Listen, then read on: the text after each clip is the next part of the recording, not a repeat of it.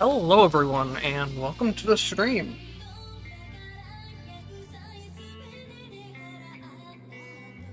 I am very excited to start testing out the new stuff.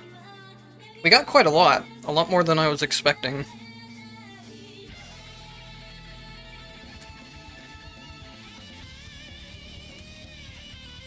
I'm gonna hold off on Icey for just maybe 30 minutes or so, not too long. I want to give people a chance to get here before I start unlocking her. So, until then, I'm gonna go ahead and try out a couple mind trials. See what the new skill unlocks are.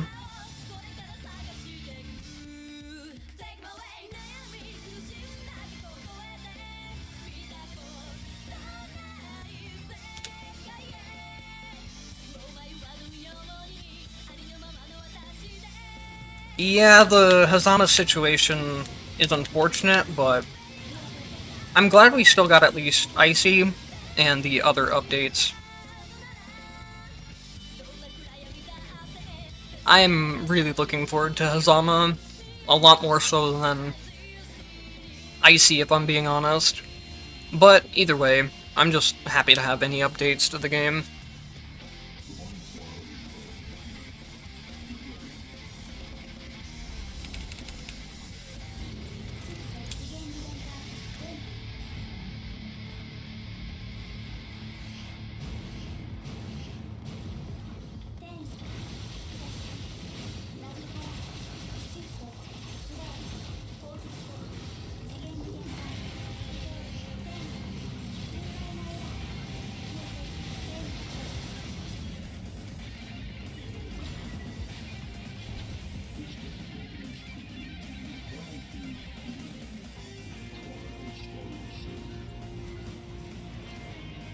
I'm really happy to have, one of the things they added in this update is that every character will have multiple legacy skills now, so you don't have to take the same legacy skill every run.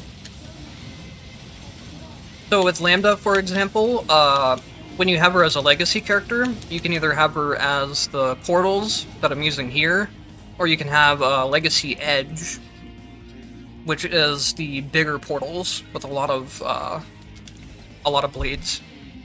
I don't know if I have it on this character. I do not. Oh, the Steam page is up at least? That's a good sign.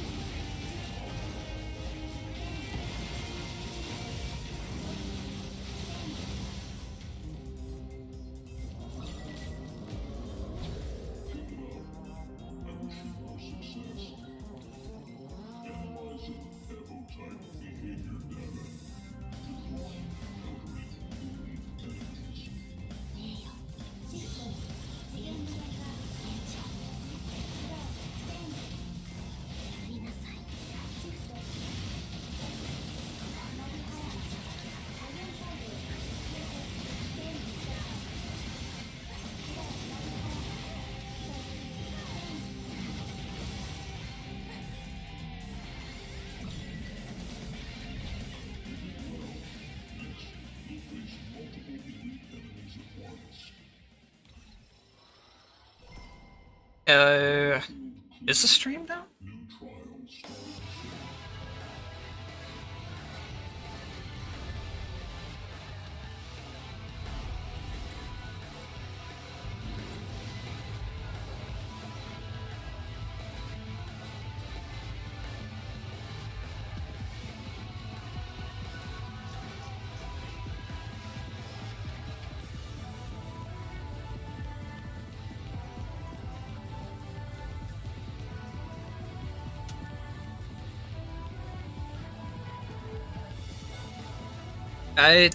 I'm dropping a ton of frames for some reason.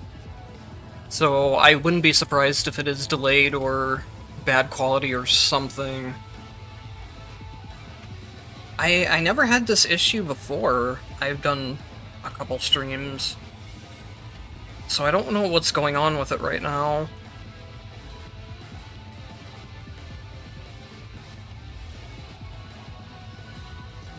No, what you're saying is right, because I'm looking at OBS, and my quality was, or my bitrate was all the way in the red, and I've dropped like 18,000 frames already, which is not good. I lowered the bitrate for now, so the quality might be a bit worse, but hopefully it'll have less like hiccups and delays that way. Just kind of let me know how things look and sound as the stream goes, and I'll try to adjust. I'm not like primarily a streamer, so I don't really have a solid setup for it.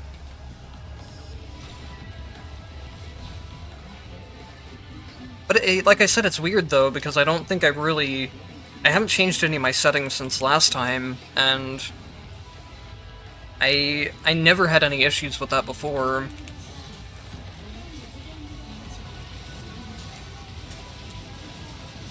Hopefully it's not just going to be one of those things where my internet decides to act up the one time I try to actually stream.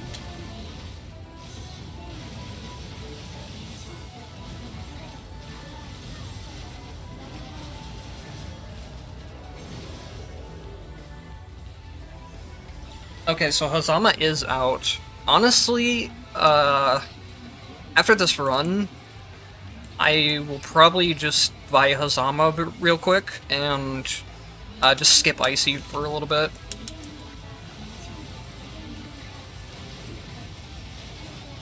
I haven't heard much about Icey yet, other than the fact that people are saying her questline is a pain in the ass to do. So maybe I don't mind putting that off too much. Plus, I'm also much more interested in Hazama personally.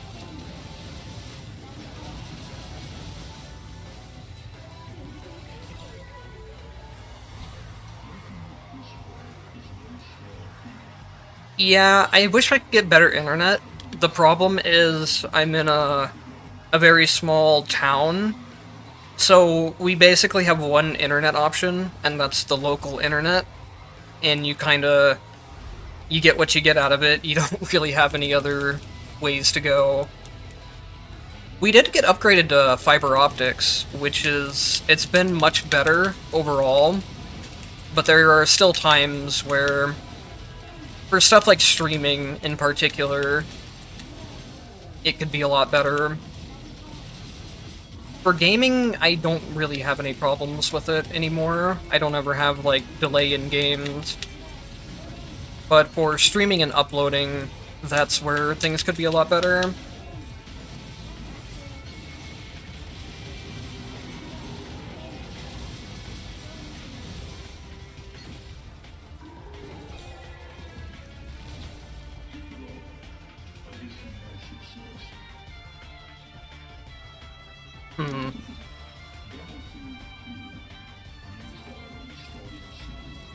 I was able to run it smoothly before.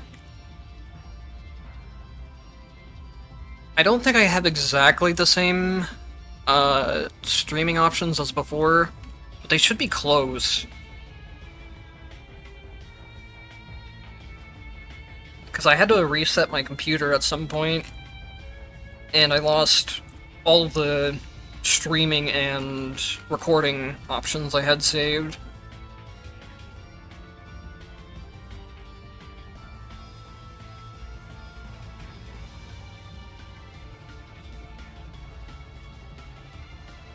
It's dropping much less frames than it was before. I'll try lowering the bitrate just a little bit more. I don't want to lower the bitrate too much, because especially with this game, when a lot of effects get on screen, the quality really drops. That's something that annoys me with doing YouTube in particular. I've noticed that after I upload videos, they get much more of that bitrate issues than just the raw recorded footage. It's not when I'm rendering it that it's getting that quality drop, it's when it goes on to YouTube, and I don't really know what to do about it. Generally it's good, but it's when a lot of things start to get on screen at the same time that I notice the issues on YouTube. Defiling Eye is a good example of it when it's doing the... when it has the dust all over the screen, the quality just tanks heavily.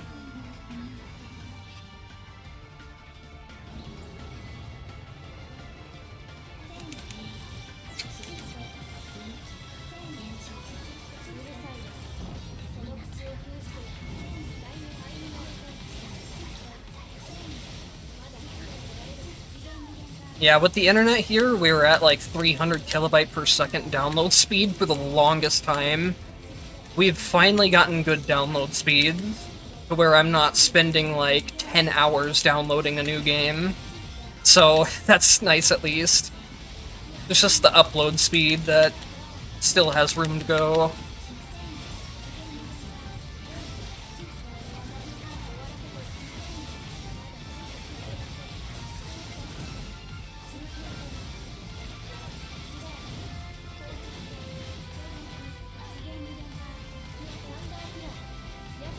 I wanted to skip her second phase, but I didn't freeze quick enough.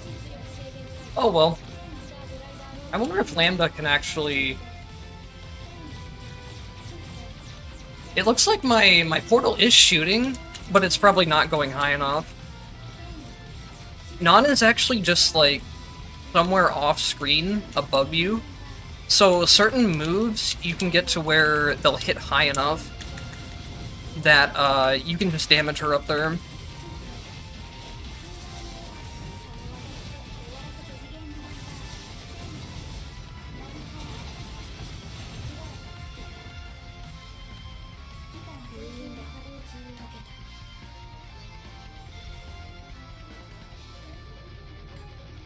Alright, so here's what I was mentioning before.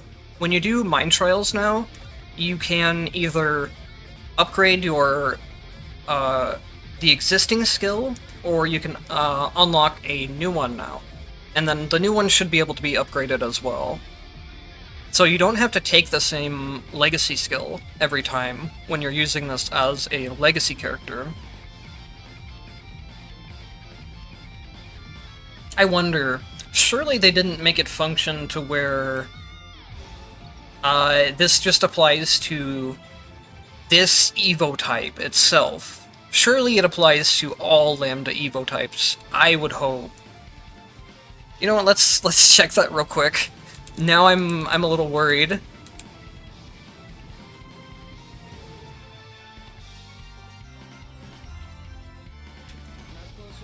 I see Hazama in the loading screen. So, for example, if I take this, how do I do this? Oh no! Why would they do that? Wait, no? Okay, we're fine. I thought we were gonna have a problem there for a second, but you have to switch the legacy before you actually select the character. If they would have made that locked to the individual Evo type, that would have been fucked up.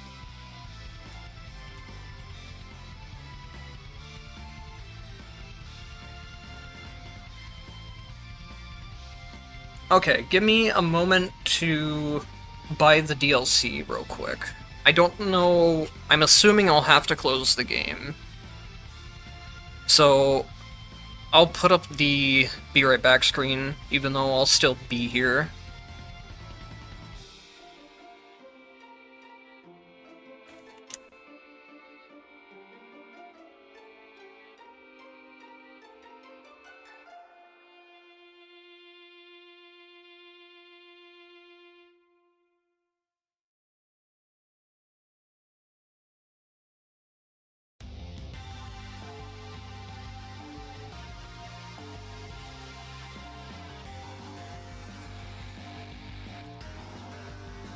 Hazama's only $3. Well, $4, because it's $3.74, but that's not bad. Even the $5 full price of it. With how much content you can get out of a single Evo type, I really don't think that's a bad price, in my opinion.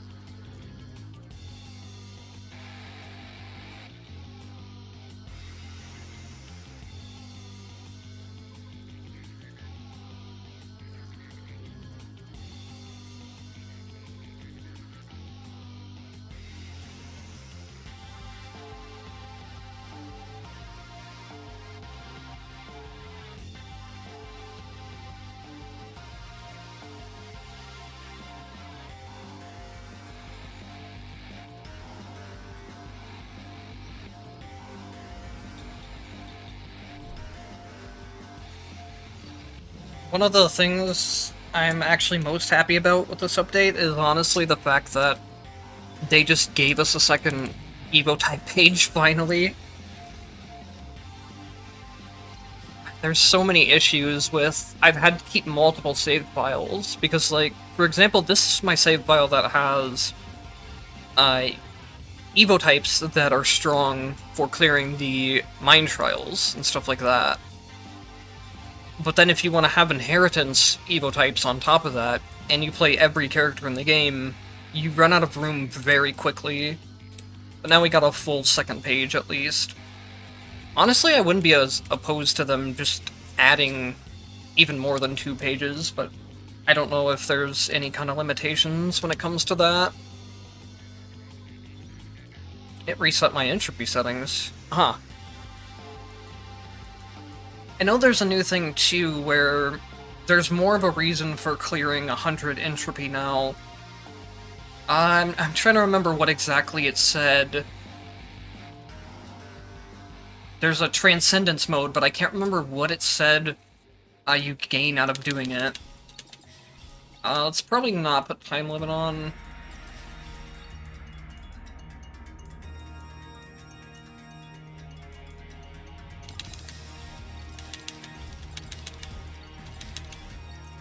I'm not gonna go too high in entropy for now, since I'd rather just be able to test out his moveset.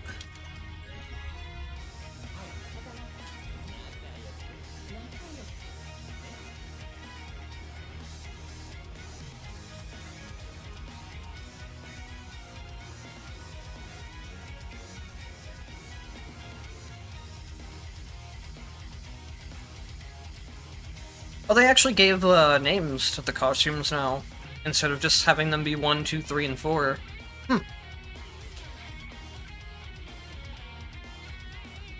Yeah, it might be legacy upgrades that you get.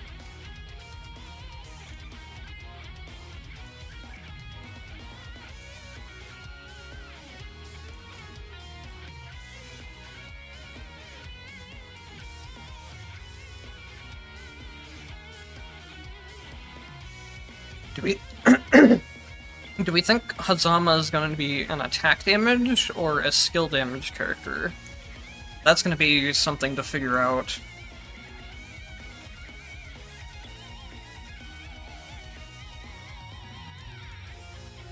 I could see him going more towards a skill damage character, but it's hard to say.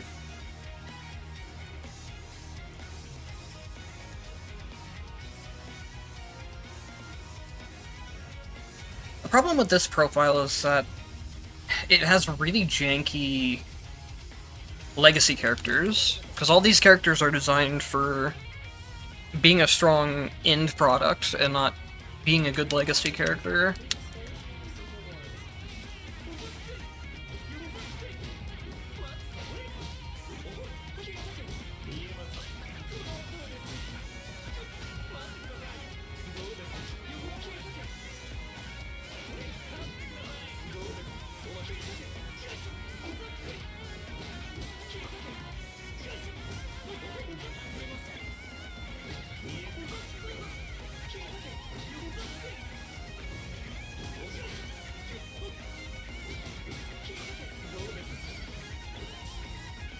What does his skill do?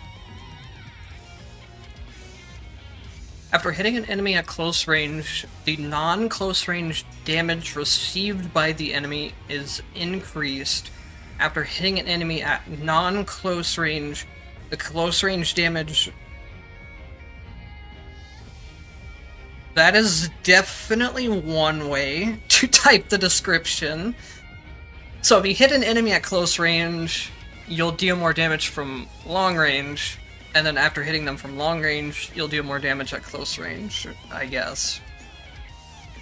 His basic skill kicks into the air, and then follow up with a forward thrust kick. Huh. That's not what I expected his basic skill to be. So there's triple dash. Oh my god, that's a lot of hidden effects! Oh my god! Let's just pretend the hidden effects don't exist for a bit. So SP skill seems to be kind of like Rachel's, where it's a low-cost thing. Or at least this SP skill.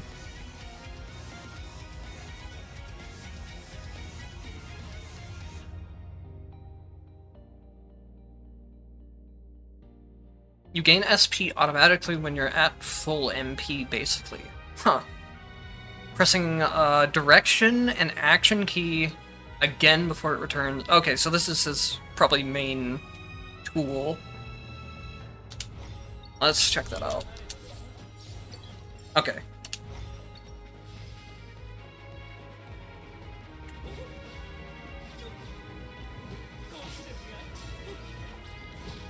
Oh, it kind of stays there. Huh.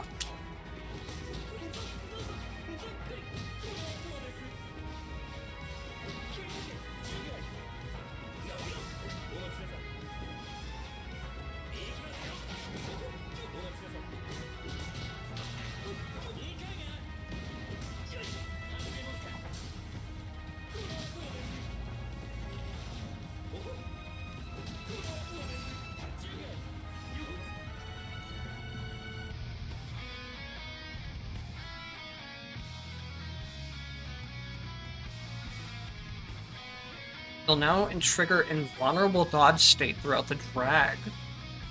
That is so good. That's a lot of invulnerability state.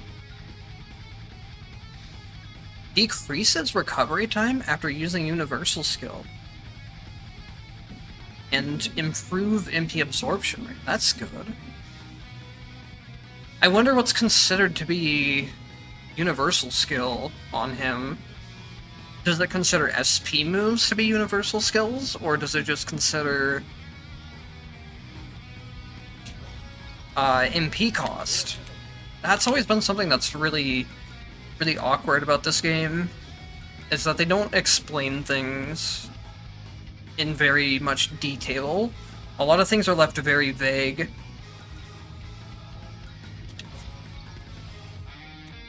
Yep, Hazama's out. Hazama and Icey are both out, plus a new boss and some other stuff.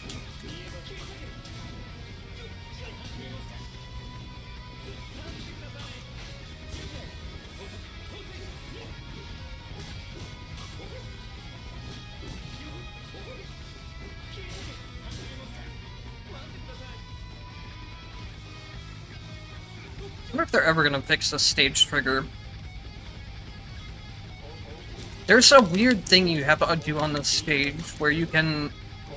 It doesn't trigger the next group of enemies unless you, like, walk backwards and then walk up across the top here again. I don't know why. It's been like that for a long time.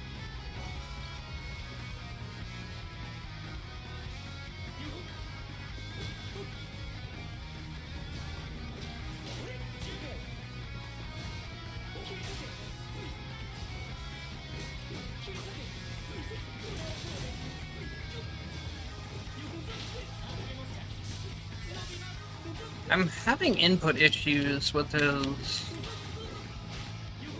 his chains. I don't know if it's a me issue. I'll have to read the thing again.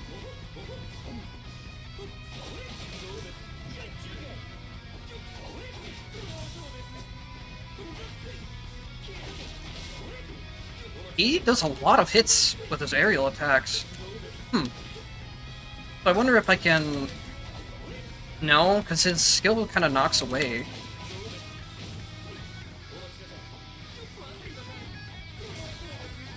You can kind of dash cancel it. It's going to be interesting figuring out how to play him. So pressing... Yeah, arrow key plus action key is supposed to fire the chains. But I keep getting just the regular action key animation instead. I might be out of SP, and that might be why.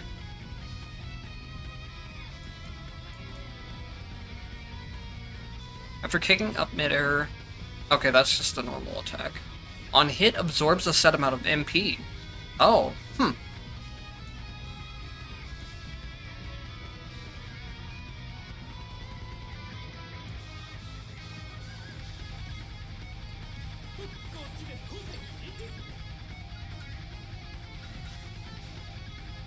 Okay, yeah, it's probably just me running out of SP.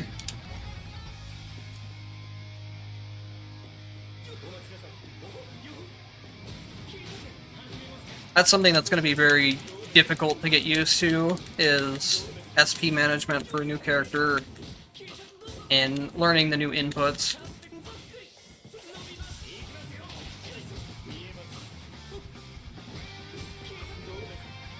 I need some other kind of attack. Basic combos aren't really cutting it too much right now.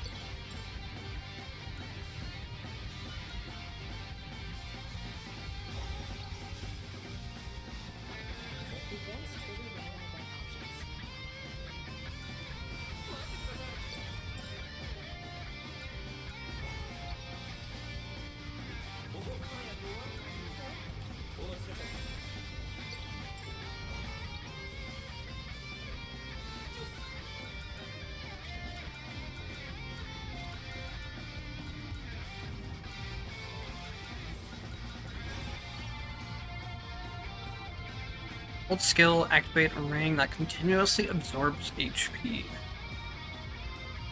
Does that deal damage?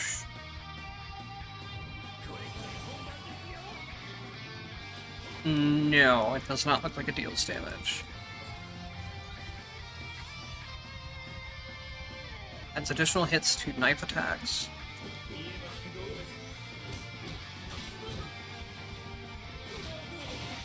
Okay, so you can kind of do a dash canceled thing with his basic attack, or basic skill. You can do basic skill into dash into air attack. I have a feeling that's probably going to be one of his better ways of playing the early game. Especially if you have something like Frost on your attacks.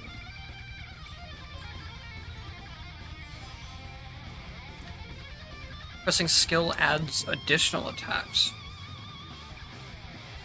I should probably just be trying these out. Everything as I see them.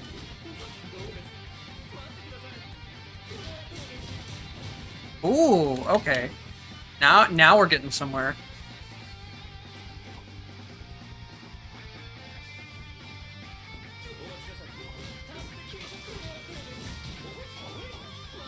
I bet there's a way to... That's a lot of MP costs, though, I just noticed. I go from 200 all the way back down to... Well, I guess the big thing will be landing them to get MP back on it.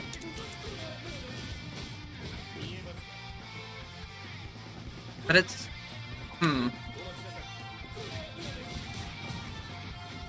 also probably getting... No, I don't have Lambda passive, so I'm not getting MP from that.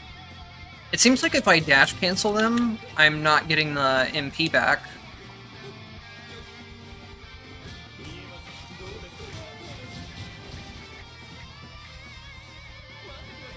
That time... I don't know. Sometimes it seems like I'm not getting MP back, and sometimes it does.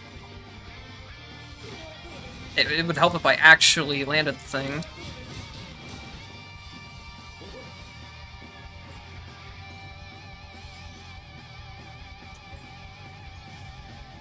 Ooh! I think I see his stomp! Oh man. I saw down attack, and I was like, it has to be the stomp, right?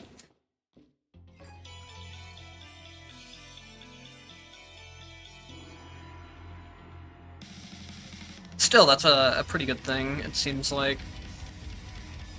I think that is going to be a very important upgrade for Hazama. Given how low his range is.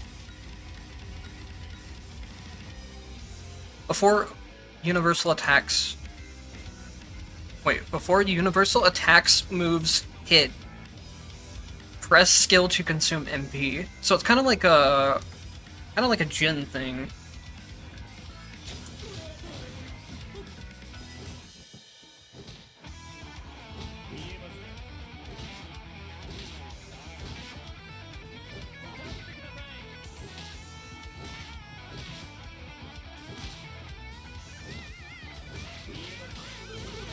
Yeah, I would just do it the same way as you do it on Jin, which is just press attack and skill at the same time. You can, like, delay the skill input, but I don't know why you would. It's not something where you have to, like... It's not something where you, like, have to delay it. You can just press them both at the same time, it seems like.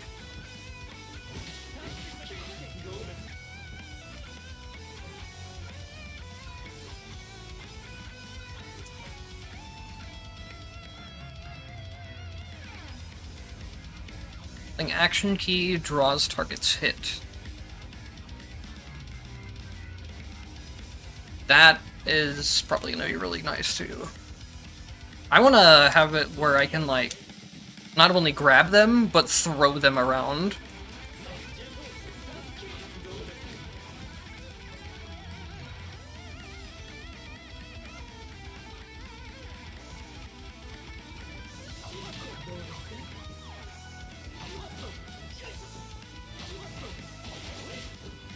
Okay, there's another good way to get them in the air.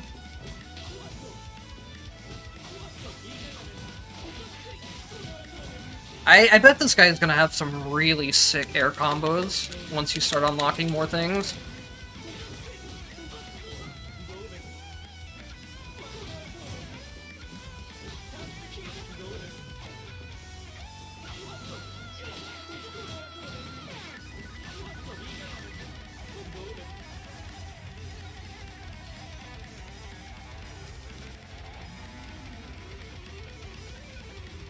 Oh, he has stances too? Wow. This character is gonna get really complicated, I'm sure.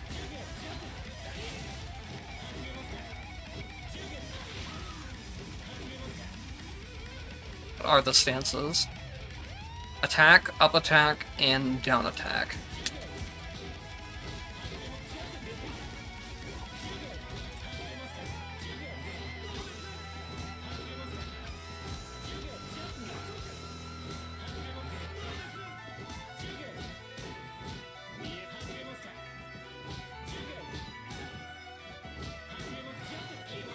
It does take quite a while to get into the stands. It's really easy to mess up the execution if you're trying to chain it into other stuff too quickly.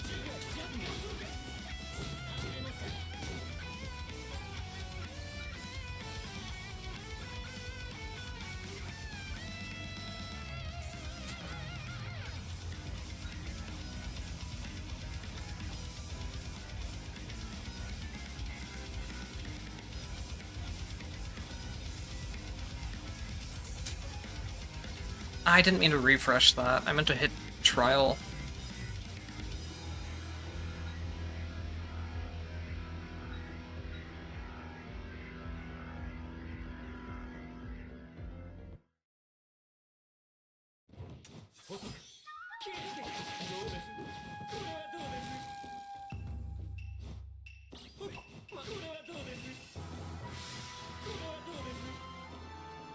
Oh, I have to be grounded. That's what I'm doing wrong. Oh! I wonder if you have any invincibility frames during that. It seems like the type of thing where you would.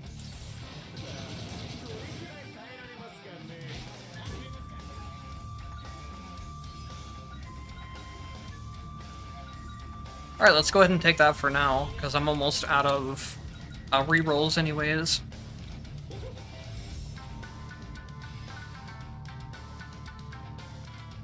I have no idea how this boss fight's gonna go. I have 2 moves.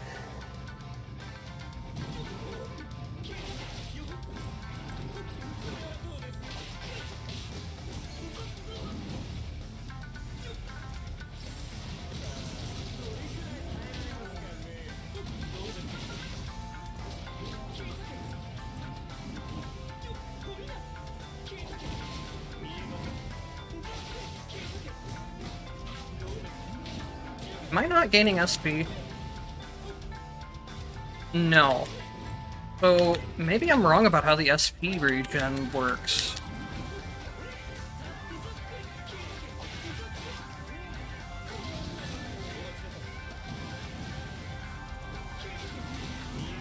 I'll have to look at it again. Maybe I read it wrong.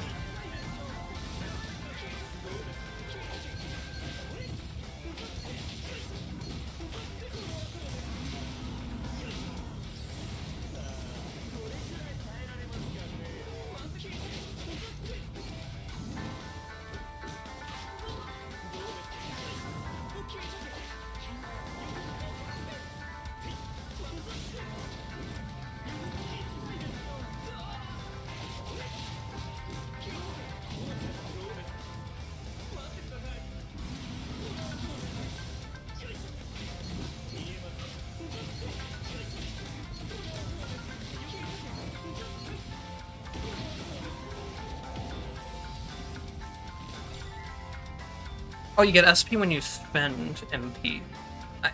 Maybe I read it wrong. I'll have to look.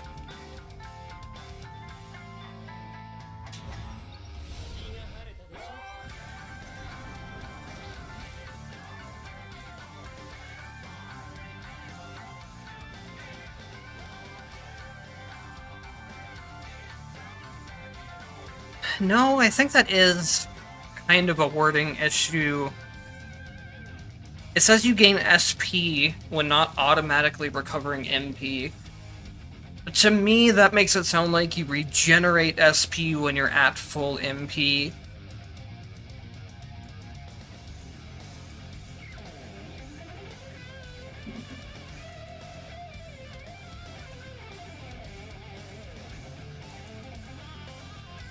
But it does seem like the SP gain is tied to when you still MP by using your basic skill. I don't... Maybe they're trying to say... I don't know. If you're not recovering MP from your basic skill, you're recovering SP instead. That could be why I was feeling like I was recovering MP sometimes and not SP. So let me see.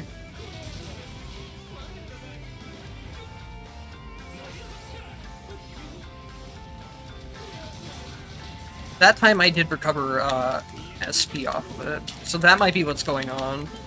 If you're below a certain amount of SP, you recover SP, but if you're not, you recover MP instead. Maybe.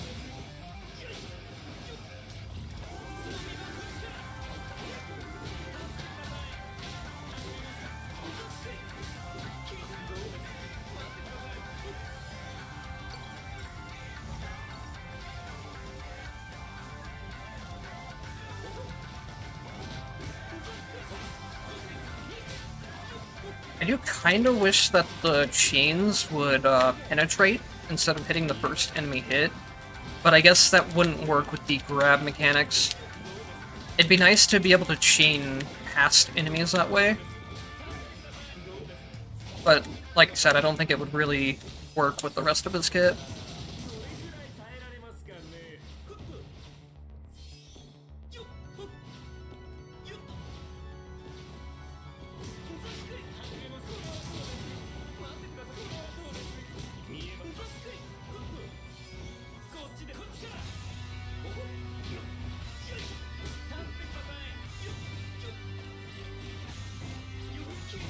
I bet there's going to be a lot of stages that you can break by chaining to weird places.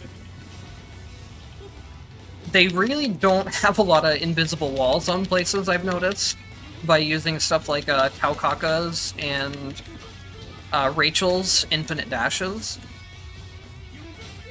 There's a lot of places where you can just go out of bounds in this game.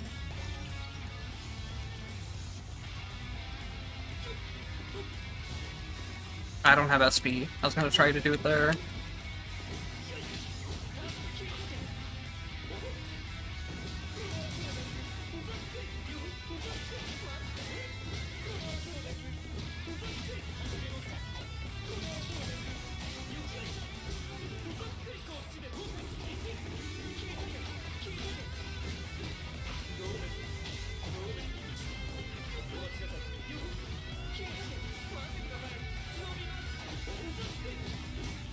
That's something that's also definitely going to happen, is that at some point I'm going to pull myself directly into spikes or some other kind of crap.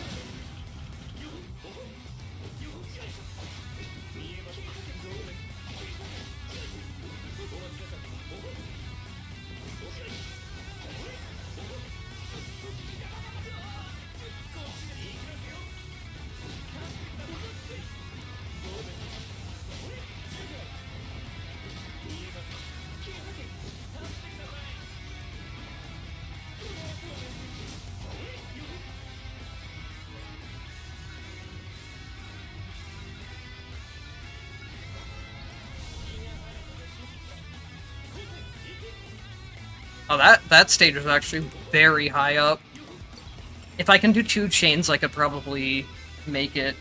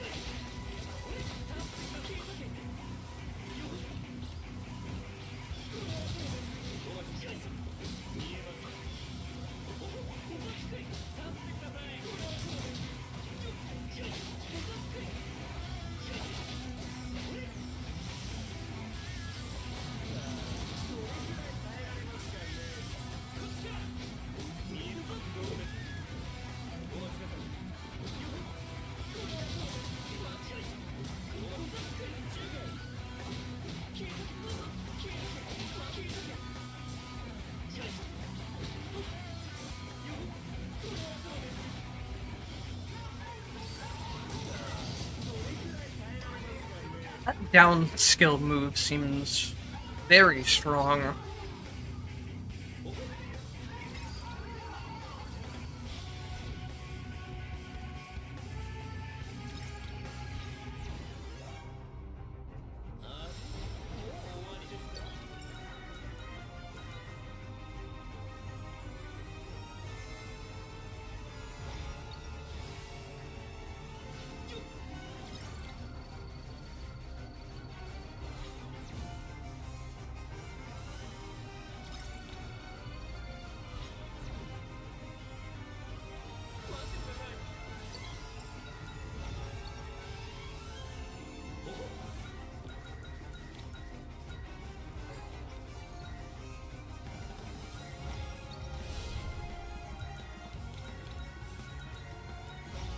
Aw, man.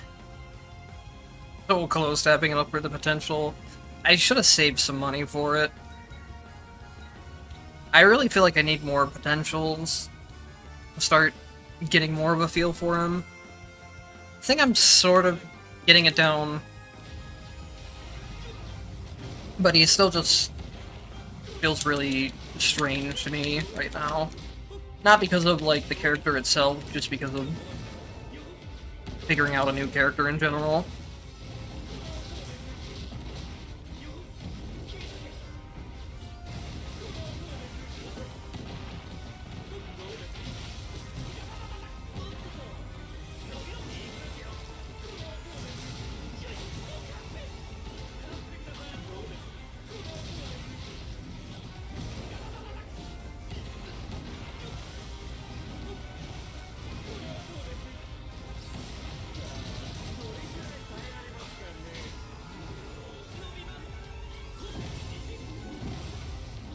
I went really high off of that.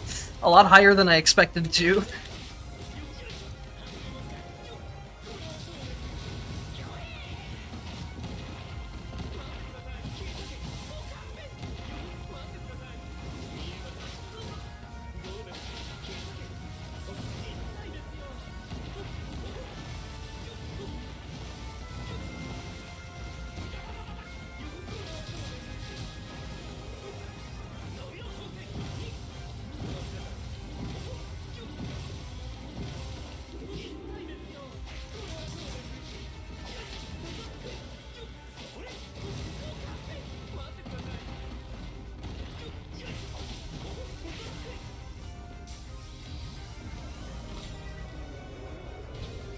I think the way that it's going to end up working is that there's going to be kind of a flow between sort of alternating your SP cost skills and your MP skills.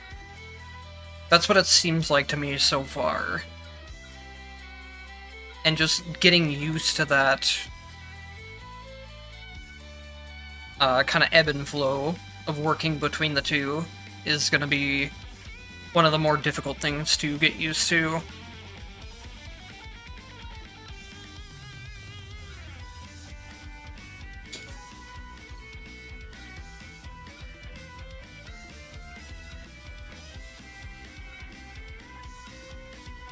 Universal attacks having the MP absorption effect seems like it'll be a very useful thing if it restores my MP or my SP as well.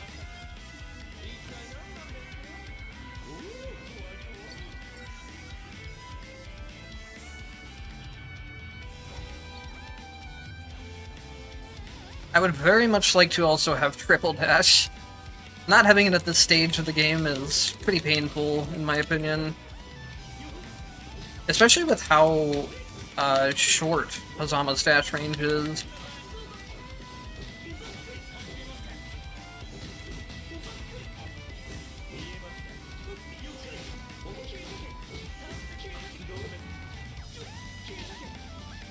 The chains are something that can be used for invincibility, but the thing that I noticed is that it's something you're going to have to be thinking ahead of time. It doesn't seem like something you could just kind of press on reaction because there's a delay. Or maybe it's just something I need to press a lot faster.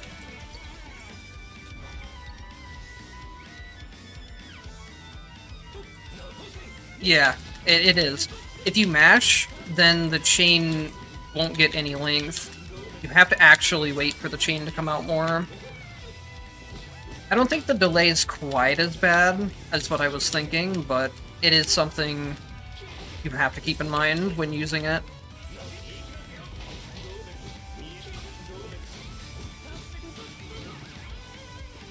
It's not like a lot of the other characters' emergency invincibility tools, where you just press it on reaction.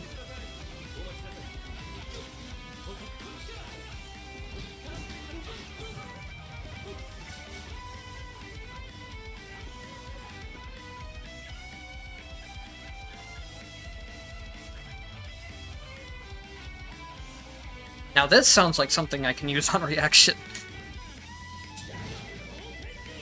That has a lot of delay on the end, though. Not too bad, but it is noticeable. But with it having invincibility, that shouldn't be that bad of a thing. And I believe there was another universal passive that reduced a delay on things.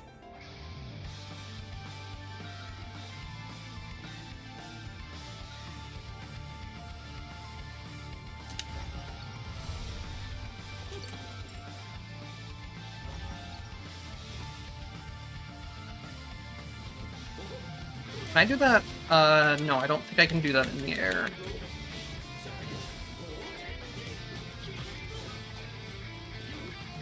It does knock enemies really high into the air, though. That's going to be useful for keeping them under control.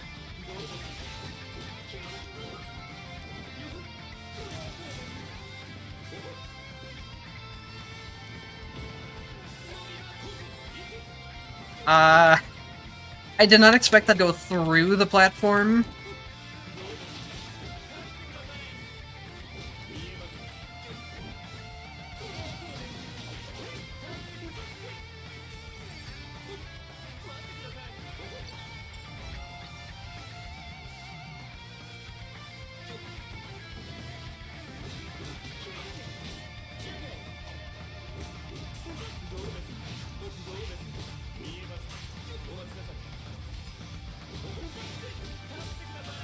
How was the stream quality, by the way? Are there still, like, stutters occasionally?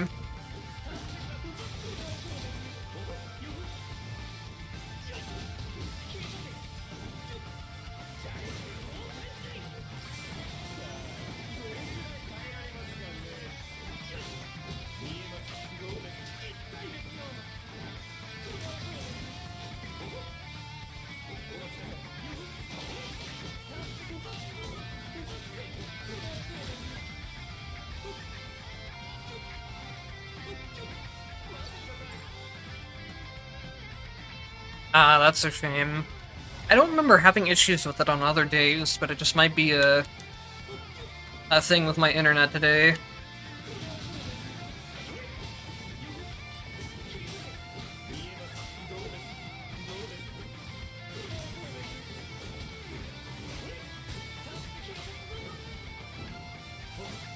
Oops.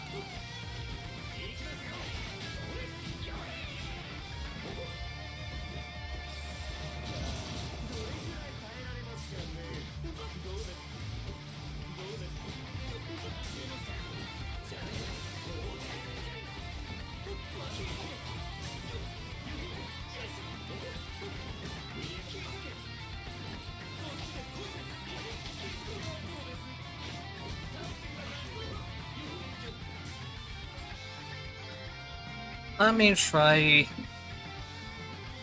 lowering the bitrate just slightly more. I don't want to turn it any less than 5,000.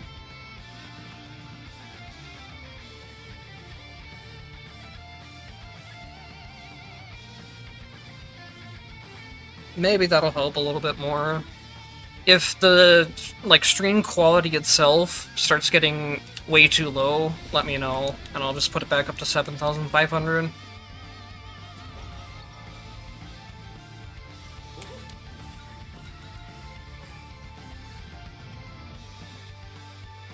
So when this says expands the attack area, oh, it really means that sometimes things in this game will say, like, it's a size increase, and then it won't be that much, and then other times it'll be, like, a very noticeable upgrade. Activating it in midair would be nice as well.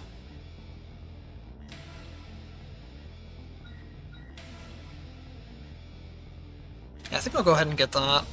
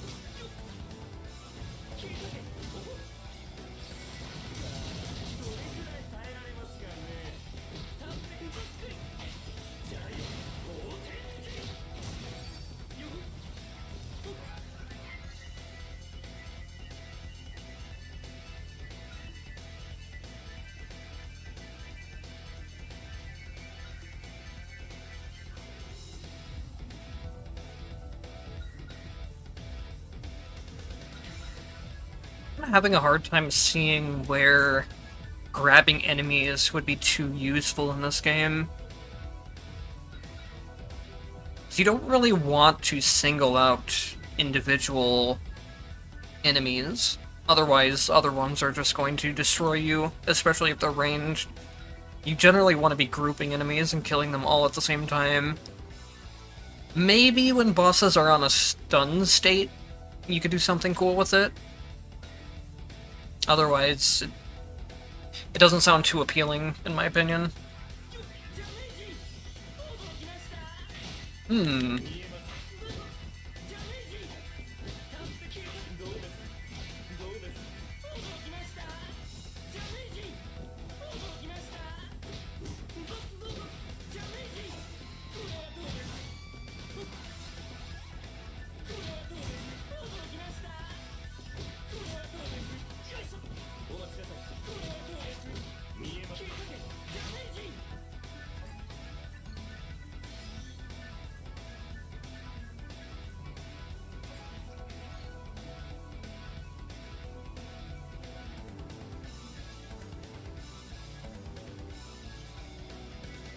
I don't think I want to mess with the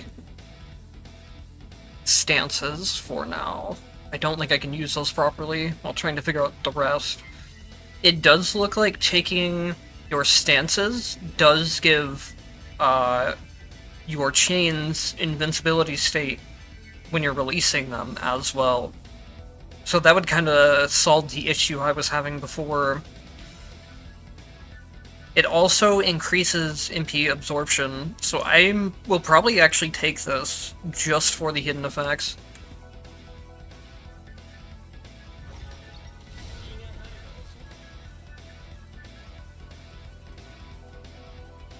Oh yeah, it would be really cool if you could, like, throw the chain past enemies and then pull all of them back to you. I wonder if you can maybe grab multiple enemies if they're stacked completely together. That'll be something that I'll have to test at some point.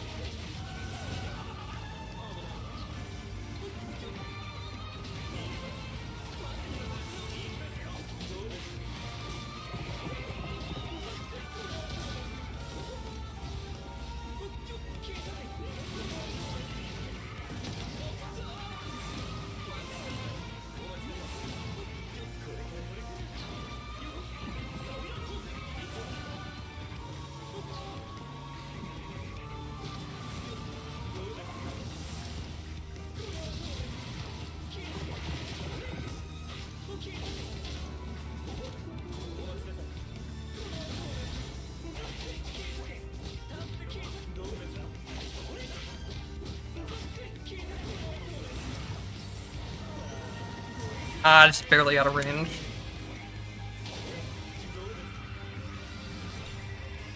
Yeah, so one of the big issues I'm having right now is that I'm so low range that when I'm trying to go in and do combos and like do something like throw a chain outwards to escape, the chain is just automatically hitting the enemy and it's not going anywhere because of that. That is definitely probably like a me issue of trying to use the attack wrong, but it's something that's going to be very difficult to get used to, probably.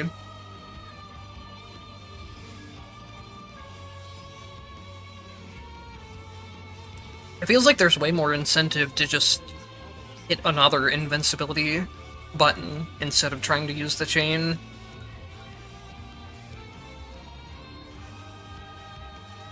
This is a really good... The discount is really good, but playing with the invulnerability state is not going to be a fun time. Especially on a character I don't really know how to play. I would really like to take this for invalidating the tactics, but the ground attack damage is also something I don't think I can play around well. And I don't think the super armor is really going to do a whole lot for me, so we'll just skip it.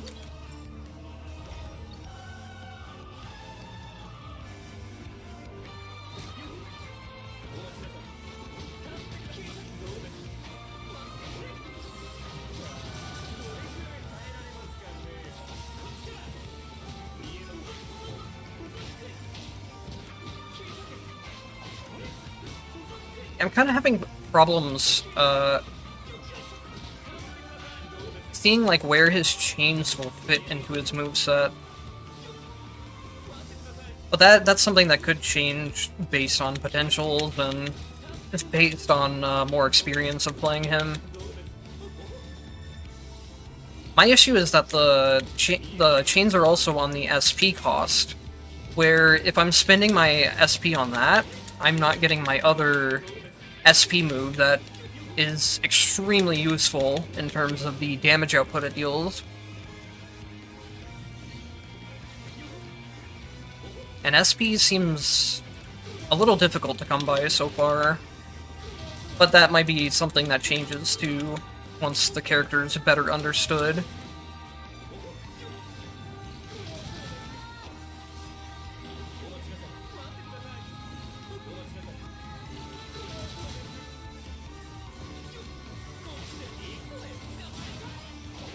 Wait, did I?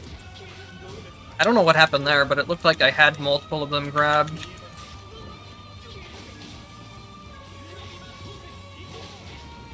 I don't know how I did that.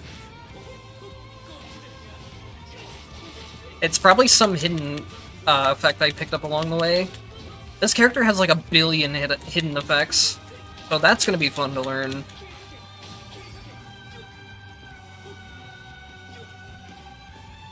Let me actually just look real quick.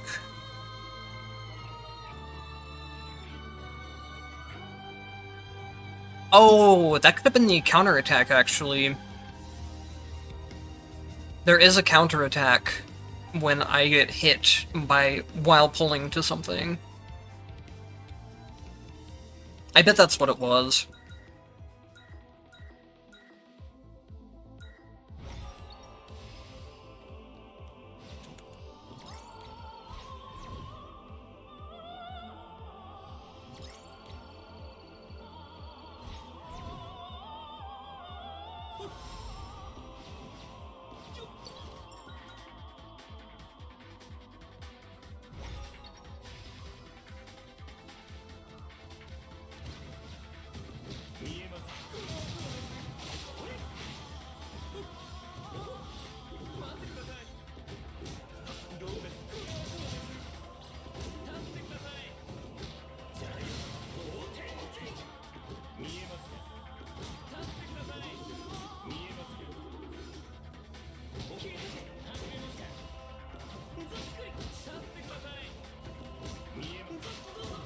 I feel like one of the debuffs that's going to be really painful to play around is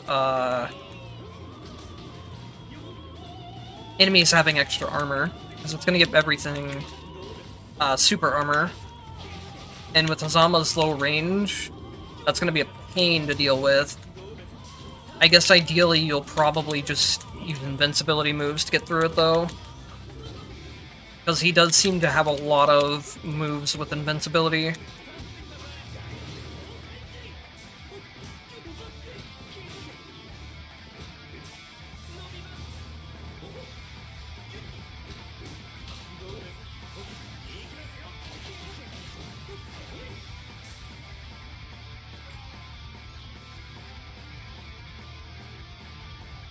Pressing action key translates into...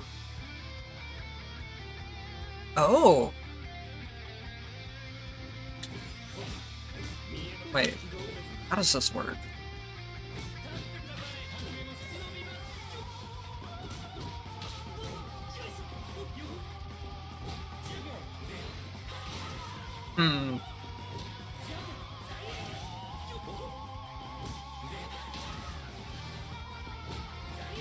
Okay, that's pretty interesting.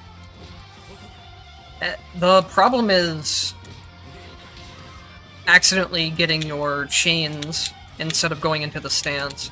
I like that option, though.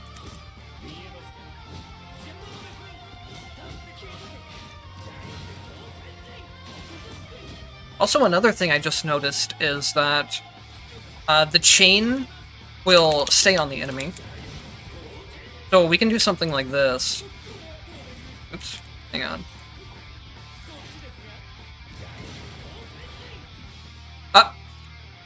Oh, okay, game.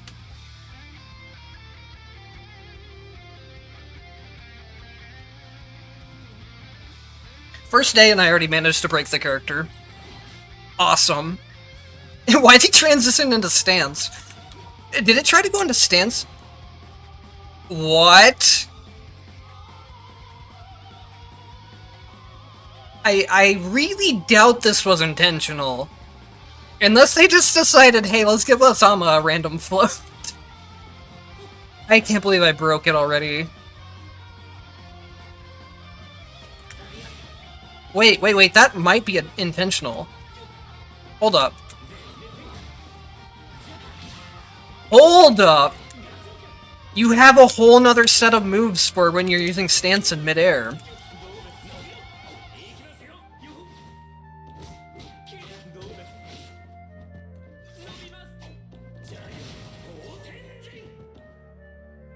Okay, so the big thing is you're gonna have to make sure that if you have the stances unlocked, if you want to use the stance, you always have to make sure you press neutral on your action key. If you want to do the chains, you have to make sure it's in a direction. So let me see if I can do what I was thinking of before. There we go. They can chain an enemy, do something to knock them up, and then follow it up and start air comboing. That's going to be really cool, especially with air combo resets. I do feel like it's really strange how you can just use the airborne stance as a random float, but it's fine.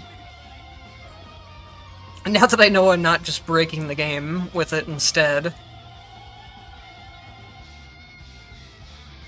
I guess that's another point for... Let me try something else real quick. I promise I'll get back on the run soon, but I want to try something. Wait, how do I do this? Holding action key draws targets hit.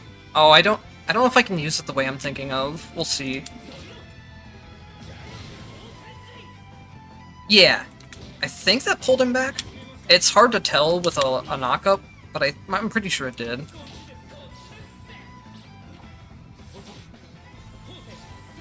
Maybe it didn't.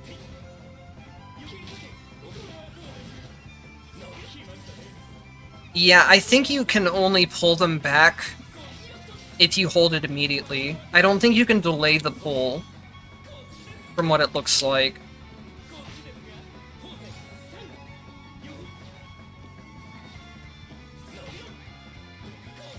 Yeah, it doesn't seem like it can pull backwards unless I do it immediately.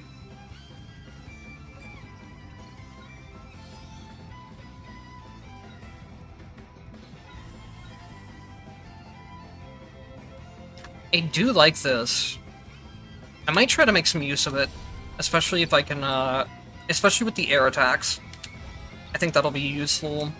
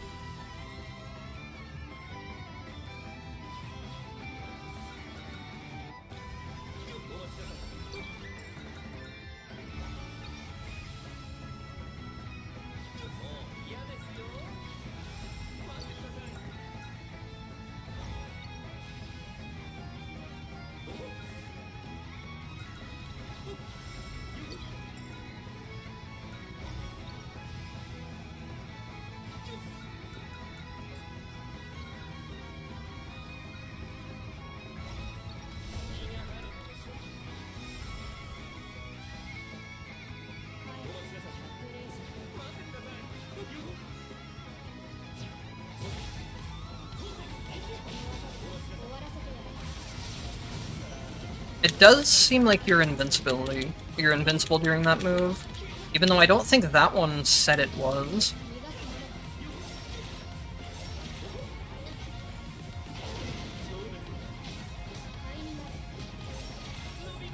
I think that air kick from his mid-air stance is going to be really useful. The problem is I'm gonna keep using my chains by hitting directional keys instead.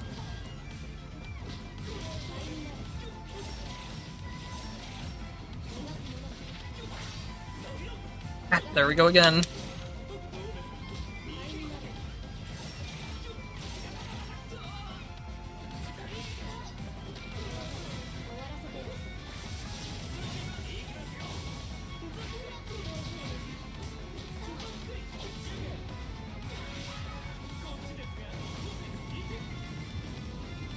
I have a really hard time with directional inputs in games, for some reason. I have the habit of, like, pressing a directional input, even though I don't need to. I'm trying to think of how to explain it. Kind of like how people, when they play, like, a racing game, they'll tilt their controller to the side, even though it doesn't do anything. I kind of have the same thing with directional inputs, where I just press them in the direction I'm attacking, even though it's not required. So when it comes to something like needing to specifically press neutral, then I tend to have issues with it.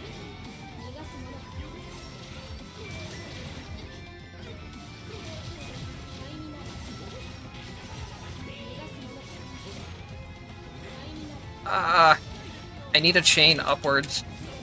There we go. That's gonna be something nice about the chains, is that it basically just gives you a free health thing. Also, I bet I can get up to non. Hello! I don't know what I can do up there, but I can definitely make it up to her.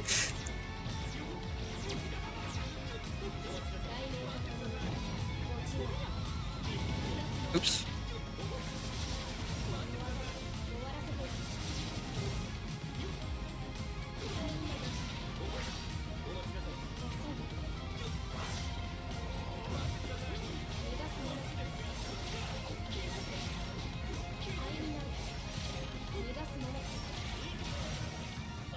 Wow, that had some range on it.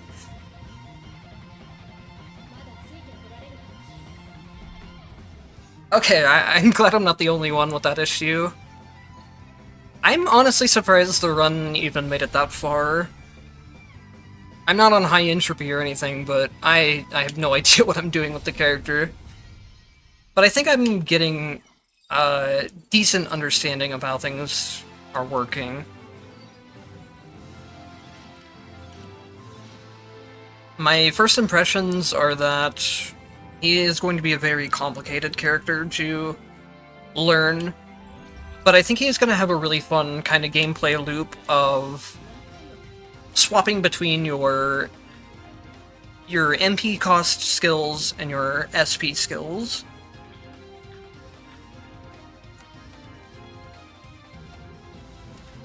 I'm going to run and use the bathroom real quick, and then I will be back in just a couple minutes for another run. I do want to say thanks to everyone who showed up at the stream so far. I didn't know if there would be any people here at all, so it's cool to see people here. I will be back for more in just a couple minutes.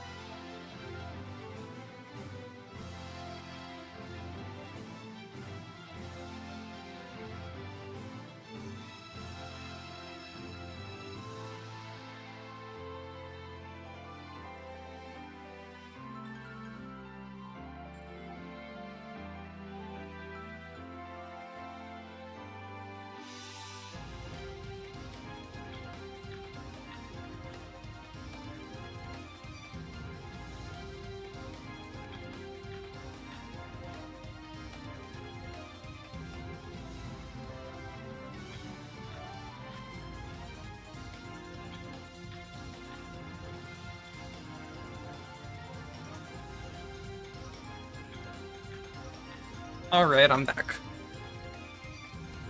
Oh, it looks like there's been no more stutters ever since I went down to 5,000. That's good to hear. What about, like, the quality itself? Does it tend to get pretty blurry when... in particular, it would be when a lot of things are on screen at the same time.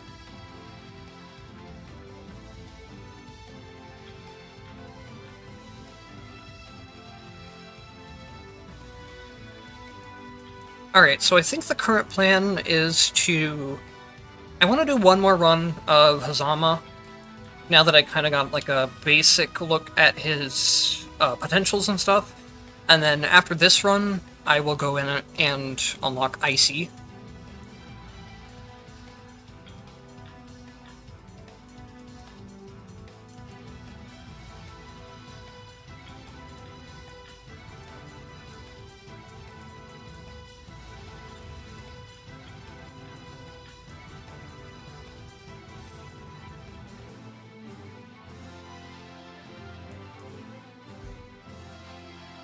Let's also take a look at...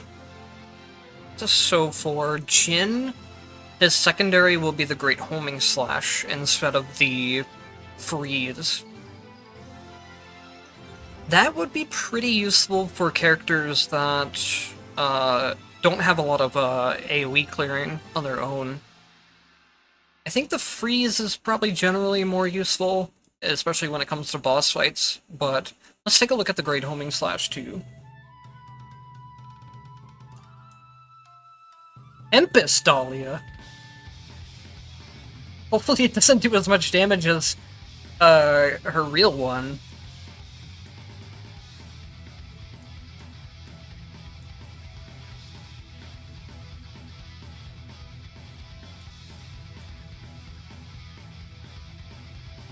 Does it S? Wait, what? I can't swap on this S. So I wonder if there is something about you do need to clear mind trials with that character. Because I can't swap Legacy on this S, but I can on this one.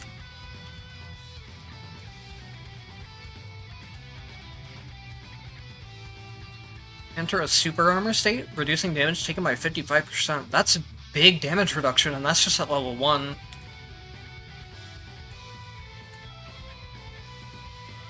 Reset the number of attack limit of airborne universal attacks and generate crests upon landing. That is a very interesting skill to have.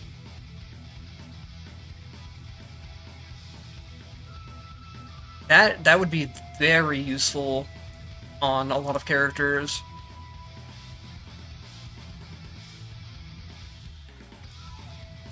Her Maple Gust also lasts 1.8 seconds. Enter Stealth and Haste state for 8 seconds. First attack will be a surprise attack, and the damage is... I fucking hate it when they do this stuff. Why do you tell me that the damage is related to some factors and not just tell me? It's just like all of these legacy passives, where it just says deals more damage when attacking an enemy from behind. Like, tell me how much damage it does. It's one of my pet peeves when it comes to games. Don't give me very vague descriptions of things. Give me information. Especially with Ragna's. If you saw one of the recent videos I made about Ragna, I found out his passive is actually a stacking buff. It's not just a flat damage increase.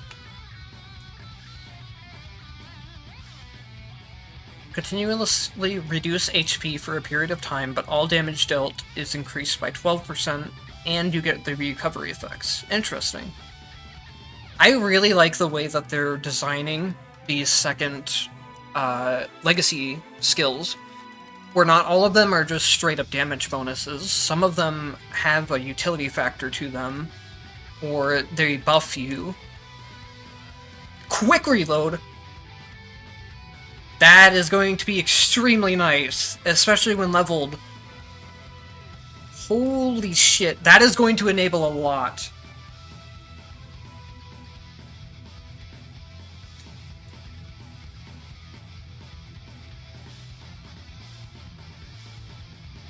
Blade Wheel's kinda whatever.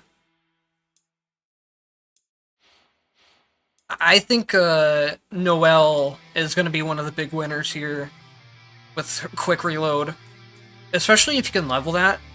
It says you can level it past 100. That is insane.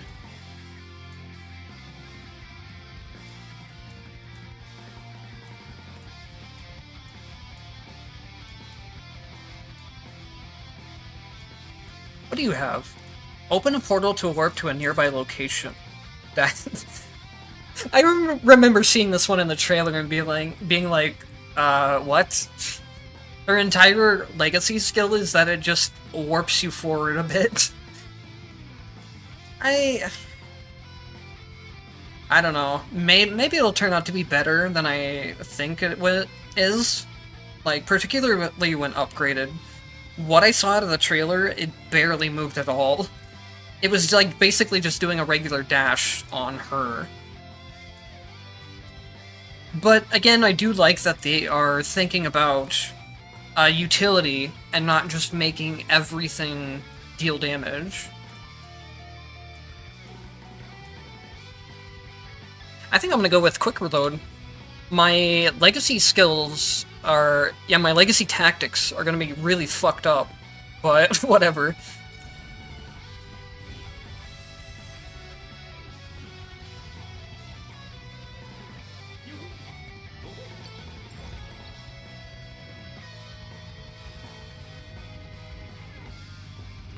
I think quick reload in particular is gonna be very, very good on Hazama. Since, like I mentioned, he kind of has the system where you want to kind of be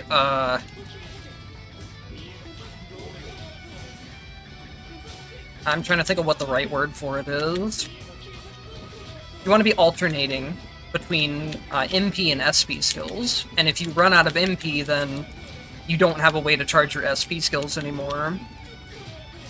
There is the upgrade that makes it where you can gain some MP and SP back on your basic attacks, but I didn't notice it being anything too notable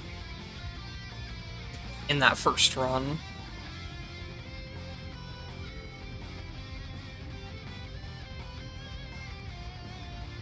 Wait, I see the word stomp here. Did I just completely miss out on that the first run? When the third attack hits on the ground, pressing attack makes you stomp.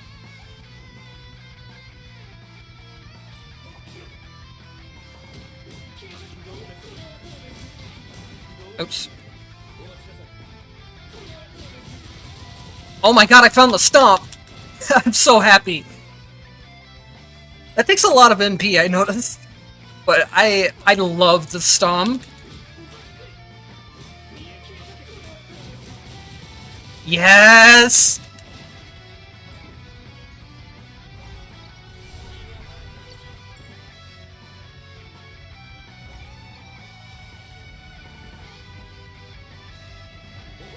So I think what I want to look for is Rend on my attacks and probably Frost on my skills for this run.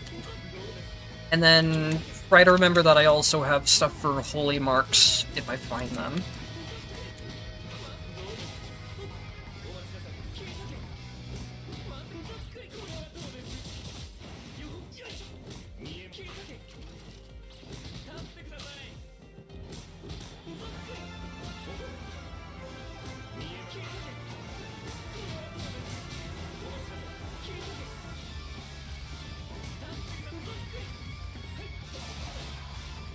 Okay, so Jin's Great Homing Slash isn't the full screen one, but it's still pretty decent.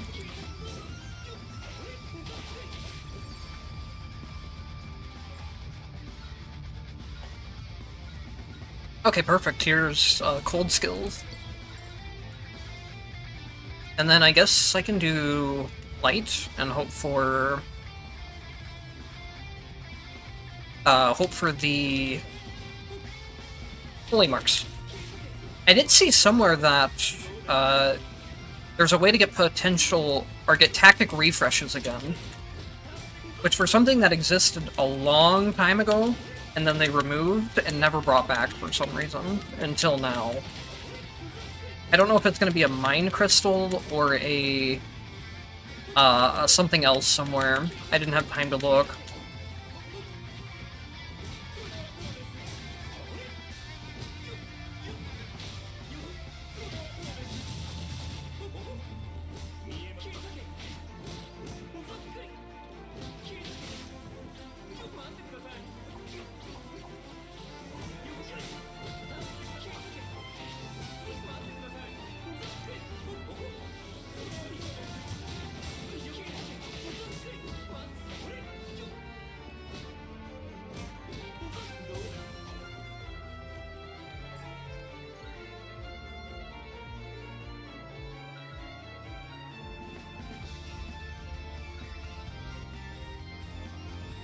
Guess I'll just go Radiance again. You can kinda never go wrong with Radiance.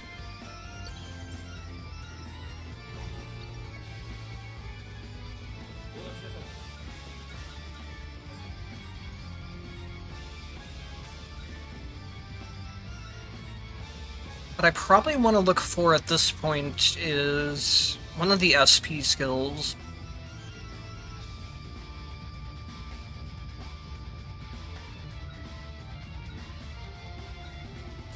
I should have taken extra potential refreshes in my Mind Crystals.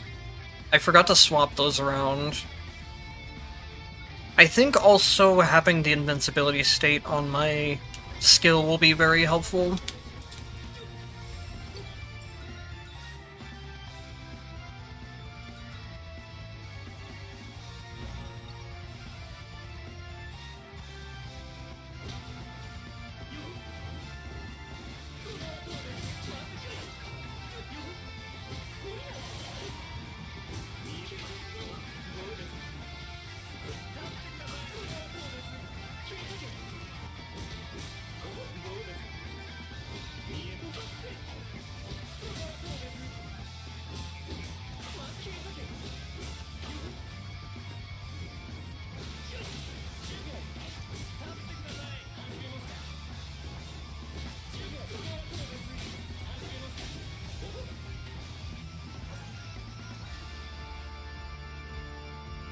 Yeah, his skill descriptions are pretty big, and then you look down and see how many hidden effects there are between everything, and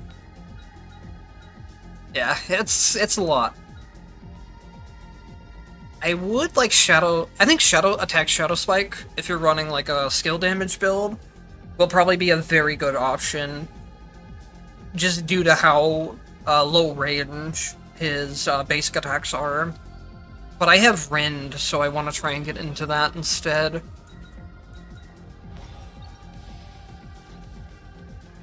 Yeah, the first time I saw his the list of how many hidden effects he had, I'm just like, well, I'm just gonna pretend that doesn't exist for now.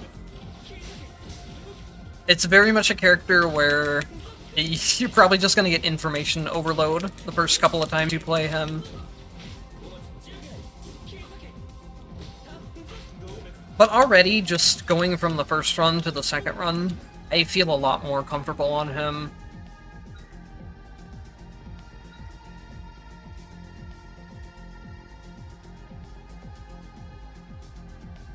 Man, I really wish I would have taken the extra potential refreshes. Oh well, we'll deal with it.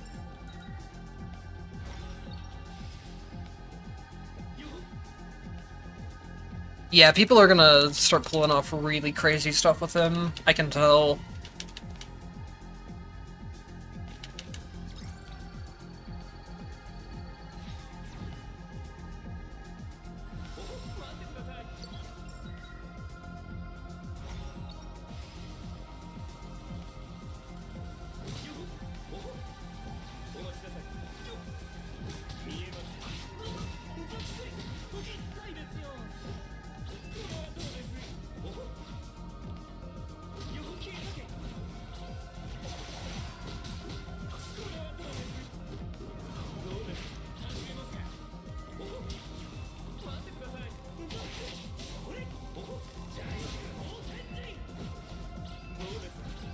These enemies are really annoying. They're one of the few enemies that actually gain super armor on some of their attacks. One of the actual enemies that you have to pay attention to attack patterns, and not just smash your face into them. Ice Spikes honestly wouldn't be a bad idea either. What level is my Radiance? That's not what I want. It's just a blue Radiance. I think I'm gonna just go ahead and swap it out. Radiance is something that's good, but it's very reliant on having the size increase for it maxed out. Without that, it's not nearly as good. I would really like to get Attack Rend here at some point, but I won't complain too much about having Ice Spikes.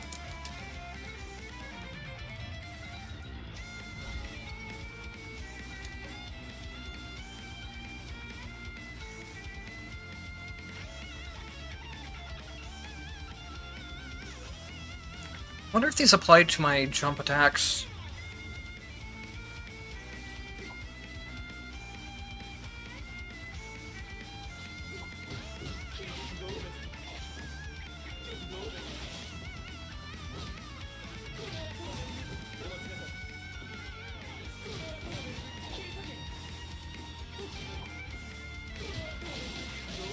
I think they are. It's hard to tell because the attack already hit a lot in the first place. Also, I need to find a good setup of getting air attacks in. I think that will work. It's pretty difficult to do, though.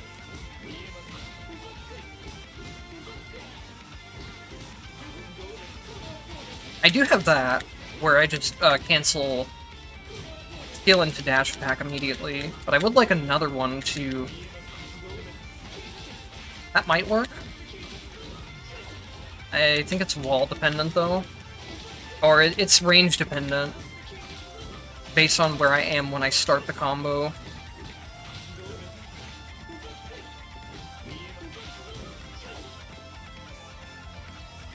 Yeah, let's try it out. I was using a lot of the aerial attacks last time, so I think that will be okay.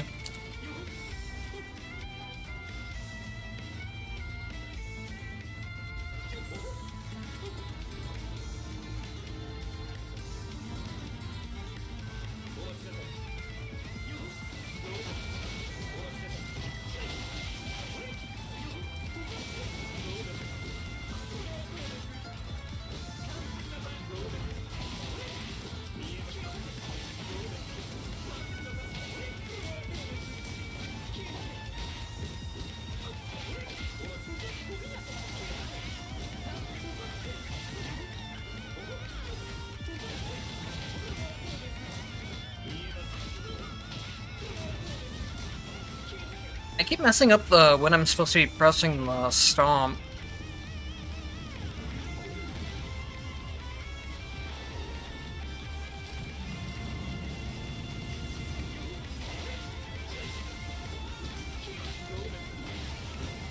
I can actually just... Yeah, I can just invincibility frames through that entire section. That's nice.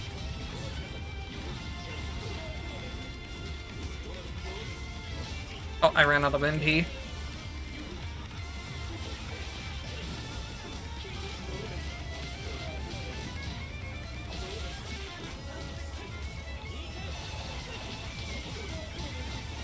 Okay, I'm definitely starting to get a much better feel for him. I think getting the bonus attacks on your basic skill and the invincibility are going to be two very big upgrades, because they both allow you to play a lot more aggressively in close range. And then the thing I'm really missing out on right now is having an SP move, but even with, like, using refreshes, I'm just not getting them. Let's go ahead and take a look at this real quick.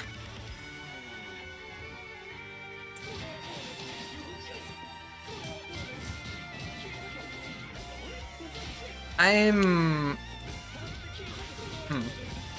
not sure if there's much of a difference on his basic skill, because they were already, like, dash cancelable pretty quick. I think it's basically the same thing. But when it comes to a skill like... Okay, that I can notice, there's a huge difference in that skill.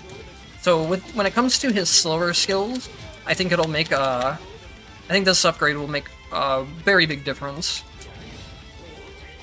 I can also... Yeah, I can even just catch off that much easier now. Oh, that doesn't quite reach.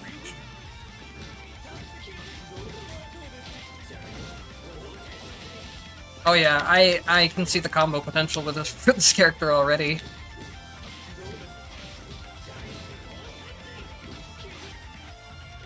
Let's leave that before I end up spending like an hour just pressing buttons in the combo room.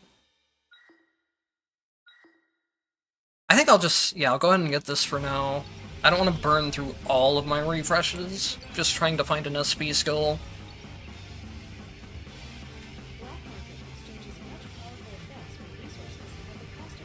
Yeah. He's already feeling very good to me now. For each double tactic, I do have like 3 of them. If I can unlock them is the issue.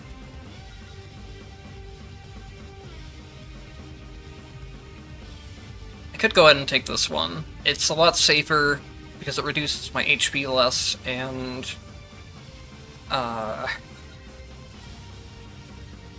don't have to worry about unlocking the double tactics. I think the double tactics one would be better, potentially. Actually, they'd be the same amount.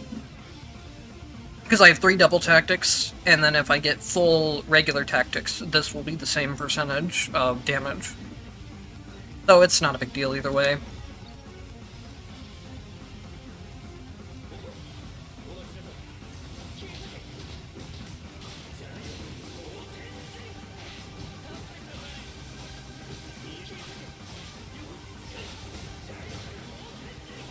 That is so cool! I love being able to combo out of that.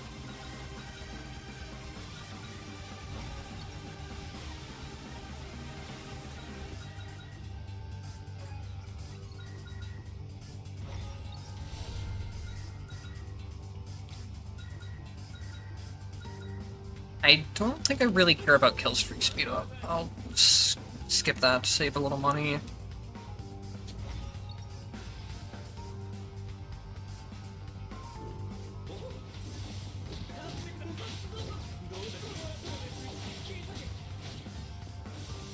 Oh, I don't have that MP.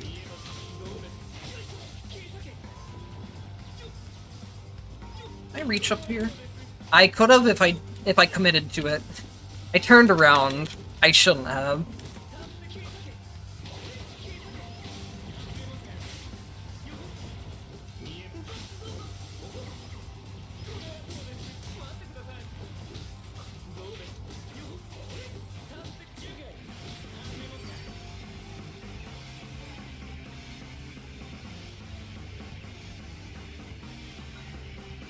I would really like the attack area on this, but passing up triple dash is a very difficult thing to do.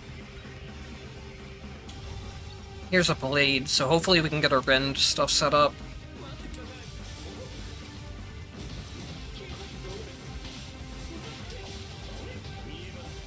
I'm happy that we have the new legacy pages, but I'm unhappy about the fact that now I have to grind out a bunch of stuff again.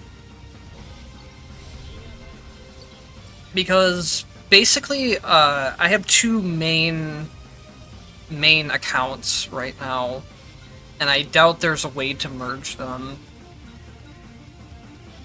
I have one account that's full of very powerful characters for mine challenges and mine trials, but the legacy tactics on them are really random and fucked up, because that's kinda how the game ends up working.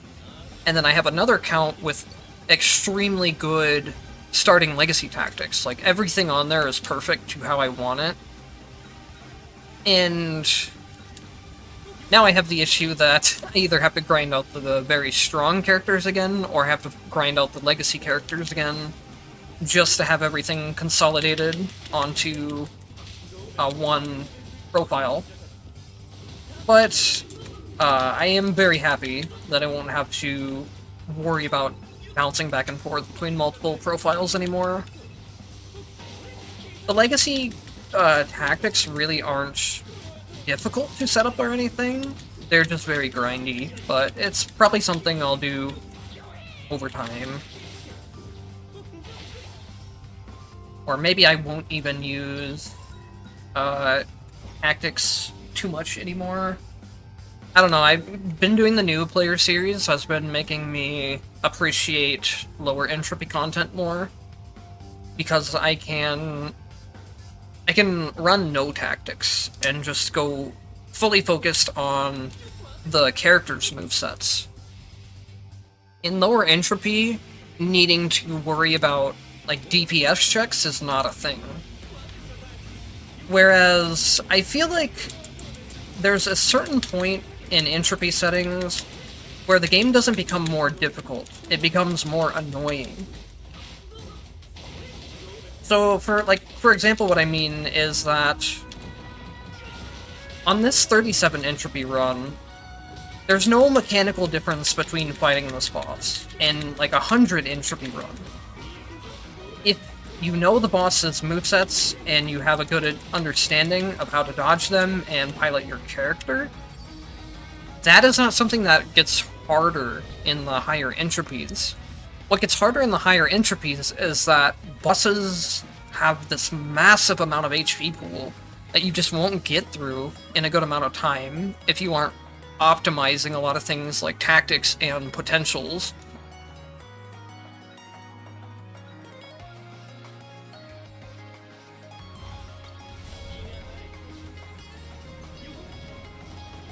So the way I might start just playing the game is going more around like somewhere around 50 entropy and not using tactics anymore. With tactics, you can really break 50 entropy to where it's just not difficult at all. You'll go through enemies way too quickly. But with going no tactics and potential only, it's a pretty good restriction, in my opinion. I still was getting a point in some of my test runs where my characters were just way too powerful, just due to having damage increases from potentials. But overall, I felt like it was a pretty good middle ground for me.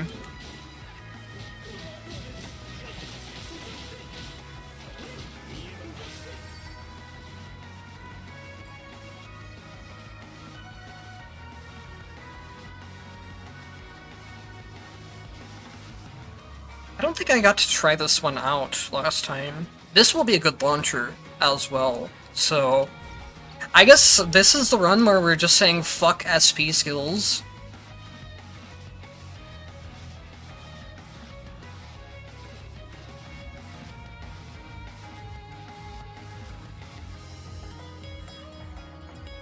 Yeah, maybe I'll take a look at the advanced training board after this run, if I remember. That's another one of those things where I wish you would, like, give me at least a little bit of details. Like, what the fuck do you mean by improved? That could mean anything. They do that a lot between skill descriptions and patch notes, I've noticed. Also, the way that, in these patch notes, somewhere it just says, like, we adjusted a bunch of, tactics. And it's like, can you at least give me a little detail on, we buffed these ones, we nerfed these ones? Even if you're not going to put exact percentages, at least tell me what was buffed and what was debuffed. That way I don't have to go back and be like, comparing old screenshots to see if something got buffed or nerfed. So, like with Lightwave, for example, it did get nerfed quite a bit. And instead of saying that, they just lumped it together with the other stuff that says it got adjusted. A couple of the other ones were stuff like Venom, I believe. I'd have to double check.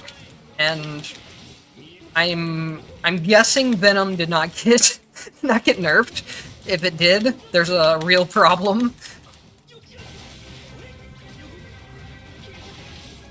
Thankfully, we do have a Blazblue Entropy Effect wiki with all of the percentages for all of the tactics information. So we will be able to go and compare what got buffed and nerfed, but the players shouldn't have to do that in the first place.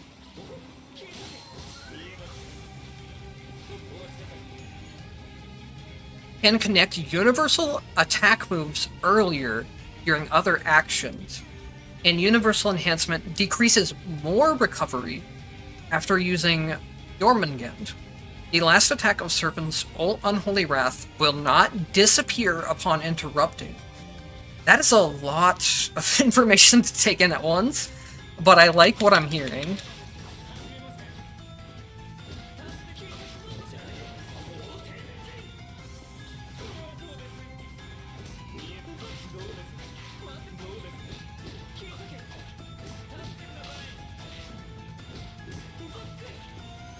Okay, let's... I think it's... How many moves does this fucking move have? I think it's referring to... I didn't think that... I didn't think the projectile disappeared in the first place. Am I misreading this? The last attack of Serpent's Unholy Wrath will not disappear upon interrupting. And that is his basic skill, I believe?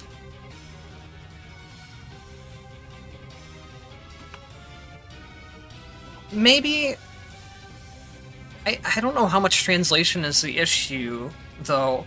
because I was curious about this, and I went and changed my settings over to Chinese language, and just Google translated stuff that way. And the descriptions of things were very similar, when it comes to in-game descriptions, at least. The only difference I noticed in the Chinese is that on ice skills in particular, they actually tell you the amount of ice stacks that you get, or that are applied, when using moves. Now, this isn't really relevant, because everything applies 1 stacks, except for Legacy Icicles, which applies 2. That was the only thing I could really see that was different in the Chinese version. But maybe there is some truth to that, where it's easier overall to start translating things if you keep things as basic as possible. I guess, yeah, in that sense, it does make sense. Now that I have thought about it a little bit more. Okay, so back to what I was looking at. I thought that's kind of how that skill already worked. Maybe I'm just missing something. And the projectile's not going out even if I cancel it. I'm not entirely sure what this means then. Is there a way I can scroll this? Well, hold up, I see something here too. Removes the usage limit of aerial attack. That sounds insane.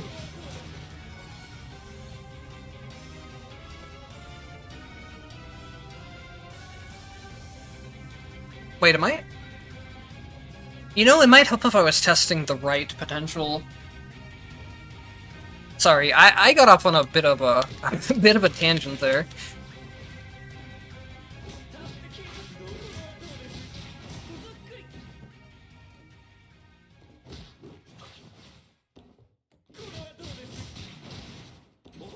Okay, so yeah, I guess that's just what... Even if you cancel it immediately, you still kind of get the projectile.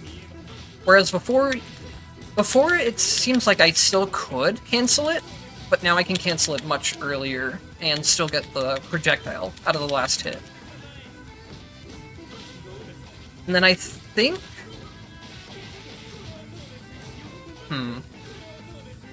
It's difficult to tell stuff like this while only having like day 1 experience on a character. When it just says something like you can cancel moves into each other earlier, because I don't really have a good idea of the base frame data. But it's an interesting one to think about. And finally, halfway through the run, I get an SP skill. Thank you, game.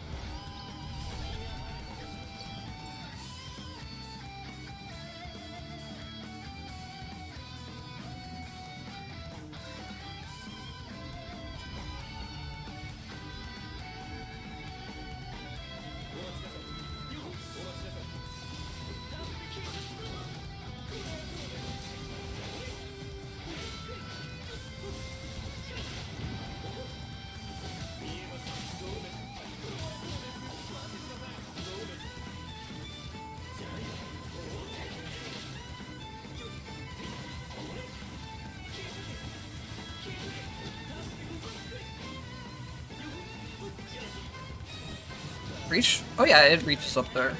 I wonder if that has infinite vertical height.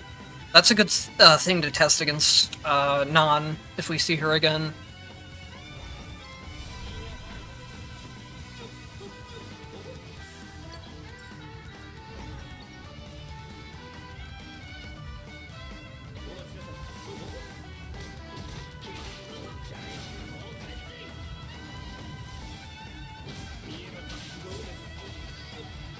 Yeah, I kind of mentioned this before, but in low entropy with me playing at... in low entropy with me also having, like, decent picks, I'm just chewing through the normal enemies way too quickly. It makes it, like, harder to test out combos and stuff.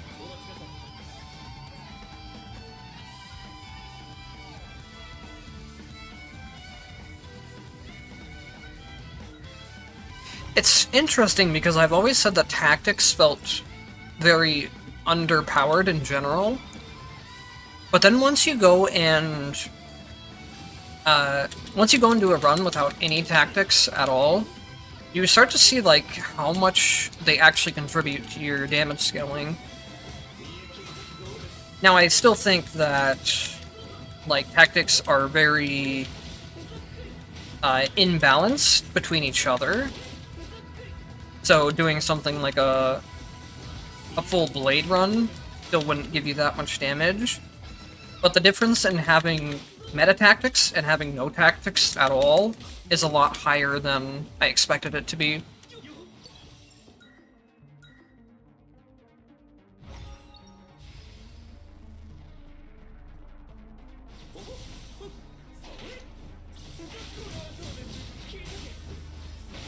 I am hoping that some of the changes to poison, or some of the... if poison got changed, if the wording said venom, it might have meant one of the specific poison things, and not the poison debuff itself. Because there's Legacy Venom and Skill Venom. I really like the concept of the poison debuff, but the way that it scales is just pretty much never going to work in the game. They need to change, like, the overall way that it functions.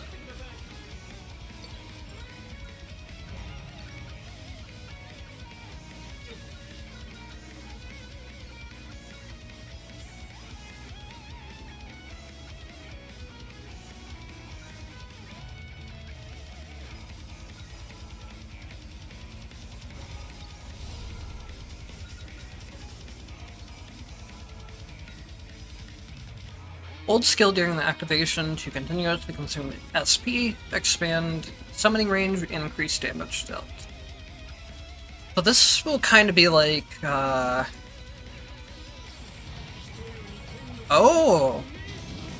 Oh, I like that! So it's not just hold a skill down to have it deal more damage continuously. It actually empowers it. That is cool.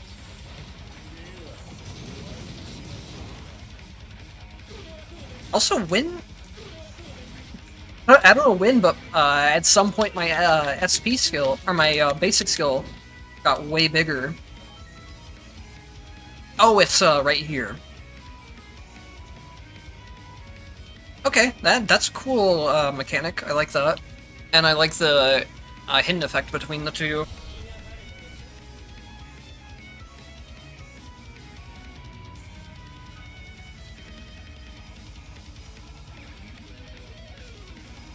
So before, there was an option to increase standard enemy HP, and then boss HP and damage was based off of your total entropy level.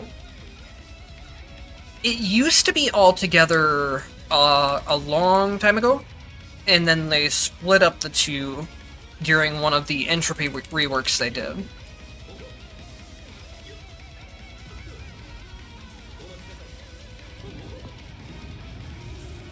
Honestly, I don't really like the way that they did it.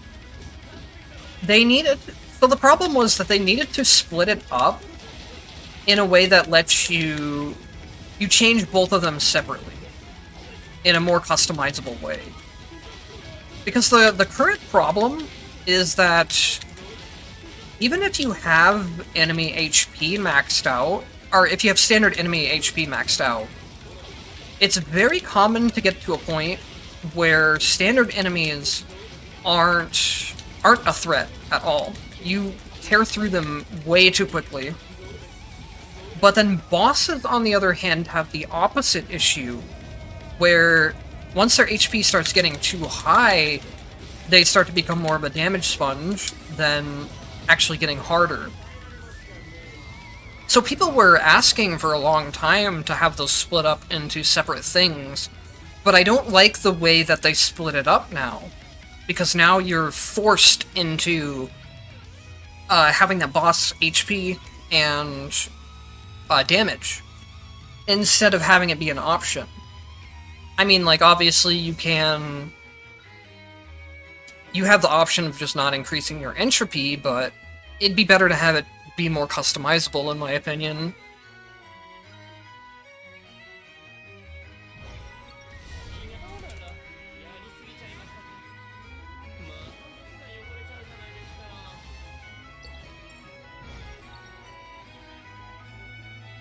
Yeah. Remind me to look at the entropy settings after this run, if I forget about it.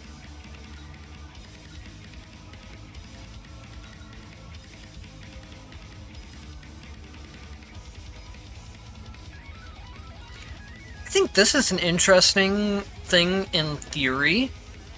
When you use your HP mixture, you get increased stats, which includes a lot of extra MP regen. The problem that I had with it when I tried it before is that the chance of actually getting mixtures was extremely low.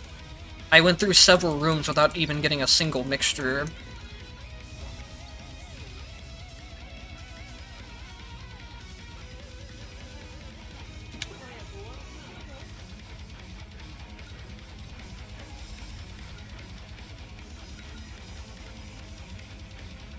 I should probably pick this up, not because I want it, but just for the 25% damage bonus. I guess that's another thing I should keep in mind for this run, is that I do have 75% damage bonus right now.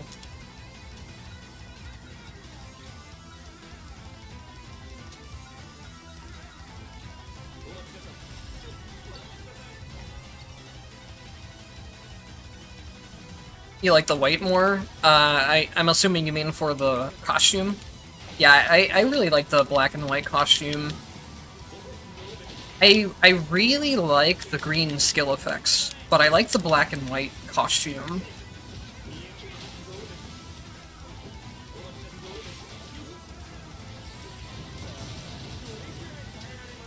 Oh my god. This stage is a little bit crazy. Anytime you get a stage where a lot of these, the, like, ghost enemies spawn with those slow-moving projectiles, and you have increased, I guess I can also look at entropy from here. But anyways, those enemies with the slow-moving blue projectiles, having them on attacking faster and increased spawns gets really insane at times. Wait, did they? Why is my output so low?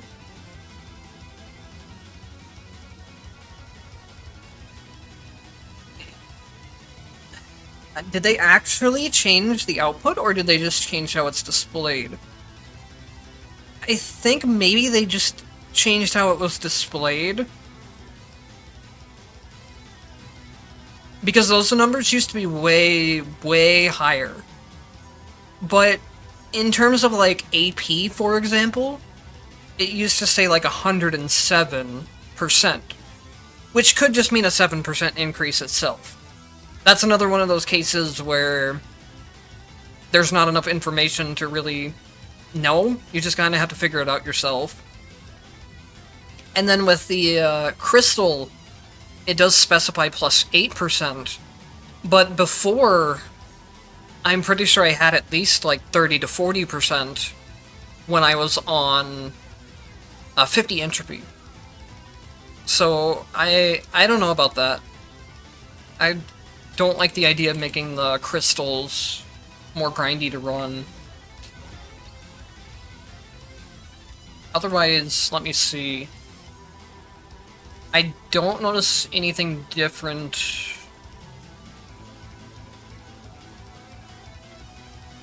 Aside from that, I think.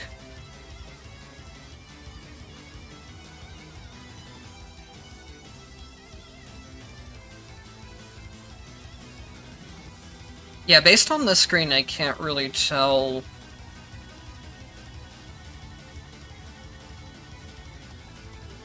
but there might it might look different when I can see the values. By the way, on the topic of them just not giving you good information, one of these options says that... Wait, did they remove it?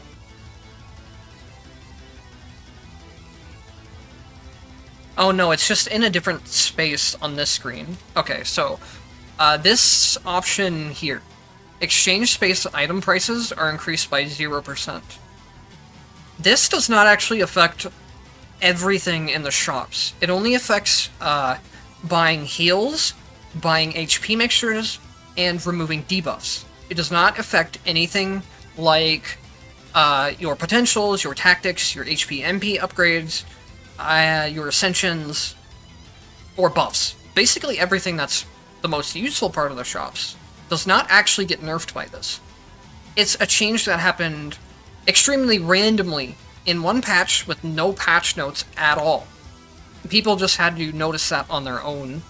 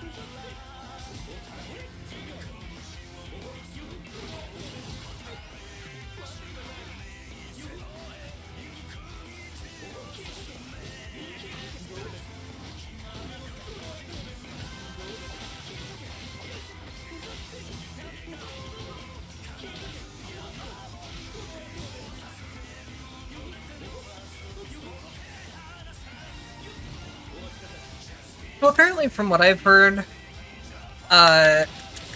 Chinese goes through... I'm blanking on the name right now.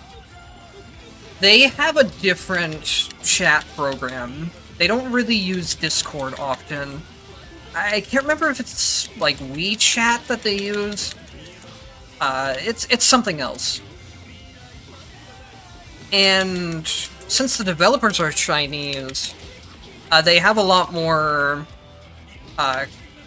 interaction with developers than we do, which is understandable. The developers can't, like, there's a language gap there, and they can't just be translating everything constantly back and forth. But it does lead to a lot of situations where the Chinese players have more information than we do. Where we get a lot of our information from is someone in our English Discord of Entropy Effect. He is a moderator, he's Chinese, so he has that communication with the developers, but can also speak to us. So he's done a really good job of trying to bridge the gap between the two languages. But there is a lot of stuff that we still miss. And yes, that's another thing is that there's very, very little content for Blazblue Entropy Effect on YouTube. Most of the content is Chinese content on Bilibili, which a lot of people don't know to look at. And also there's like the language gap there again too, where they're obviously going to put out videos in the Chinese language, and we have to translate everything if we want it. But I think that's also something that us as players need to do more ourselves. Basically everything I've put together, all the guides and stuff I've put together, is information that I found out on my own just by testing. And if more people were to go through that testing process and just even put out a little bit of their own information, that information all adds together, and we have it that way. But there's very few people that are willing to test things out and write down information for this game. That could also just be a problem of just lower player base, but from what I understand, the Chinese player base is probably bigger in the first place, but they're much more serious about the game than we are. They do a lot of things like optimization of even things like frame data of characters, from what I've heard. Now, take all this stuff with a grain of salt, because it's just like random information that's floating around. I have no interaction with the actual Chinese community itself, so I could be wrong. But from the things I've seen, like on the Bilibili, and just things I've heard about the community, it seems to be the case. They do some really crazy stuff over there. Like, they made ridiculously high rating Evo types before it was a thing over here. And even when it became a thing here, they took it to a whole other level compared to us.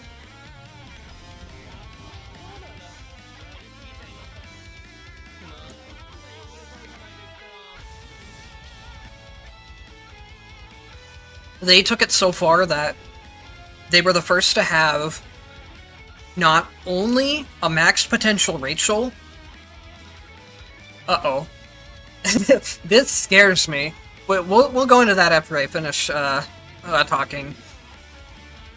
But anyways, they were not only the first people to have a max potential Rachel, but they did that on top of finding a very specific way to break the game where you're able to get 7 red tactics instead of the max of 5. They seriously optimized the hell out of every possible aspect of min-maxing a character's rating as possible.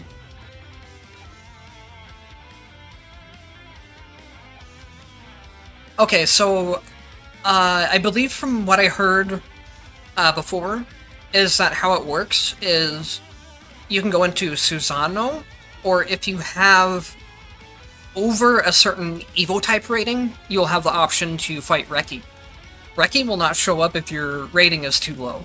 I'm guessing it's probably around like 1500, but I don't remember. Also, that is pre-release information that I had heard, based on some of the Chinese Bilibili streams. So it's also something that could have changed on launch, but just that's what I remember hearing. Okay, this feels weird. I have not fought a new boss in this game in years. And I'm playing it on a character that I'm unfamiliar with.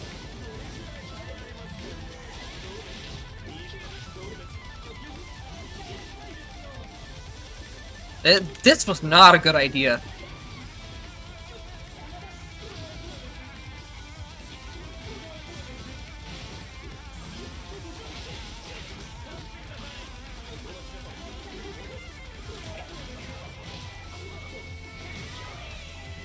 Oh, she has like a get off me move.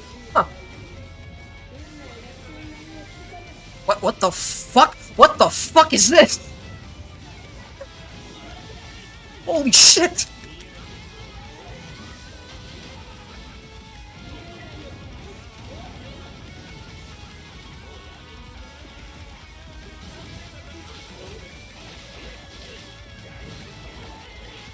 Oh, that did not launch her. That's annoying. Oh well. What, she gets a clone? Oh my god.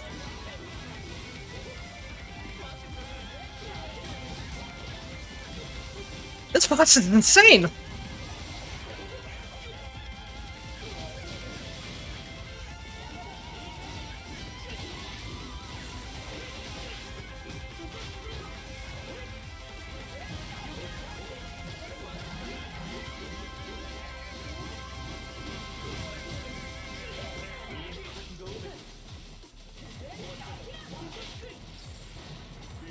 Die, bitch! I was close. Wait, what? Does she have a second phase?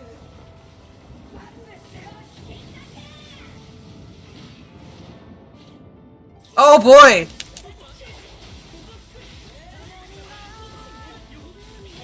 What? What the fuck is this?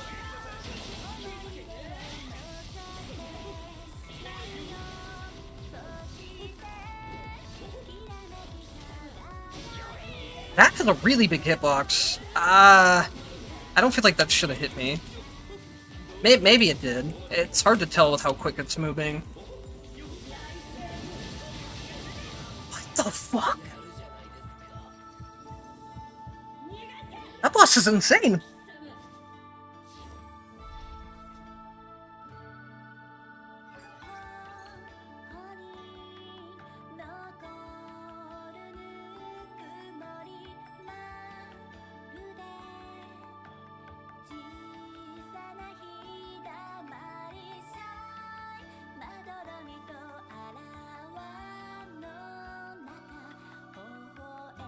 Oh, it's over 1600? That's good to know.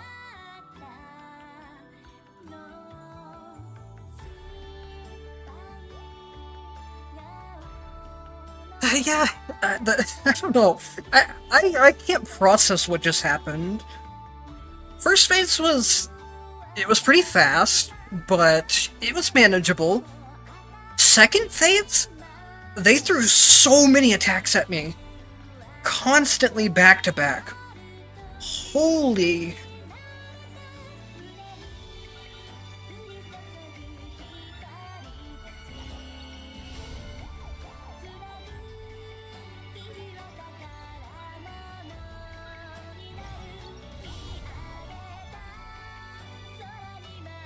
Oh, by the way, you get to your alternate legacy by... I'll show it.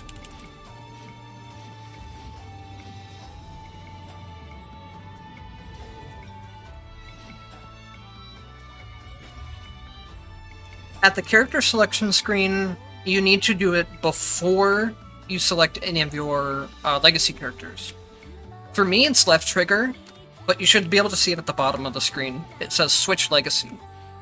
Now, I think the only reason that I have some of these unlocked already is because I've cleared the mine challenges on this account, but I'm not sure. Actually, I can test that out real quick.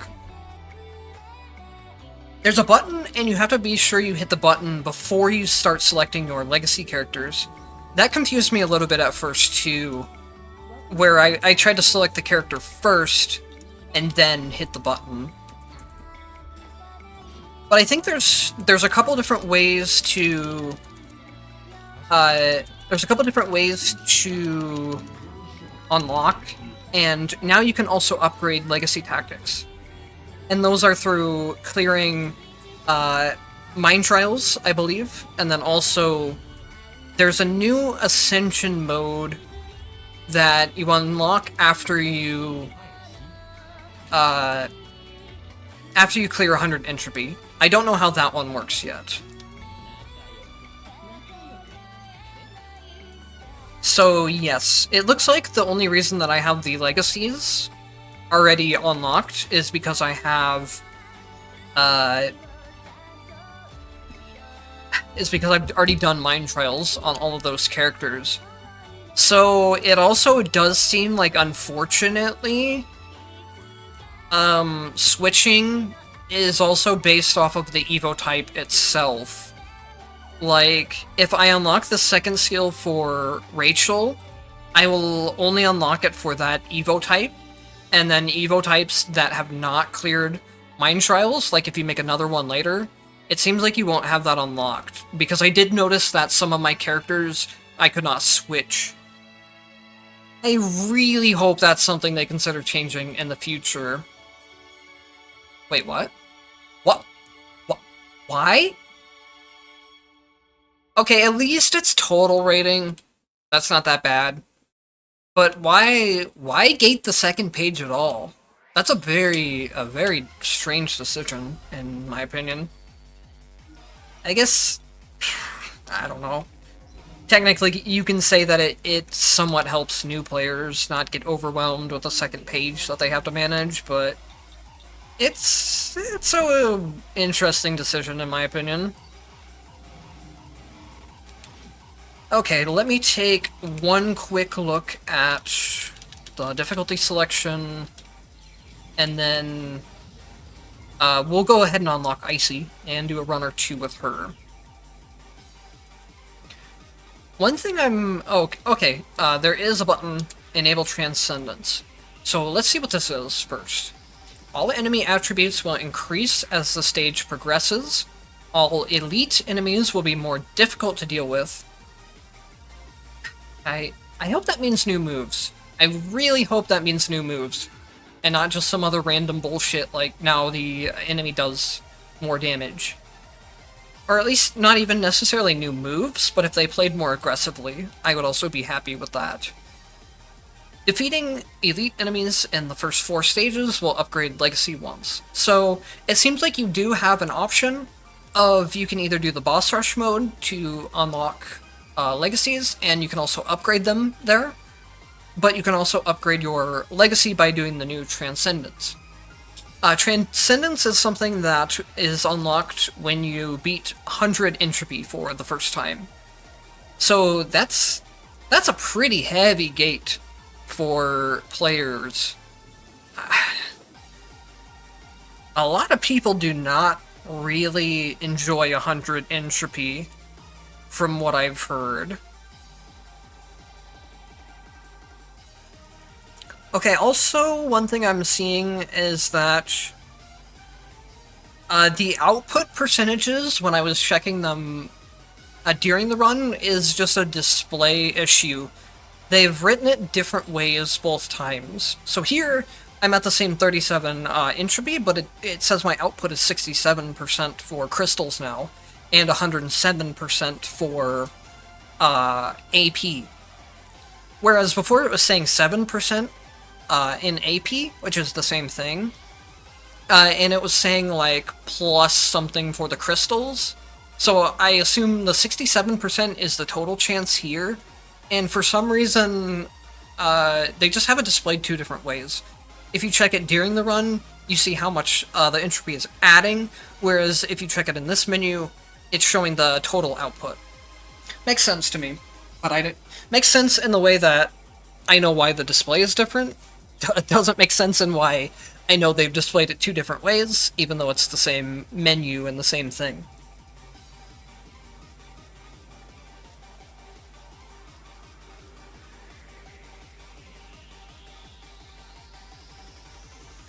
Yeah, having the tactics, the secondary tactics be locked to multiple characters is not a good thing in my opinion. And because that for one, it increases the need for meta tactics on your legacy characters. You want to have a character that has the strong tactics on their inheritance. That way you're not having to grind out multiple upgraded things, especially with how powerful it sounds like some of these upgrades are going to be. With Noelle, for example, her second ability, or her second legacy skill, allows you to recover 100 MP already at base. You get her reload mechanic. And then when that's upgraded, if that goes up to like 150, who knows how high it'll go. But anyways, upgrading that at all is really insane.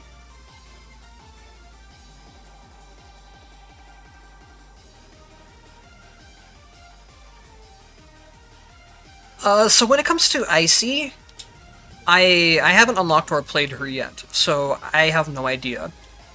So far today, we did a mine challenge, or a mine trial, to look at the new legacy system.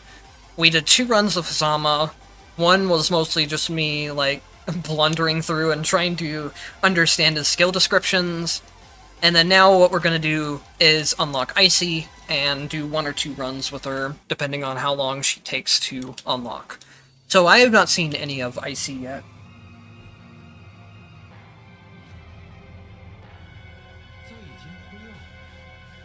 Yeah, maybe something based around non would make sense. Either non-Firebite or the ice one.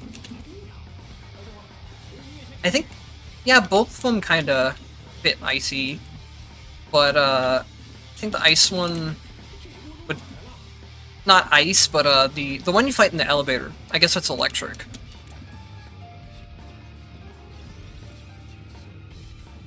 They didn't expect me to find that, did they? In my opinion, it's very obvious. If you put a platform up there, I'm going to find a way to get it. I did briefly look at this, because I was going to unlock her off-stream, and then I decided to change my mind. Something that's bugged is that... So, for example, I'm playing on controller. My A button is interact, but it's also my jump. So it bugs out this teleporter, and I can't use it properly unless I remap my interact button. That's something that they went and specifically fixed for a lot of instances on controller, but I guess they just forgot about it here. So past this point, I have not played any more of the Icey tutorial. I stopped at this room.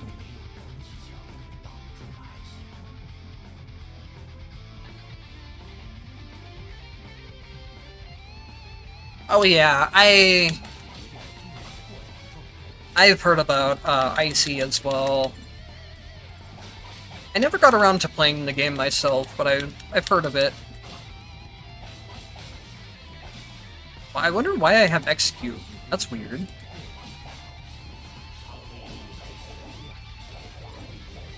That...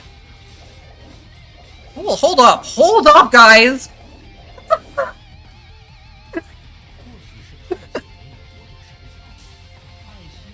I died in the tutorial! Hold up, though! That's a lot of enemies to throw at you!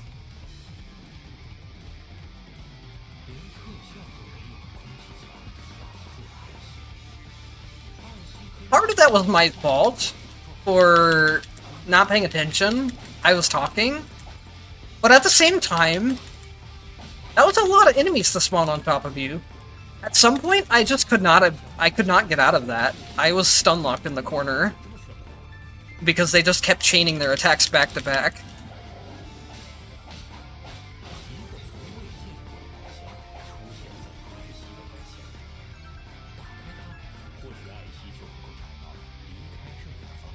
Let's see, dash forward and vulnerable during the action. She just straight up invulnerability on her dashes?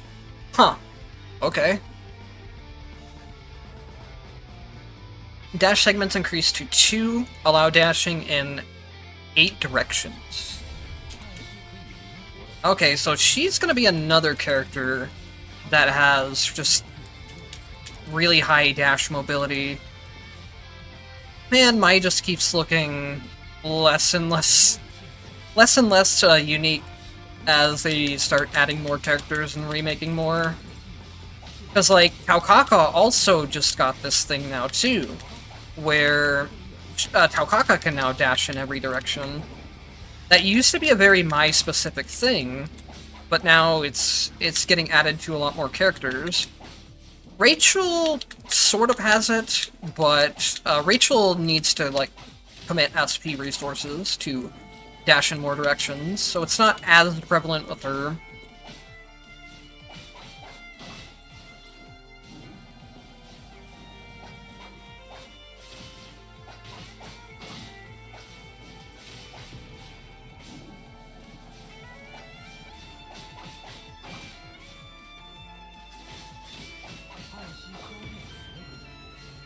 I do have a feeling that Icey will be...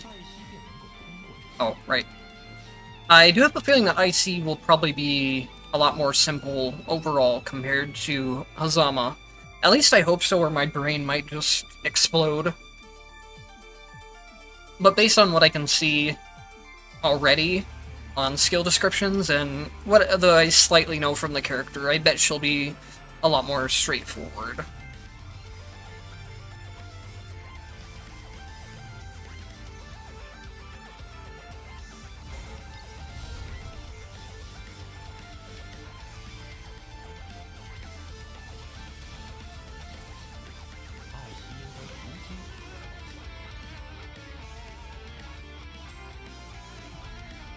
So I can throw a clone with down skill, and then switch positions with it if I hit it, or if I hold down skill. Okay. I was holding it. I don't know if I need to... Well, I got myself into this mess, and I have no regrets.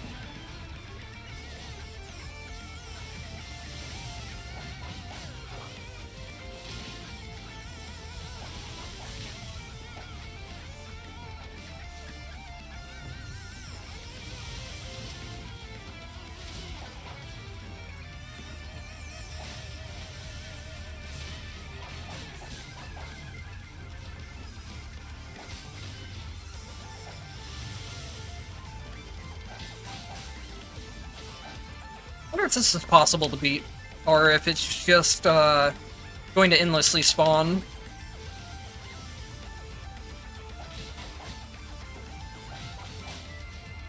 I wouldn't be surprised if it's endless, and it just wants me to die. Ah, nope. It is actually beatable. Explodes when the clone attack.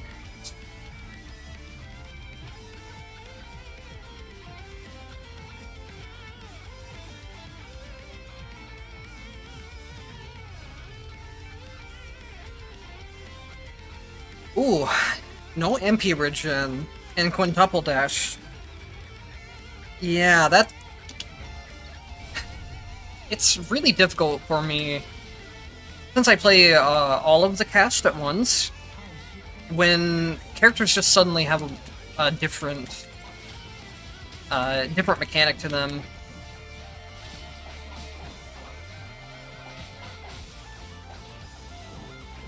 I think it makes sense for Icey to play a bit differently, though. I don't think it's a bad thing.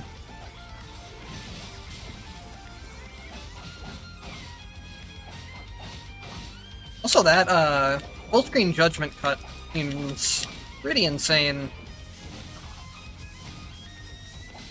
It is pretty expensive, though, and it seems to have a little bit of a delay on it. Not quite as fast as Jin's sheath-timed ones. Yeah, having 5 dashes is going to... That's going to feel really strange. Going back to other characters afterwards. I guess I could just not take it, honestly.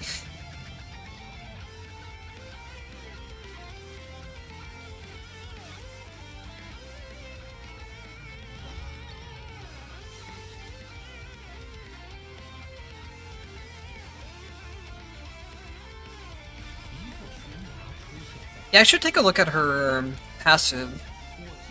Increase damage to mechanical enemies and can directly kill them when they are low on health. Okay, so that's why I'm getting the execute, is because of the passive.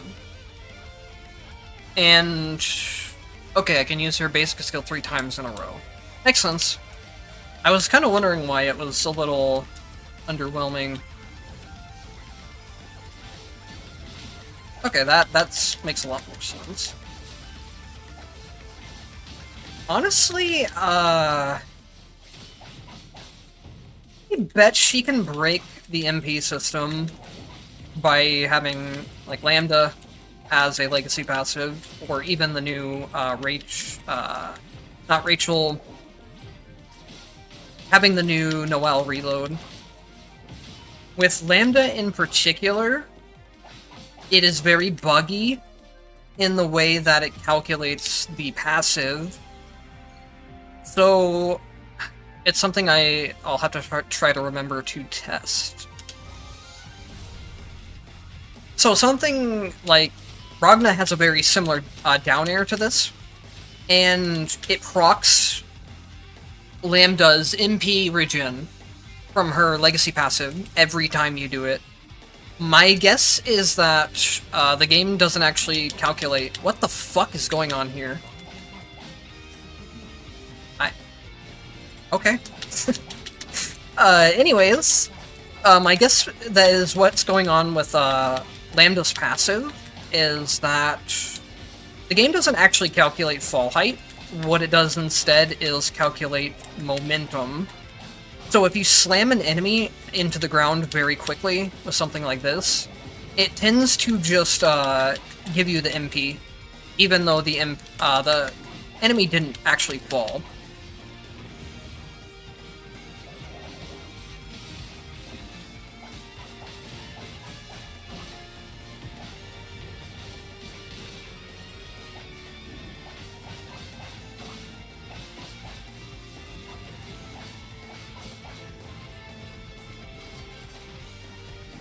What is that? I should be reading what my stuff actually does before just pressing them like that.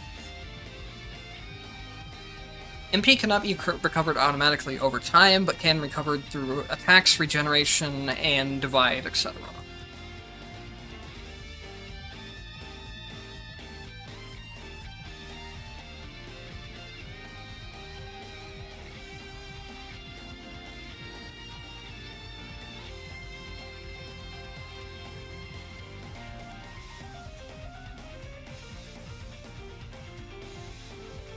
Okay, yeah, it's really weird for me to get used to things suddenly actually using the action button now, because the action button was completely unused for so long. Regeneration action key, teleport behind an enemy in the armor broken state, and launch a powerful attack that deals damage. Okay. Yeah, I didn't actually read what a lot of her stuff actually did, because I was talking instead.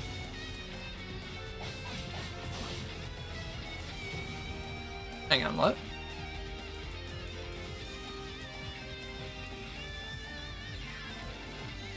Down action key enters sheathing state and unleashes different moves. Okay, so it's a stand space thing again.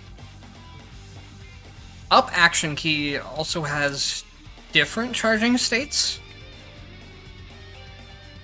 After dealing... Okay, so this is what that stun is, it seems like.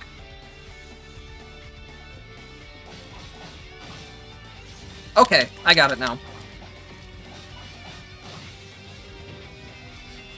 And then I also have the stand space stuff. Okay. I get it now. I just had to, like, actually pay attention.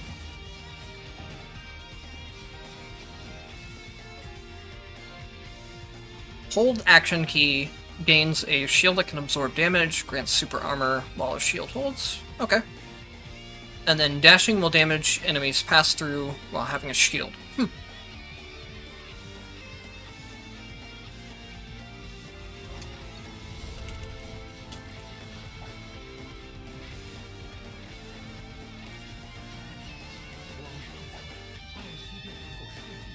I don't trust you.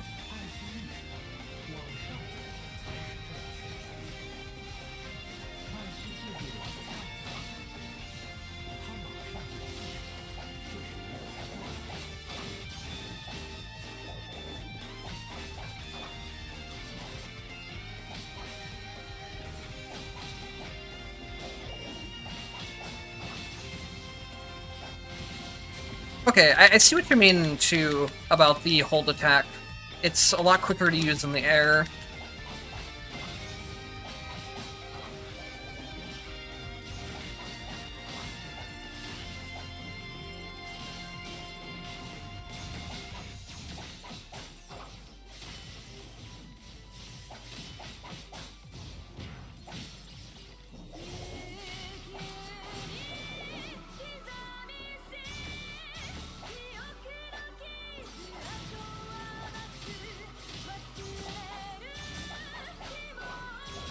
Okay, I'm getting it now.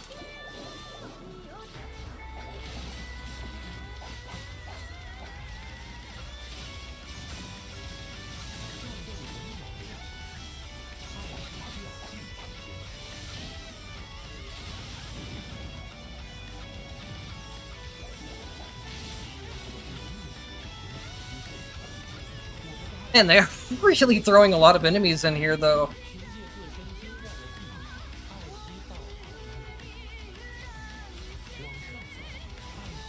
I'm still not going up. I'm doing this.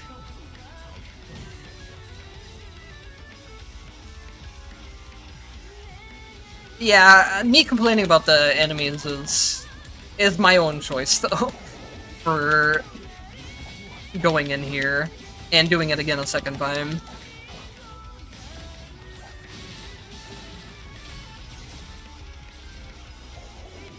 This, yeah, I definitely see what you're saying now about it feeling like a much different character than the rest of the Blazblue cast.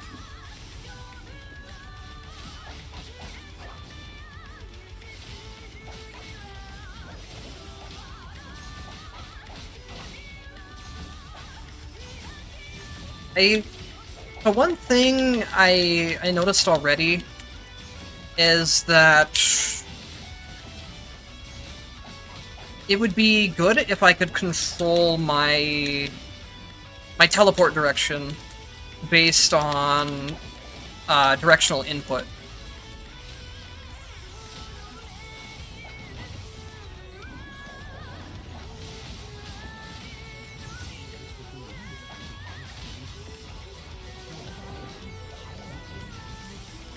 So what I mean is that, like, I don't know how it has target priority, but if I'm holding left, it would be nice if it went to an enemy that was on the left of me, instead of just going to however it prioritizes targets. It'd be nice to have some control over where I'm moving. But maybe that's something that we will be able to understand the target priority of it, or maybe that's something that is written and I've missed so far.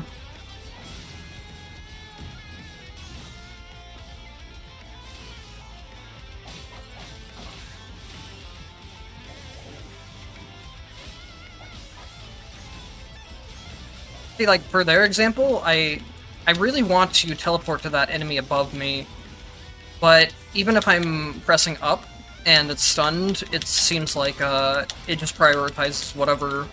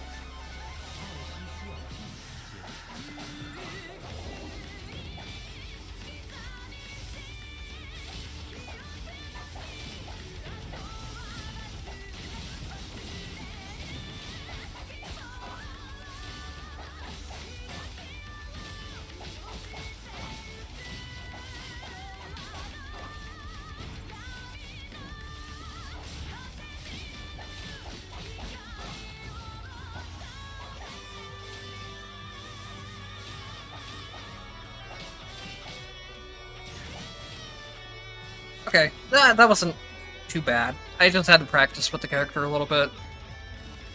Pulls enemies hit. That's an interesting one.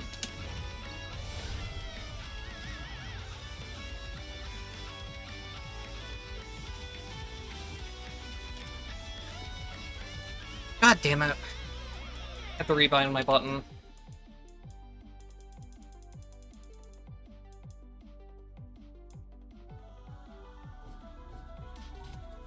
Oh, it just takes me back here anyways. Oh well, I got a potential out of it.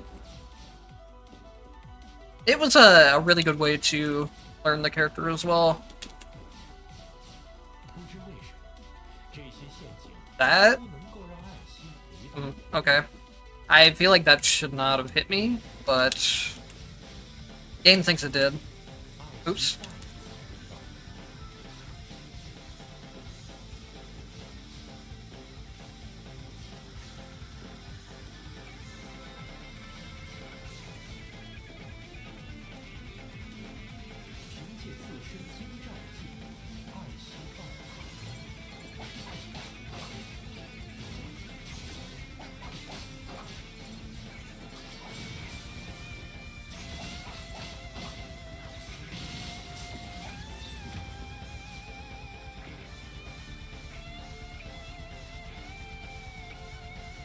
Oh, that wasn't for my regular dashes? Oh. Okay. I see now.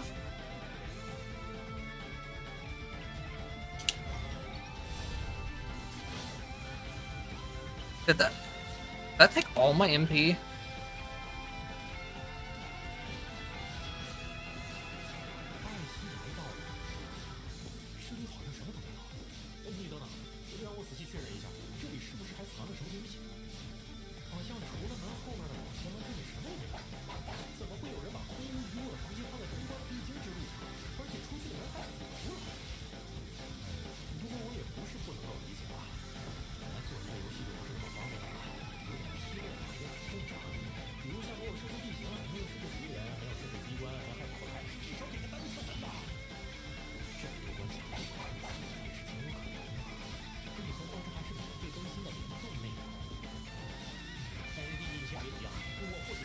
Guessing I just have to wait for the narrator here.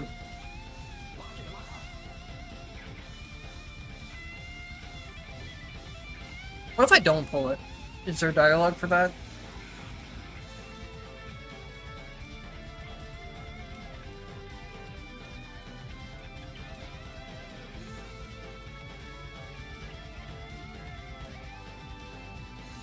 I wouldn't put it past there being some dialogue for waiting here a certain amount of time.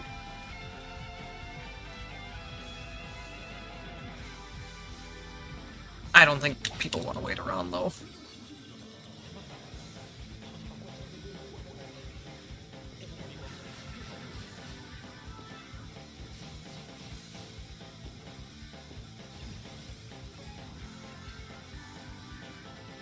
We're using Skewer, press skill again to dash forward. And launch enemies in the air after using brutal blades. Okay.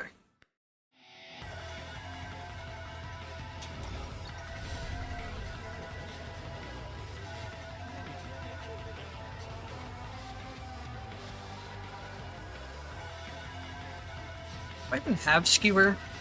Or is that something...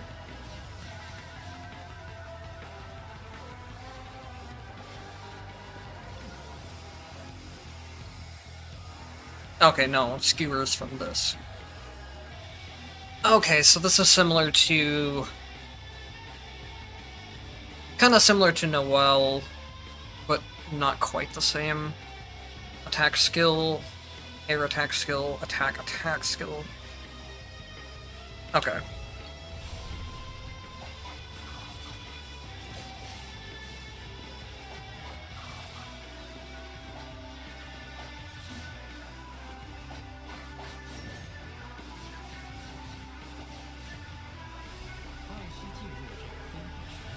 Yeah, I figured I was just kind of like sequence breaking it. Not really, but getting the upgrades before they... Oops.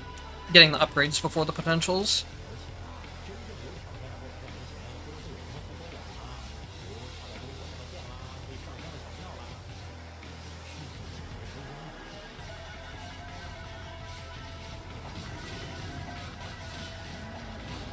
And they're throwing you into a double boss fight?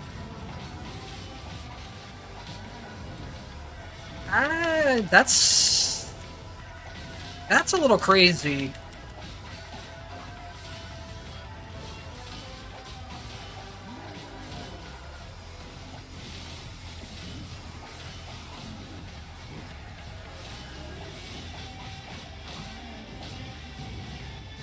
I guess, you can't unlock Icey until, you clear...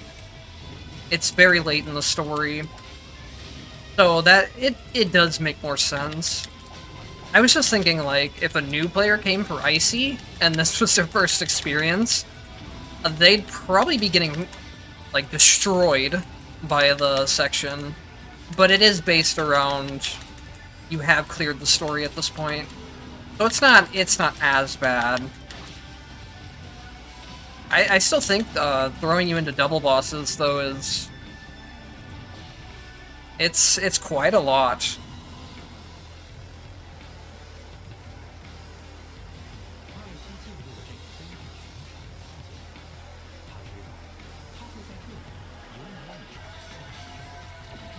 I did it again. Whatever. Especially also, making the players sit through dialogue again.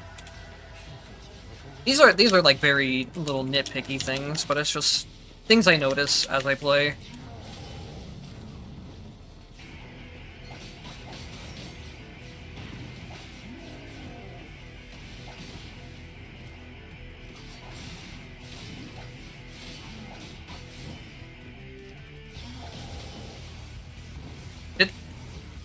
Wait a minute. Did Sweeper just peace out?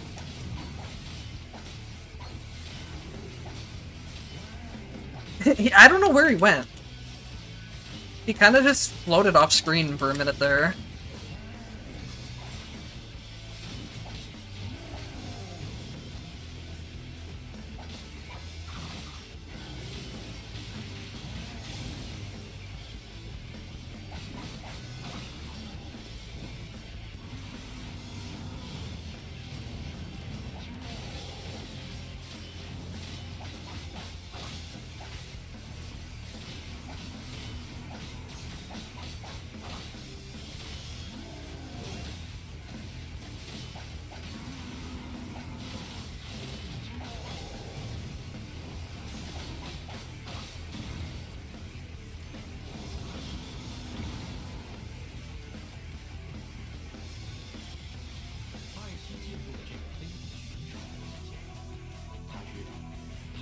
Yeah, I really feel like this isn't a lot of time to test the character before being thrown into something like a double boss fight.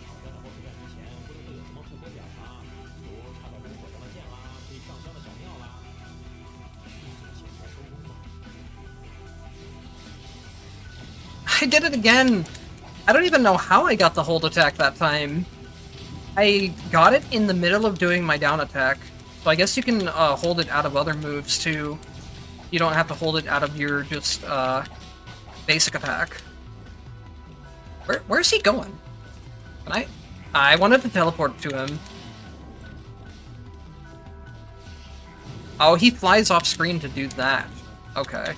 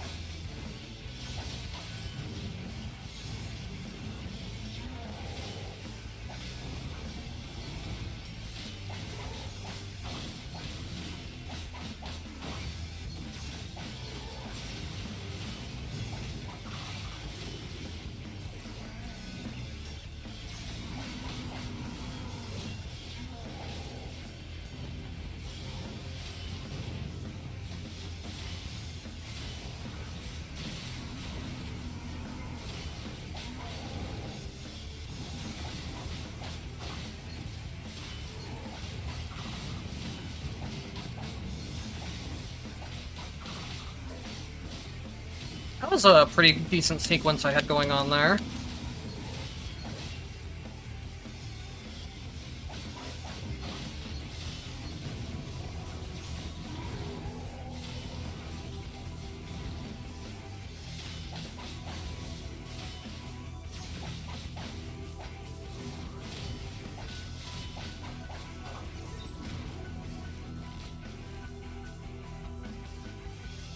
Icey definitely seems like another character that is going to have some really insane air combos once you figure out how to use her. Regeneration and ground dashes will not interrupt the combo sequence. Okay.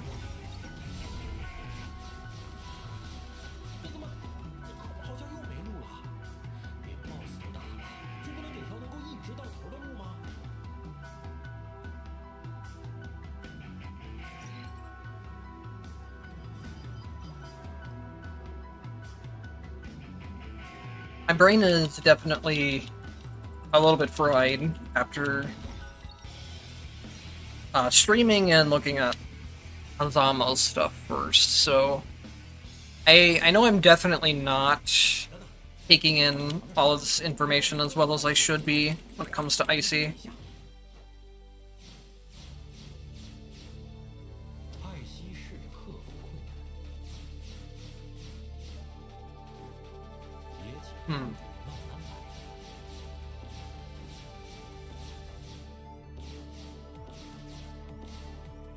If I shield here, there's something I'm missing.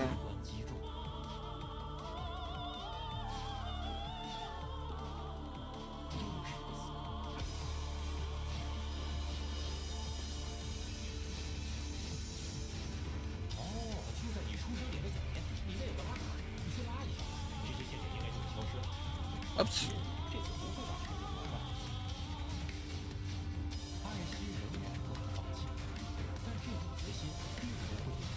Okay, there we go.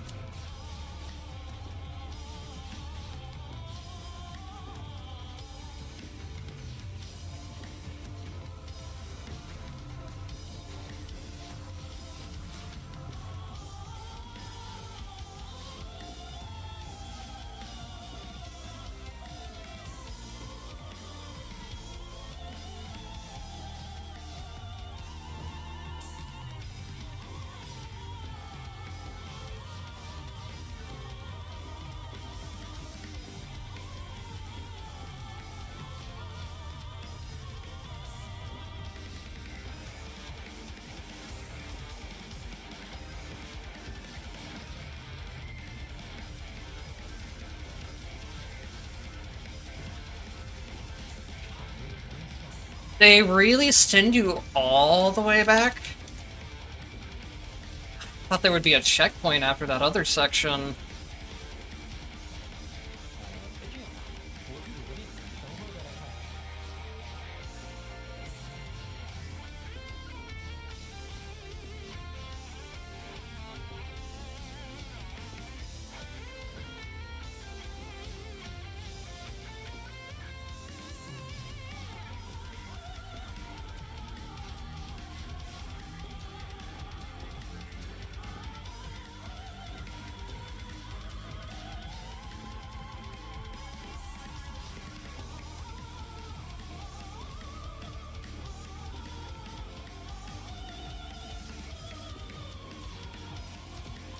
This section is really tricky.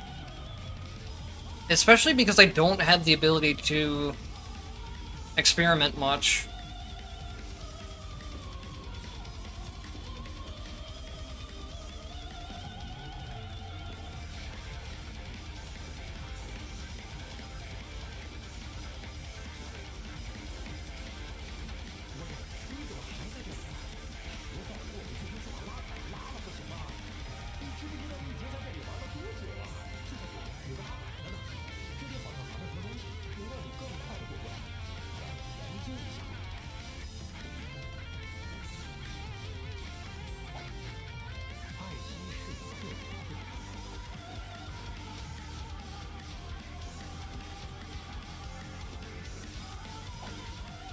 This section isn't really difficult, in my opinion.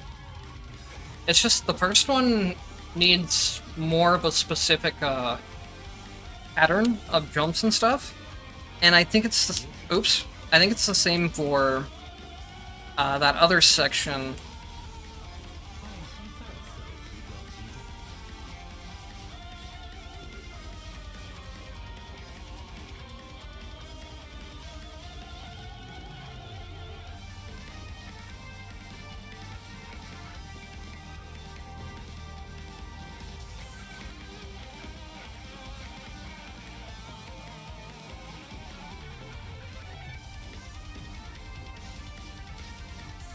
I feel like this section is really intuitive in the way that you do it. But the problem I'm having here is that just I'm having a hard time of grasping. Hit the edge of the spike there. I think I had the right idea though. I swear they said there was a lever I could hit in order to skip the section. Or was he just trolling me? I already screwed that up.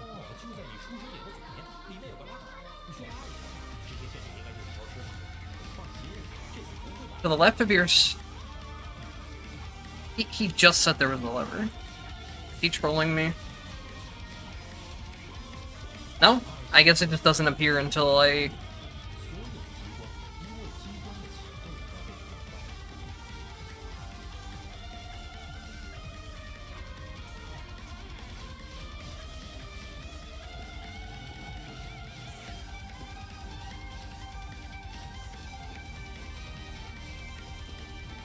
Okay, this section I don't mind skipping, because I basically had it down. This section I do at least want to see if I can do it without... Well, there were spikes here, so I would have died there.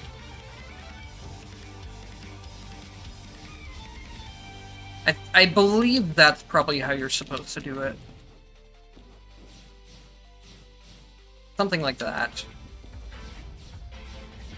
I don't know if I would touch spikes here, though. It's not a big deal. I'm just kind of curious. I like the idea of having to figure out how to use the right sequence of moves. I just don't like getting sent back that far each time. Oh, I was almost done. I could have done that without the lever. Oh well. I also didn't know how long that section was going to be. When at least 10 SP is available, consume all SP and unleash a wider range slash. Okay. So SP recovers after I use my my action key to teleport to things, basically. Man, when they showed a platforming section in the trailer, I was like, man, that'll be so easy. You just use dash invulnerability to get through it. But they did actually make it where you can't do that.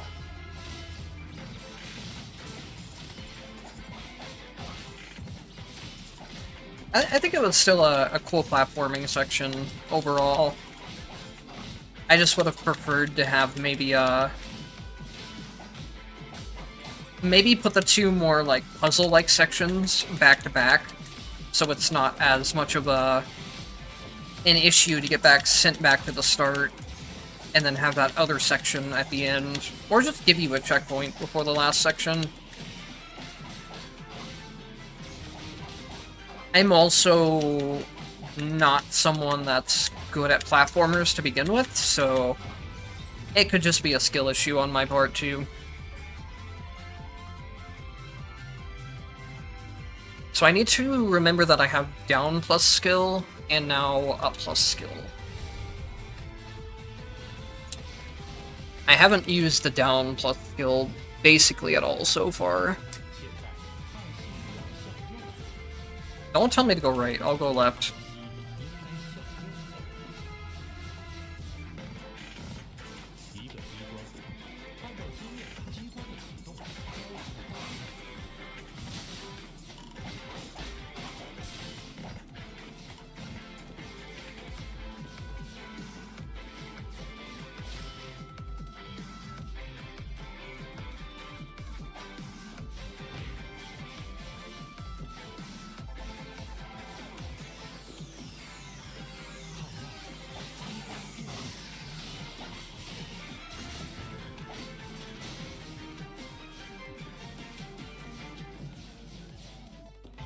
Times do I have to do this? Oh! I'm glad you said something, because I would not have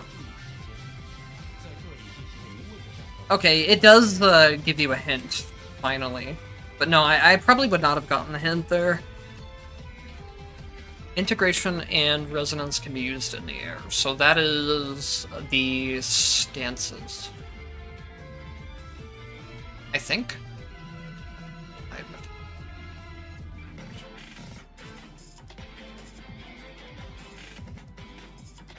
Yes, it is the stances.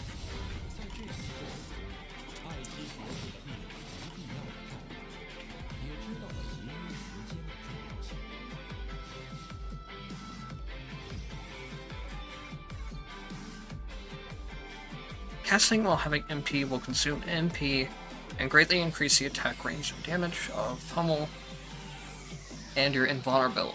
Okay.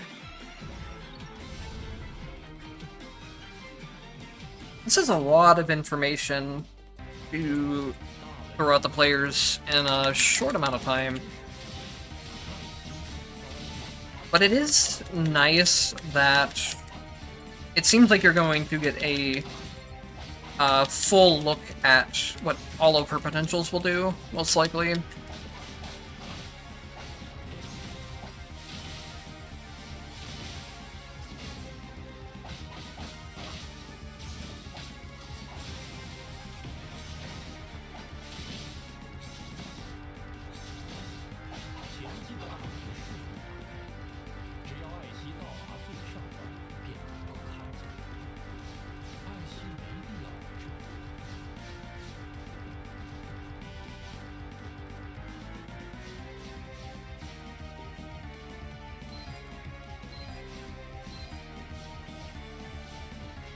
This is not a lot of time.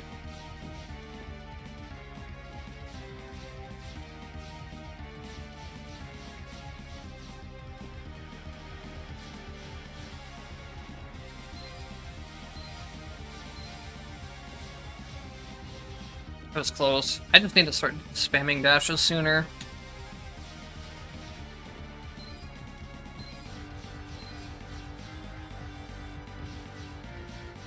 Wait, was there something? Okay. I wouldn't be surprised if that sequence of triangles is some kind of code. But I'm not going to spend too much time thinking about it.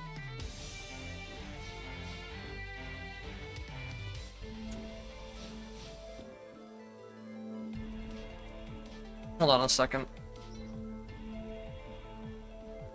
What did I just do?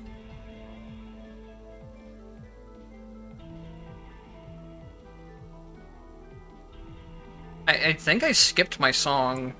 The song that was playing somehow. And I don't know why. Or how? Because I just pressed my controller.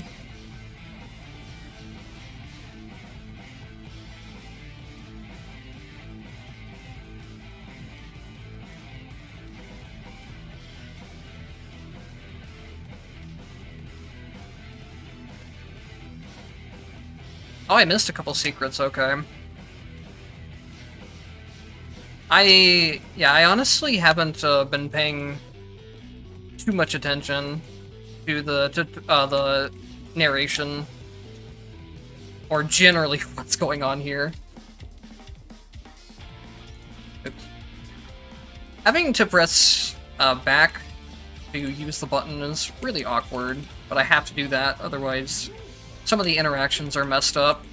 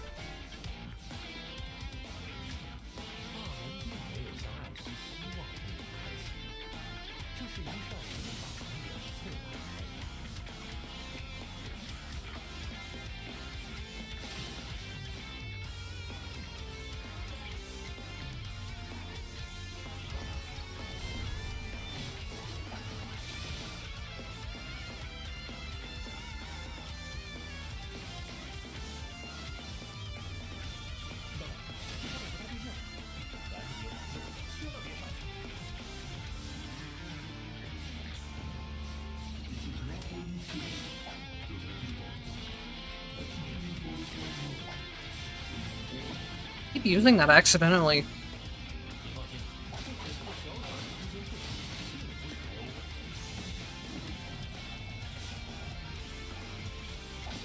I did half my HP.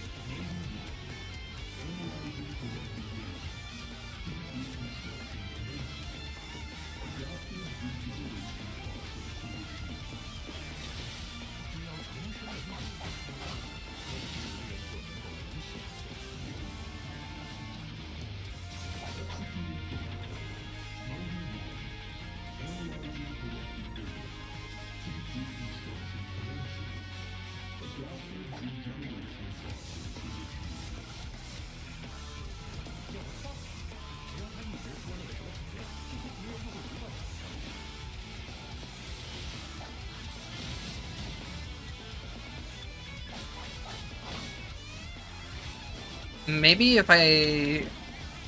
Maybe you just don't kill it?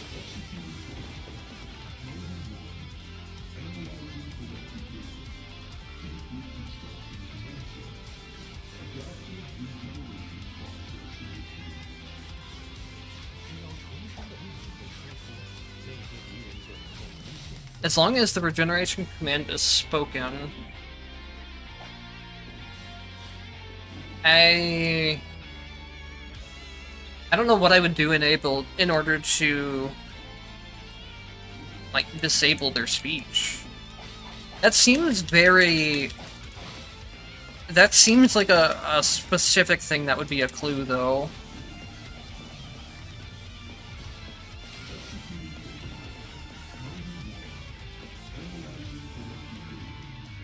But I don't know what it would mean.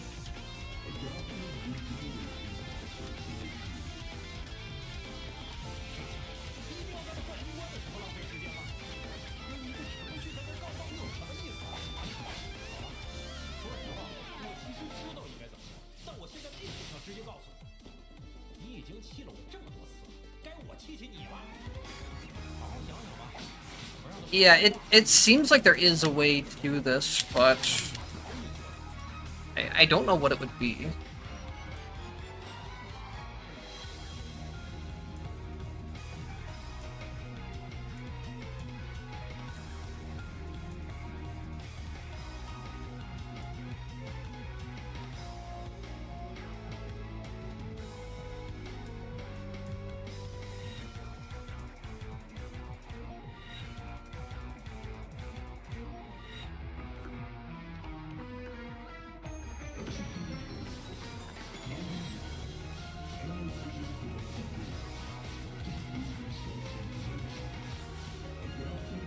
I don't think she has any move names that sound like they would silence something or something similar to that. That's what I was thinking of.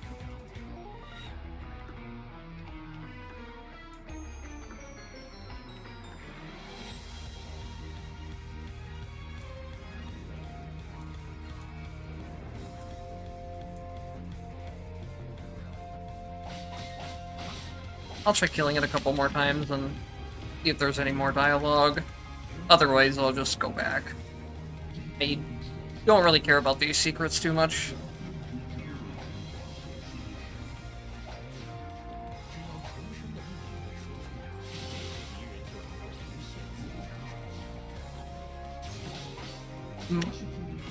What if I kill it so fast that the dialogue stacks?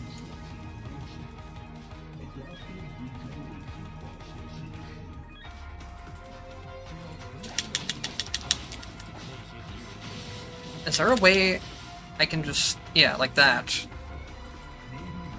Maybe I would need to kill it even faster, or do it during one of the longer dialogues? I'm thinking, like, if the main narrator is busy talking, then the other one can't. The clue of as long as it is spoken seems like a deliberate one.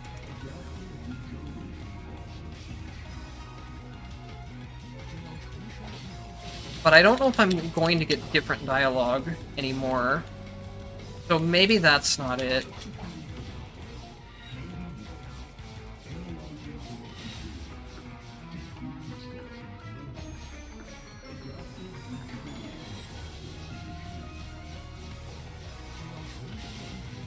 Alright, I'll just die here. No point in wasting more time.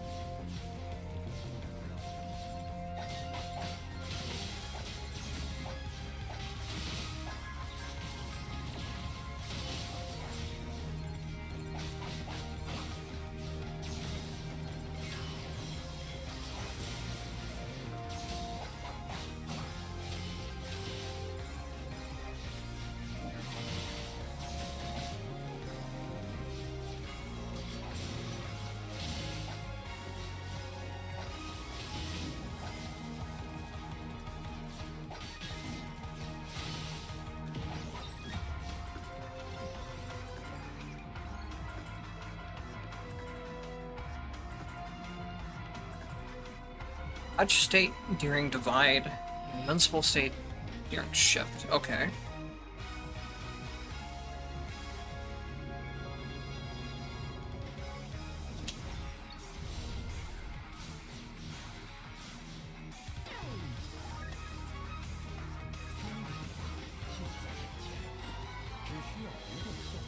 How much longer is this thing? Like, in total?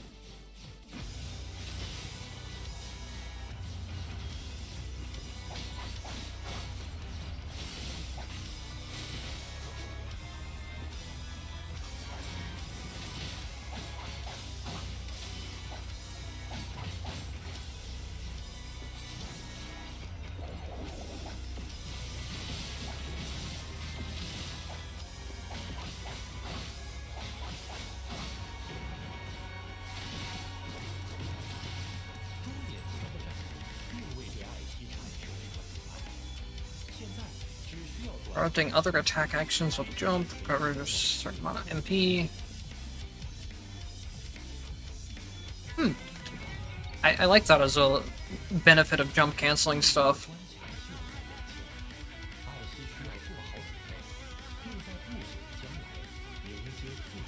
Yeah, at this point, I figured there was another secret there, but I'm honestly just ready to be done with this.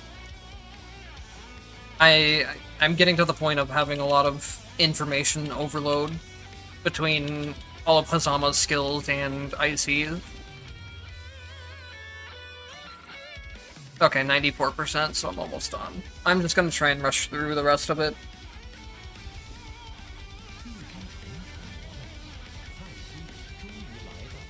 I probably should have done...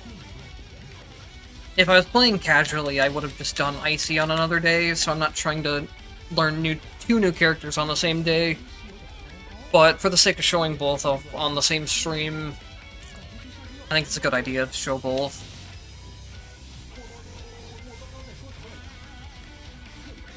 Oh, okay.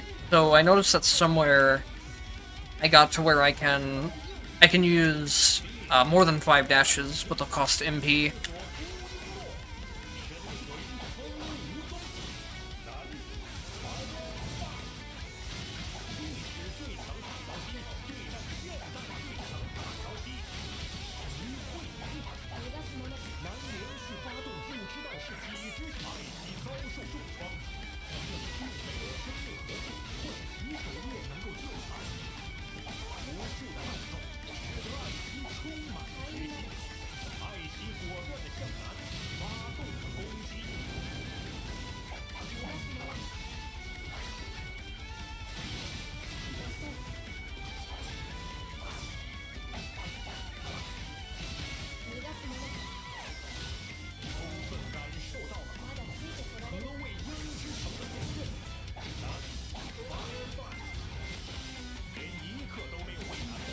What the fuck?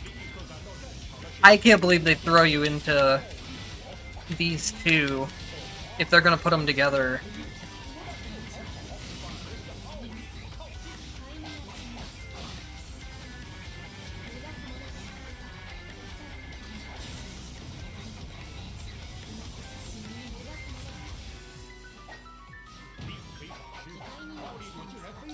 If they're just gonna have them tag team, then it's not a big deal. But if they throw you at these two at the same time, that's kind of crazy.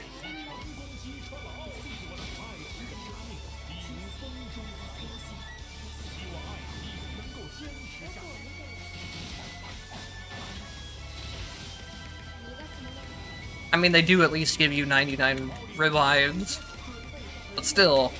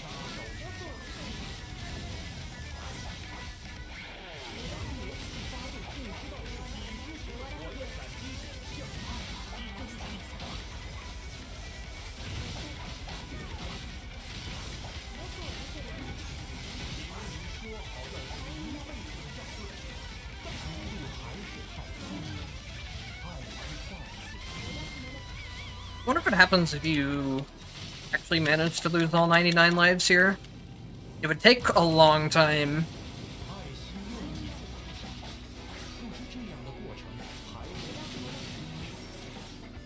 I think an issue I'm gonna have with this character is getting the hold attacks by accident. It's pretty easy to accidentally do during some of your other moves. It could be a problem of me mashing moves, though. I want to teleport there. I really like first impressions of the character, though. She feels a lot different than the Blazblue cast in a good way, and I can see a lot of cool potential for her.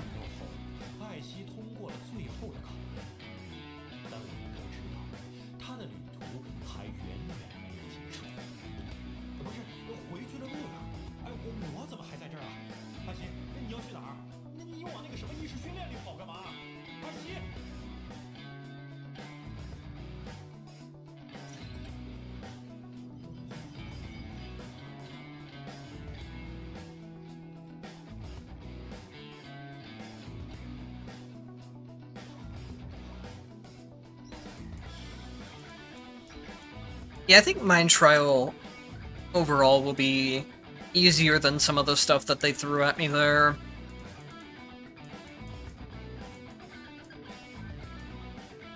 Especially because I'm playing on low entropy today. We'll move that back.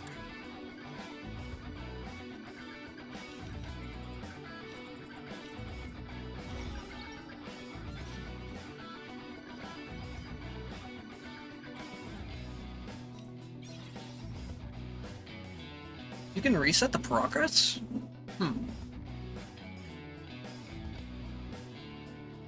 Don't think I want to do that. Let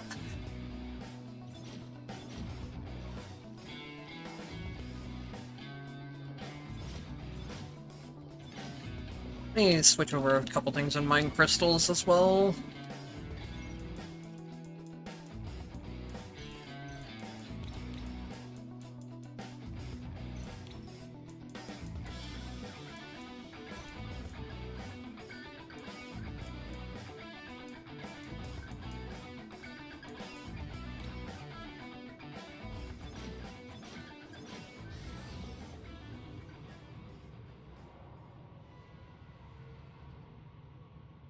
Alright, I do need a quick break before we go into the mine trial, but I will only be gone for a couple minutes.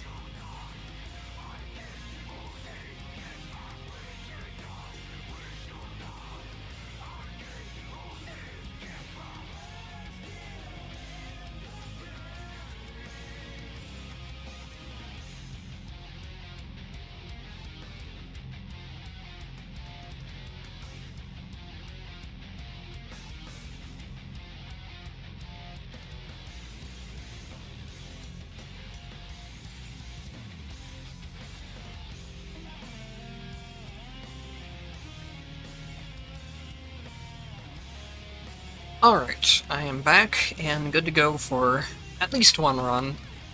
Maybe we'll do two? We'll see.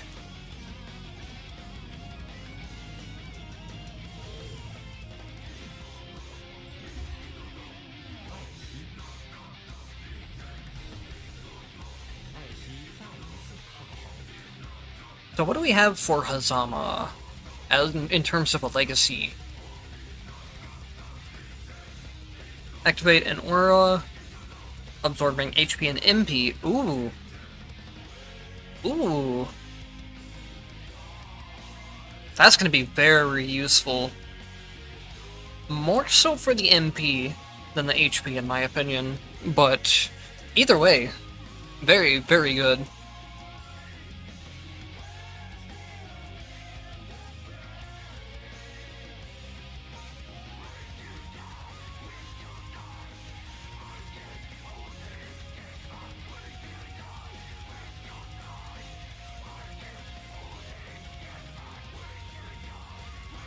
What are these? Why did they give me... Huh. That's strange. I don't know if, these were the ones from the... I'd have to look at their skills. They might be the ones from the tutorial things. It's weird that they gave them to me, though. Summons an unknown and strange sound that brings all sorts of unexpected effects. The effect increases with the level.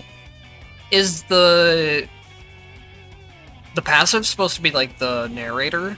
Or I mean the legacy skill supposed to be the narrator, maybe?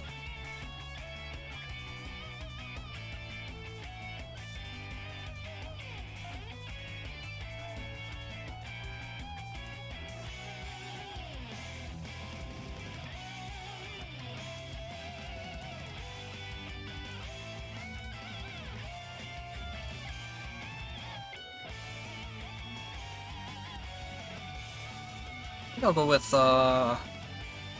Noel's quick reload. Or better yet, let's see how I can abuse Lambda and test out Lambda's new legacy skill.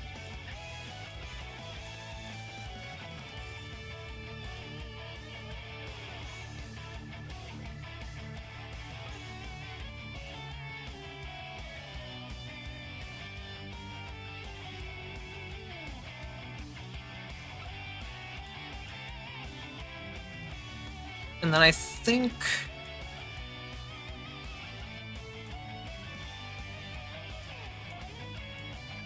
I still prefer Jin's default.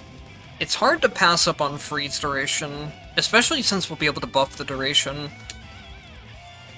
The homing slash is very nice, especially on certain characters. I can see it being good, but I think overall having the freeze for the bossing will do a lot more.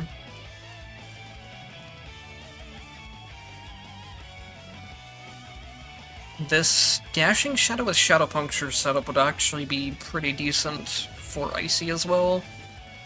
I really just have a bunch of random legacy tactics on this profile, and I don't really like it. That's something that I'm gonna have to set up again now that we have more space.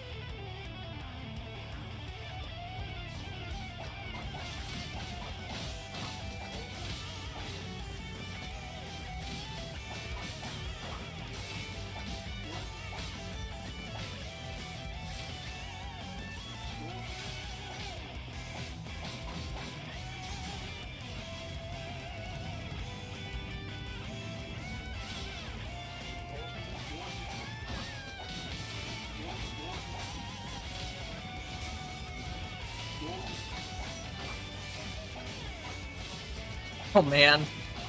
The difference of playing early game Hazama and playing early game Icey is so insane. Icey feels like an actually... She has a very good base set of attacks and skills, whereas Hazama is going to probably need potentials a lot more.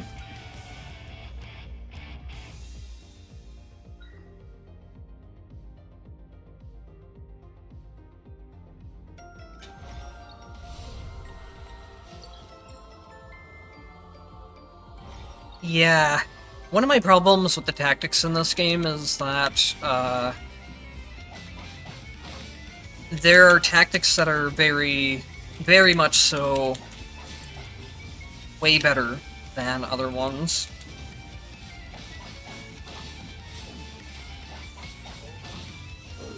And I don't know if you were here yet before when I was talking about how unlocking the second legacy attacks seems to be based on the Evo type itself. It doesn't unlock just for every character. I don't know about upgrades, but the base unlock seems to work that way. So that's really going to increase the problem of there being a tactics meta.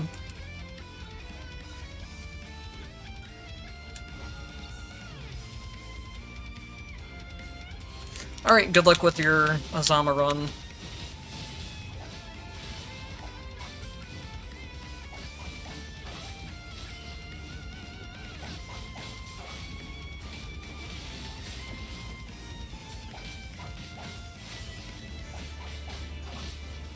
And Icey is so chill compared to Hazama.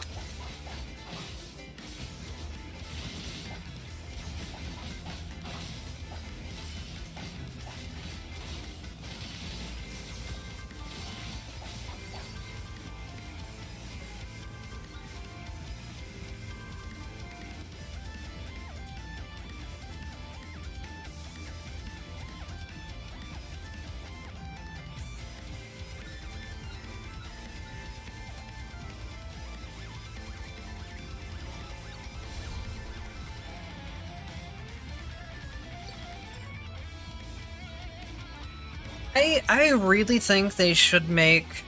I agree with you on some things being part of your basic kit, just in general. One of the things that I really think in particular is that you should just start with double jump and triple jump and triple dash. That shouldn't have to be something you have to waste an entire potential on. And it makes, one of the things that makes 100 entropy feel a lot worse than it needs to, in my opinion, is that if you don't have access to triple dash, you just don't have nearly the same mobility as you do with the triple dash. And it's something that becomes very up to RNG if you get or not. I don't think something like basic mobility options should be something that's gated.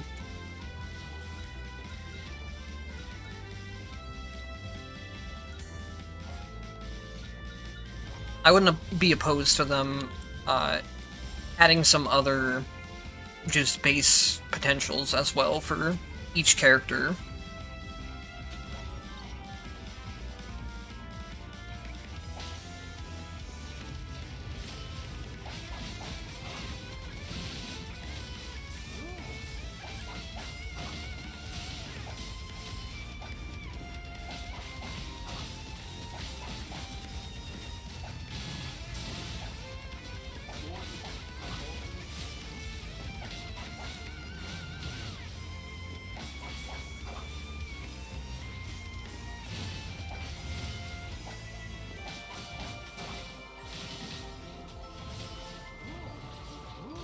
Something I'm definitely going to look into more off-stream today is more specifics on unlocking and upgrading the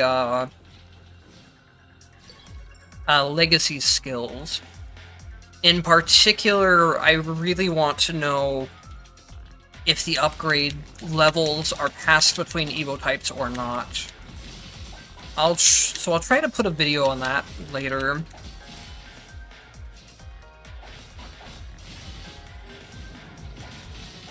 Because if the...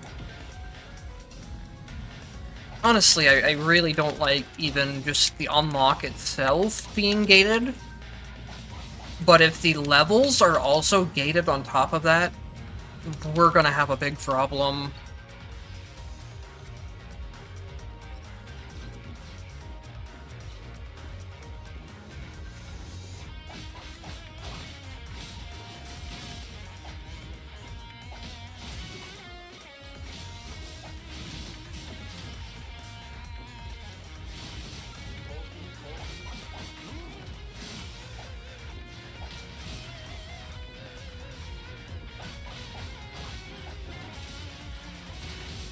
I feel like Rend is going to be something that might be decent on Icey. Even though you're taking Rend more for rending impact than anything else, you are able to move enemies around quite a lot, it seems. So let's see.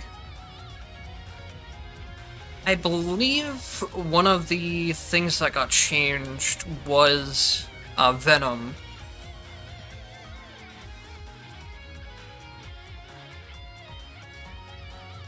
Yeah, Hazama's skill is really, really satisfying to use. Let me check the wiki real quick. I'm just curious about the skill Venom.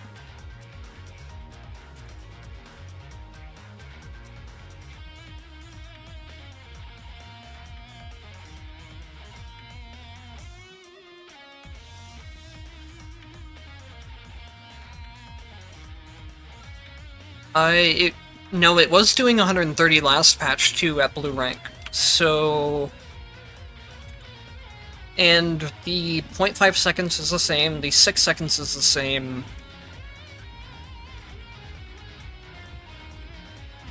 Let me quickly check the patch notes real quick too.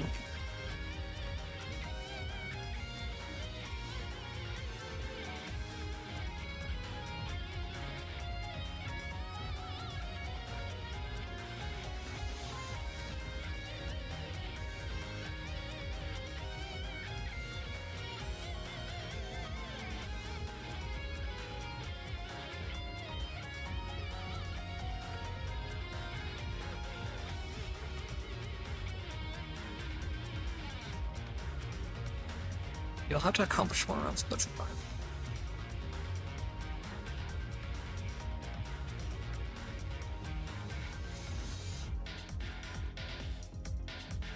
Okay, so what they wrote in the notes is balanced the strength and mechanics of some tactics, including those related to Lightwave, Radiance, Black Hole, Blade Ring, Rend, and Venom. So, yeah. I really wish they would tell us more information than just, oh, we rebalanced them. Well, what does that mean? What got buffed? What got nerfed? I just want to do a real quick look. Lasting Venom is the same as before. Spreading Venom is the same as before. Intense Venom, you can't really check. Accumulative Venom is the same as before, at least in terms of white rarity, but if they were going to buff it, I would assume they'd buffed it at all rarities. So, yeah, I have no idea what they actually buffed. It looks exactly the same to me, based on the values we had written down.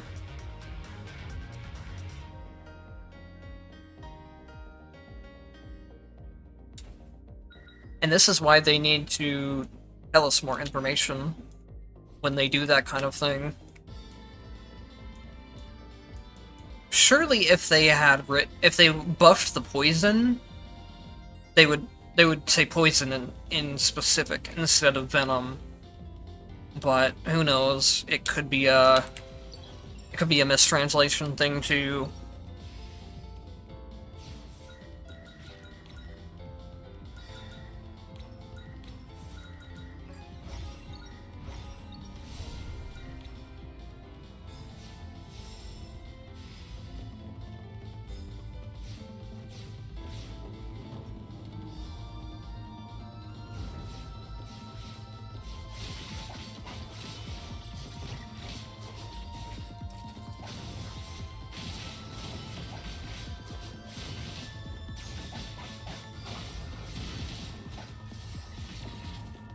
Well, that doesn't quite have full screen range.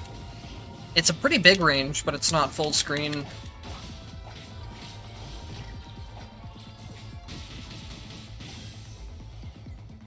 Oh, I meant to equip Lambda's second Legacy active, but oh well, it's not a big deal. Legacy actives really aren't that big of a deal in the first place. Though, I think that will probably be changing with some of the upgradable ones and the second ones.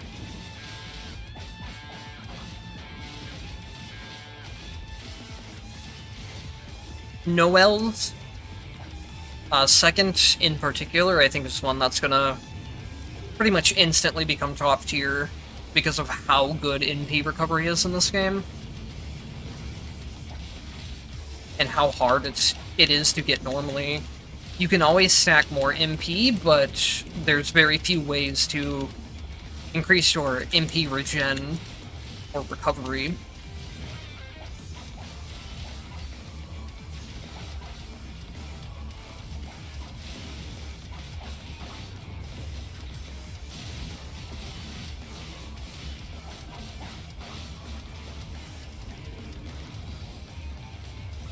That's an interesting thing to note, that the execute from her passive on mechanical enemies does actually apply to the mechanical boss.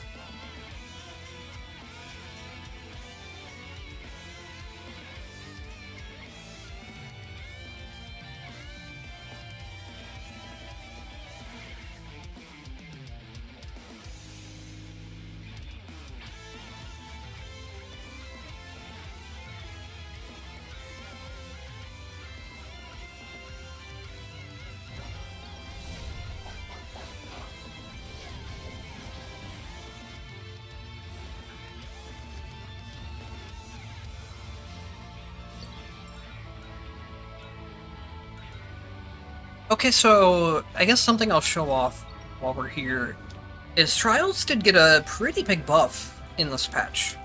And I'm glad they did, because I never felt that they were worth it before. And the way that they changed it is exactly the way that I would have wanted them to change it. Now, you get a permanent buff out of clearing this, instead of just a temporary one. So especially if you're getting Trials early on in the run, it's much more worth it to take them now. I still think that some of these debuffs are pretty harsh, but them being harsh to give a permanent buff is okay in my opinion.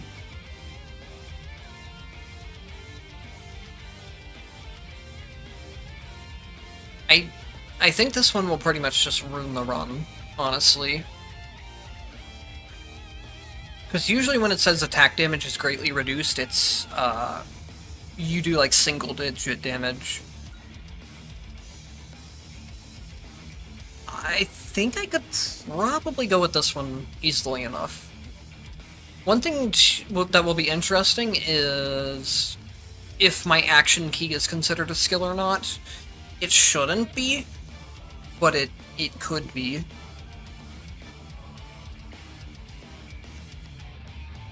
Don't you just do no damage when you run out of MP with that? Or do you just regen enough?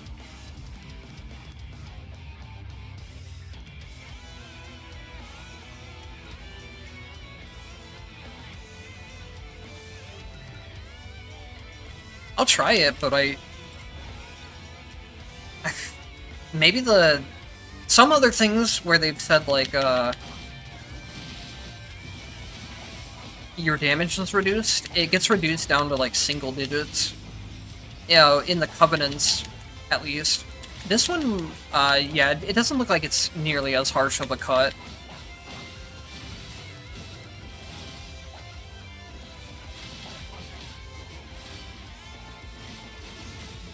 Covenant ones can, like, really ruin your run if you reduce attack or skill damage there. Yeah, I'm hitting really low. I'm hitting 16 on my basic attack. I really don't like these damage cut things, but I think it'll be fine anyways.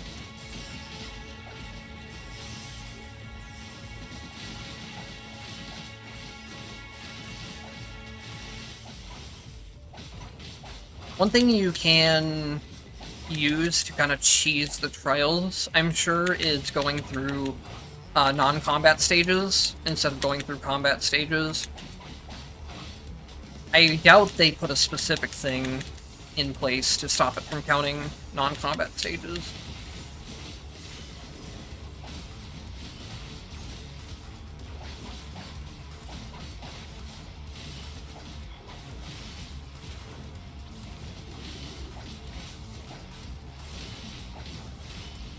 Yeah, my damage is actually really fucked here. If I had something like Frost Burst on my attacks, that would be able to DPS for me, but unfortunately I don't. I can use the Rend, but then once I hit immobile enemies, that doesn't work.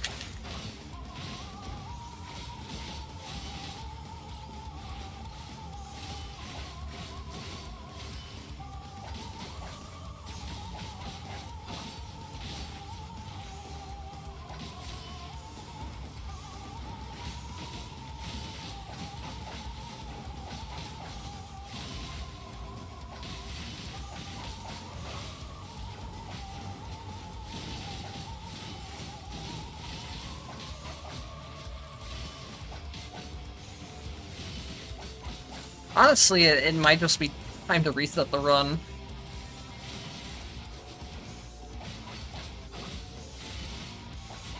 There's no way I can do a boss at this damage.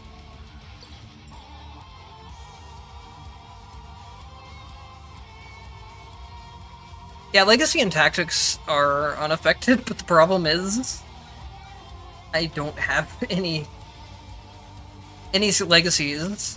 Alright, any tactics that are actually going to do damage for me. Here, I think it's fine, because I can actually proc Rend. But as soon as I hit an immobile enemy, or a boss, I'm not going to have the damage.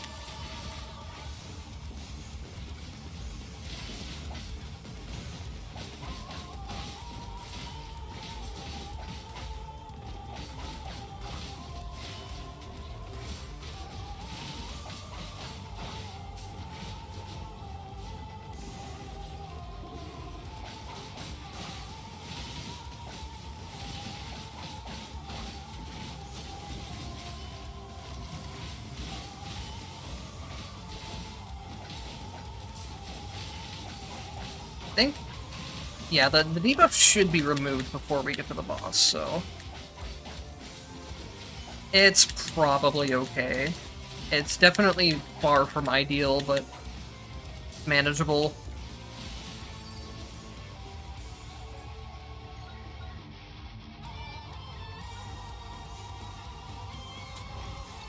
Lightning orbs could help out here with that too.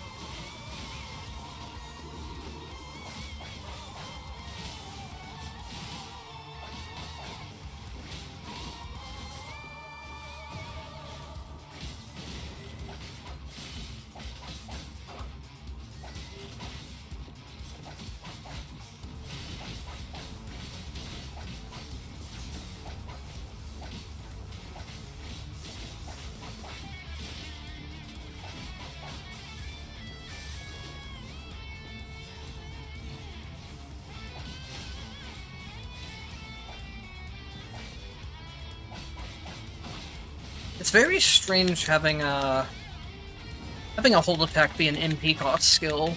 That's gonna be something that's weird to get used to when switching back and forth from Icey.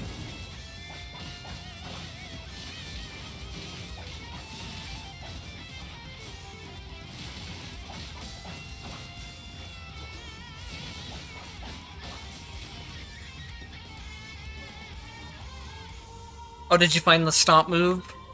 I was so excited when I found the stomp. Are you talking about a different type of kick?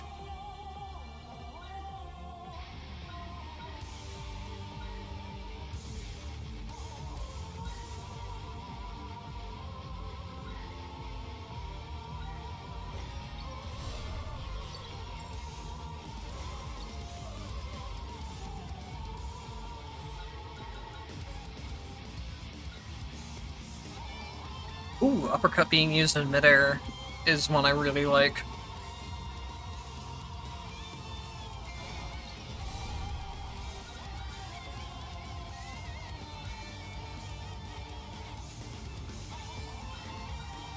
Is this usable in midair, I wonder? Easy enough to check.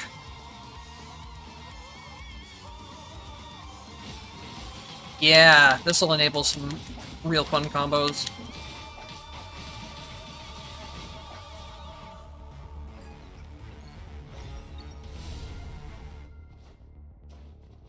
Oh, the launcher. So there is a move that allows you to act more quickly out of your universal skills. That one is really, really good when combined with the launcher. It lets you catch enemies immediately out of the air instead of having that delay on the kick. Really fun thing to use that I was messing around with earlier. Oh.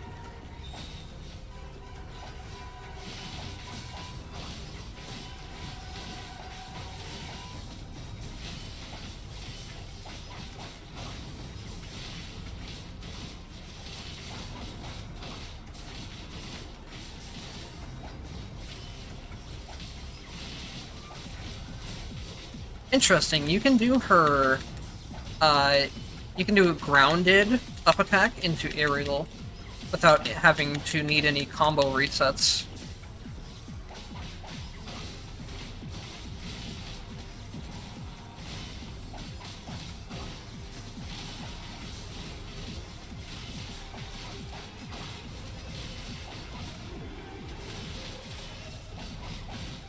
Her down attack is also a very easy way of applying Rend or Frost Burst if you have that. In general, her hits, or her moves do a ton of hits, but down attack is a really quick one that's easy to cancel out of.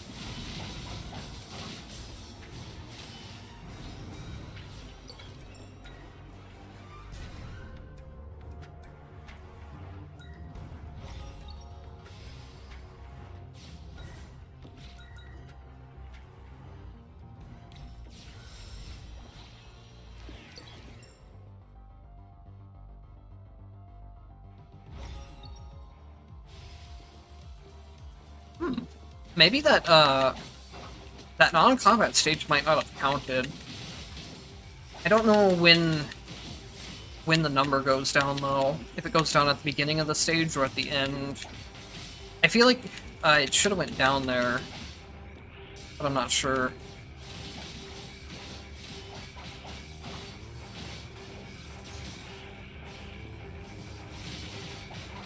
I think it went from 2 to 1 when I finished the stage before the non-combat stage, and then it just didn't go down in the non-combat one. But I could be wrong there.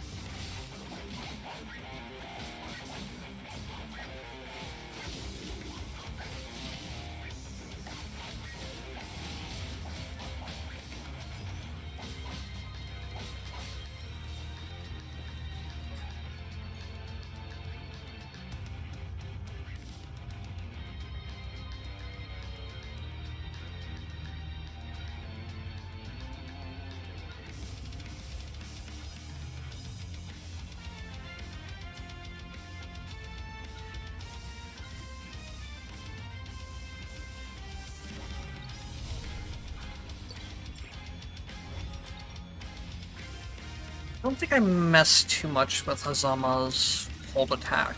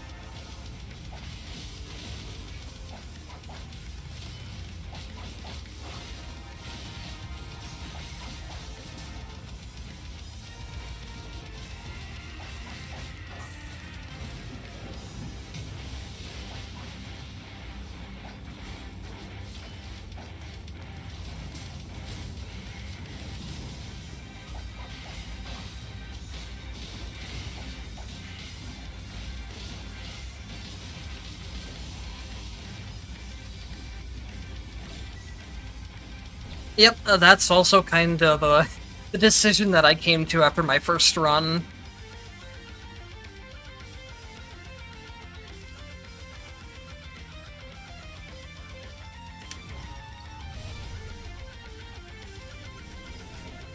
Ouroboros seemed, it seemed kind of lackluster, in my opinion.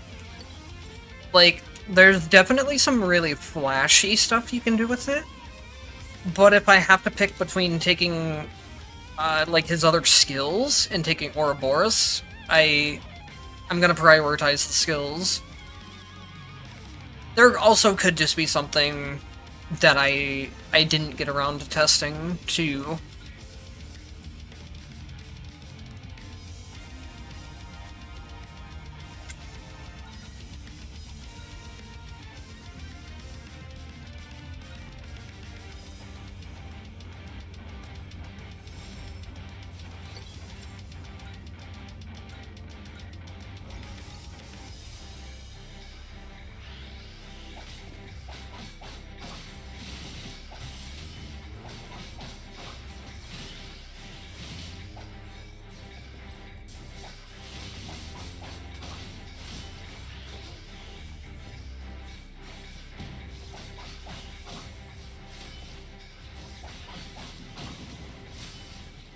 You know, I just thought of something. With the new Ascension difficulty and mind training, I feel like they kind of missed out on an opportunity to make it a New Game Plus mode. Actually, is it a New Game Plus mode? Because they do talk about increasing your legacy skill levels that way.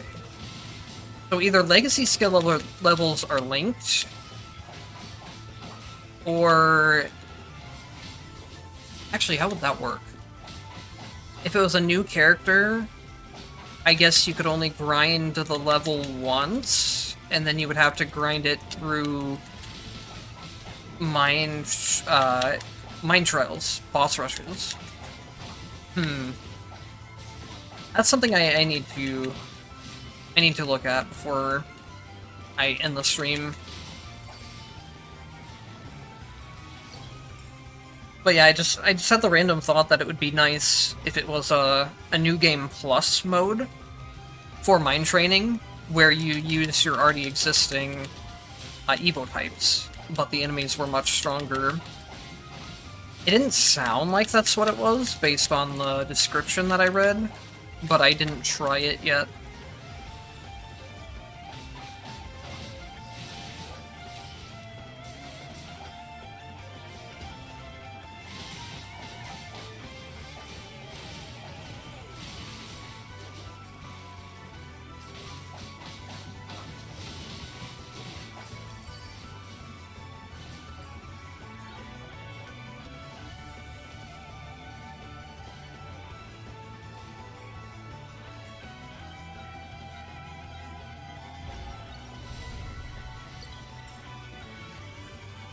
I think Hazama's down plus skill is going to be his just kind of quote-unquote win game button. Every character has a move that you can just kind of spam it and deal a ton of DPS output, while in some cases also being safe. And I think for Hazama, that's his down skill, based on what I've seen so far. It does a lot of damage, and you're invincible during the whole thing. And you don't have to, like, you don't really have to aim it or anything. It's just a big radius move that does a lot of damage.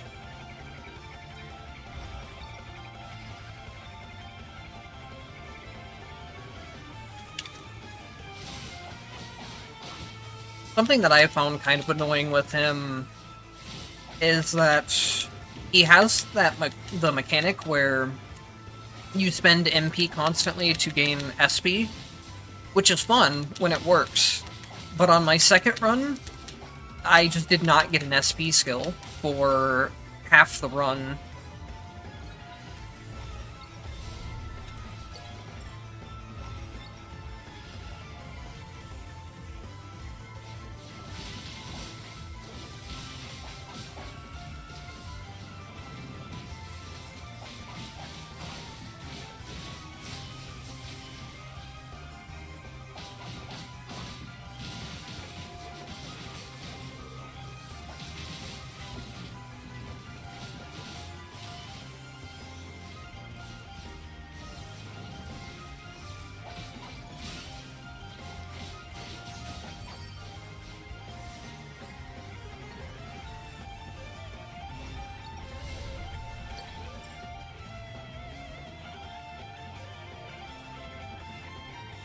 Downskill is basically like kind of the same thing, except it just does a lot of damage. It also keeps you in the invulnerable state a lot longer. Both of them seem very strong, though.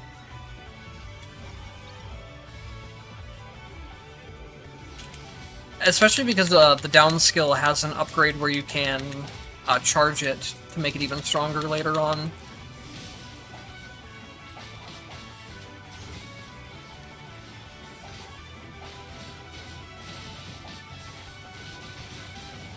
Icey is going to have some really cool combos.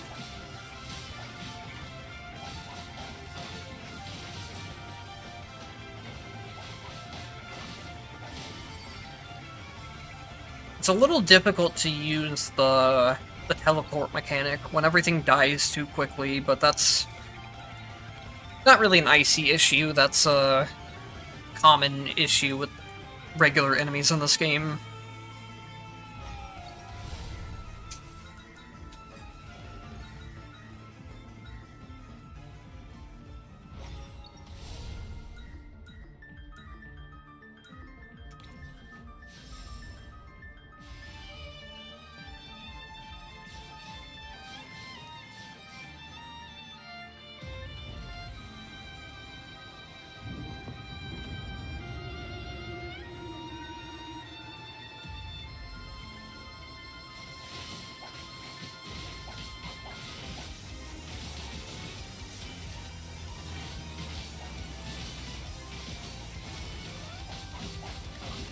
One thing I also hope they add in the future is a no tactics mode, I mean, where everything that would be a tactic space just gets replaced by another potential space.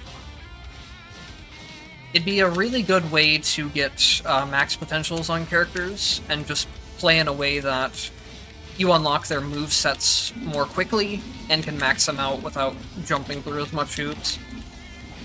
I'm honestly kind of surprised they haven't added one yet, because it seems like a large majority of the Chinese crowd plays that way anyways, where they just sell all their tactics.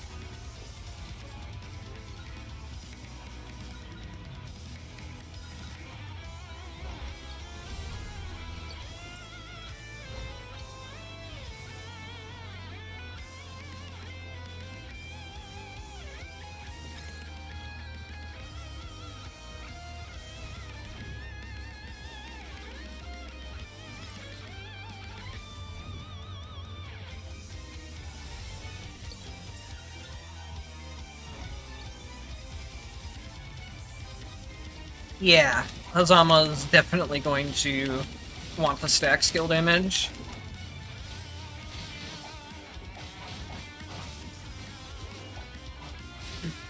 I think getting Rachel's second legacy skill is going to be really big for him, where you can just reload anytime you want for extra MP.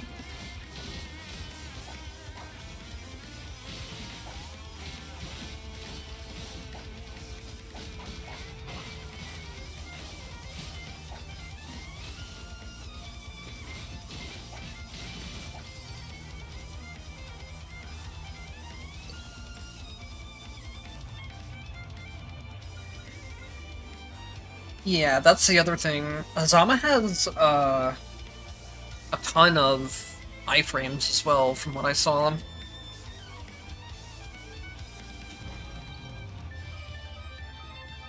I was running out quite often. At least with using his basic combo, like his basic skill. And I think there was a potential that does increase the drain amount. So it's probably one of those things where it's just gonna... we're gonna optimize ways to not run out of MP.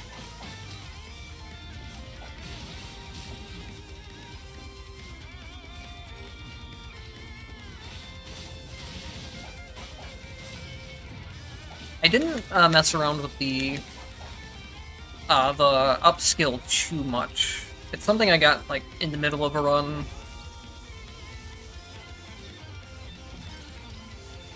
And then I ended up going with downskill instead, more heavily, most of the time.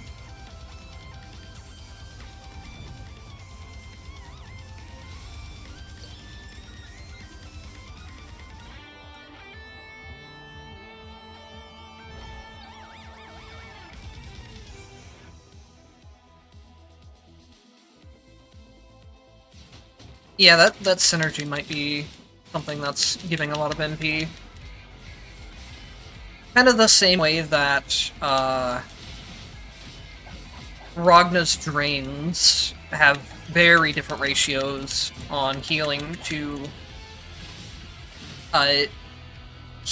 draining ratios. It might be a similar thing for Hazama, where some skills are just way more efficient than others. I also wonder if there's probably not, but if there's any way to, like, scale the healing, or I mean, scale the MP drain. So, like, how Ragna's heal actually scales off of his maximum HP.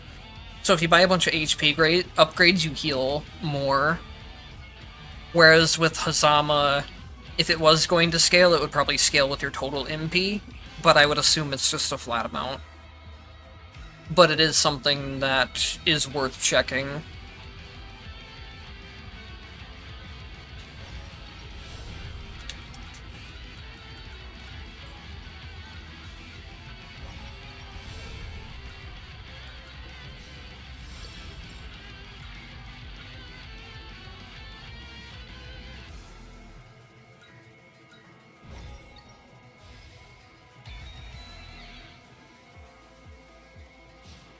Yeah, the decreased recovery time on Universal is a really fun upgrade for him. I don't remember if I had the one that allows you to gain extra MP or not. I'm definitely gonna go do a lot more runs of Hazama off stream, and I think I can get pretty good at him pretty quickly. By the time I had done the second run, I was already a lot more comfortable with him than the first one.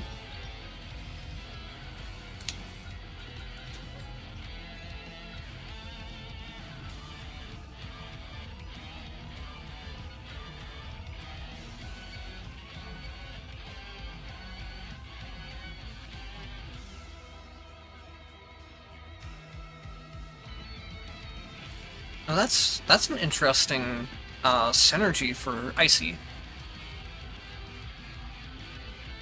If you do AoE damage with regeneration, it makes things take a second attack, I think. Enemies in the armor-broken state will have the state removed and take damage again after taking AoE damage from regeneration. Does it... Yeah, so it should be like bonus damage on top of the just flat AoE you get from the first hit.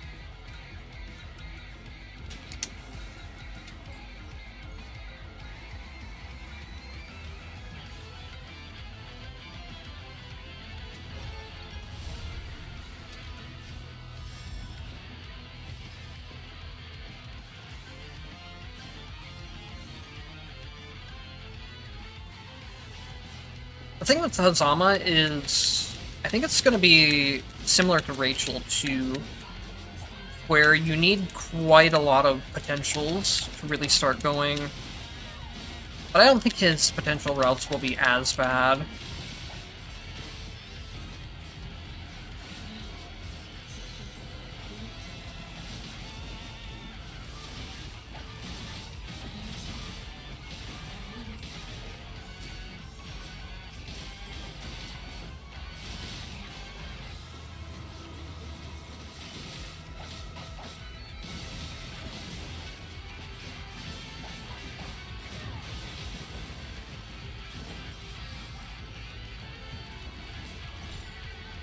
Hello, I'm doing good. I'm tired and hungry, but I'm enjoying things a lot so far. Unfortunately, the stream is getting ready to end soon, so you joined towards the end of it, but I will be finishing up this run and checking something else real quick. Oh man.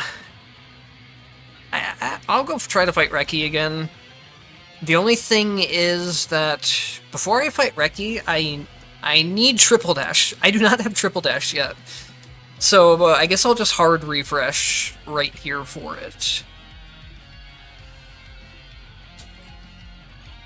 I don't even know if I've seen any of the dash upgrades this entire run. Maybe I did skip past them, but I don't remember seeing them.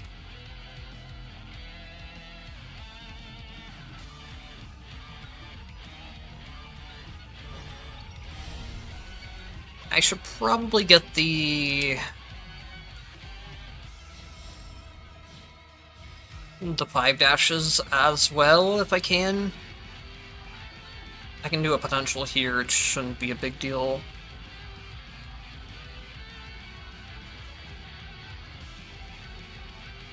Yeah, like, when I fought her the first time, I was like, okay, the first phase is, it's pretty difficult. It's a lot more aggressive than a lot of other bosses.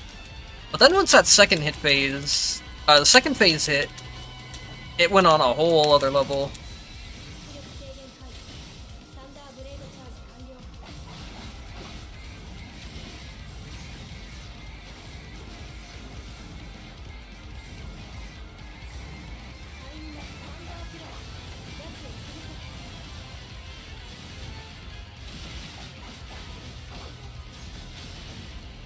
I think Reki honestly won't be as bad on characters that are more familiar with invulnerability frames, because you can really just abuse a lot of things in this game with iframes.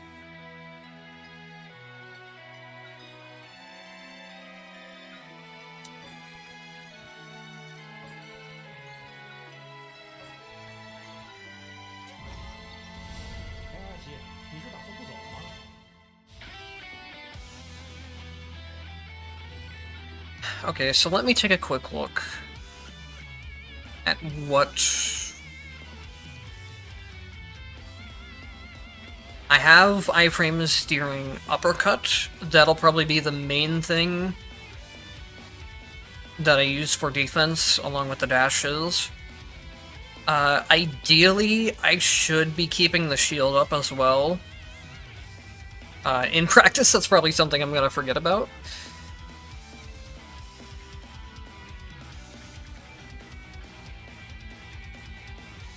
Up plus skill does have iframe.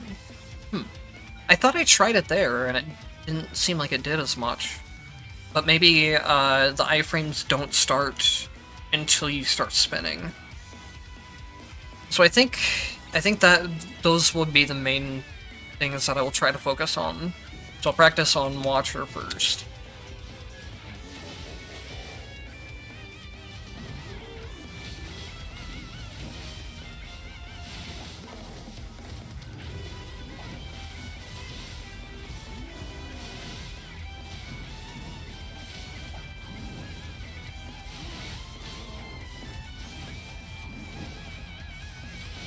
I like that you can use the up skill as like an additional jump as well. You just cancel out of it right away. or just like a movement tool in general. It's really cool. I really like her up attack.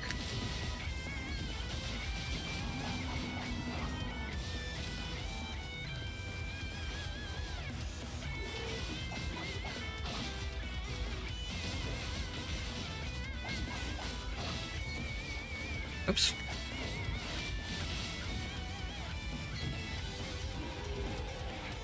Honestly, I really didn't have high expectations for this character, but she's a lot more interesting and fun to play than I thought she would be. Not to really say that I had low expectations for her, but I kind of had no expectations. I'm not really too familiar with the Icey games, and I was honestly a lot more distracted by the fact that Hazama is here.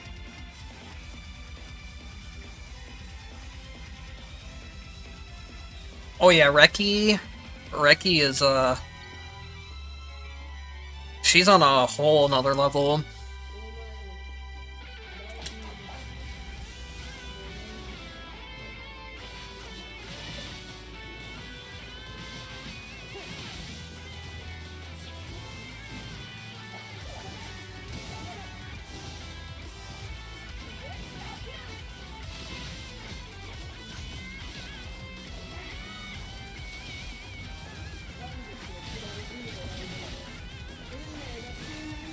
Of course, as I say that, I'm just, like, absolutely destroying her HP bar this time. I should not have spoke.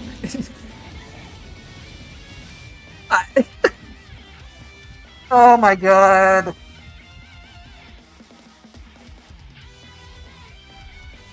The hubris got to me. That was an immediate, like, taunt to get bodied moment. The moment I started saying anything, I completely lost it.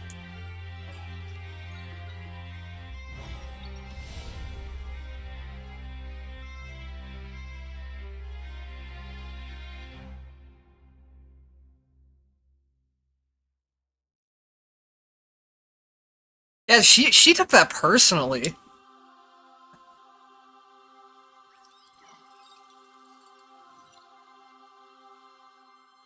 That is one thing about that boss being so aggressive, is that if you kind of lose your rhythm, even for a little bit, you can just get absolutely destroyed.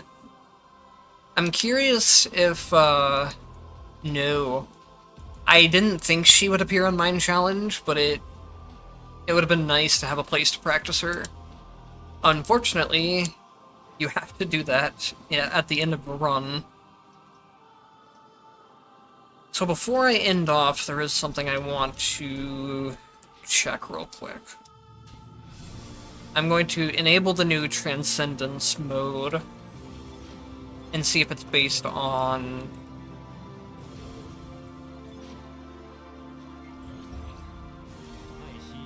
Okay, so it's not like a New Game Plus mode. It is based on a new character.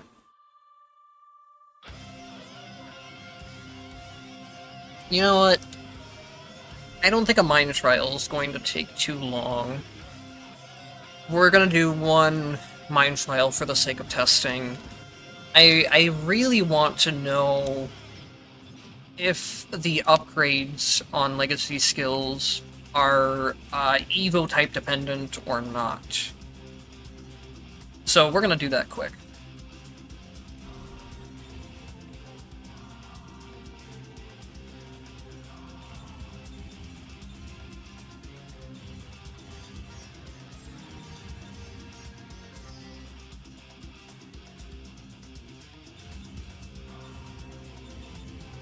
Let's go with Lambdas. Will be a pretty relaxing run. That is... so the Legacies is something I am actually testing right now. One thing I know so far is that in order to unlock them, you need to do the new Transcendence difficulty, which is in the entropy settings. You have to clear 100 entropy to unlock it, though. The other way of unlocking Legacy 2 and upgrading your legacies is to do Mind Trial modes, which is the boss rush. Now, something that I've seen that really concerns me is that characters that have not cleared this mode do not have access to the second skill. So, unlocking the skill is not something that you can just do it on one Evo type, and it's unlocked on all the new ones you make, which I really, really think they need to change this. And what's really scaring me is the fact that skill levels might not be transferred either. If they're going to gate the skill itself, then they might also be gating the skill levels, which is very, very, very bad.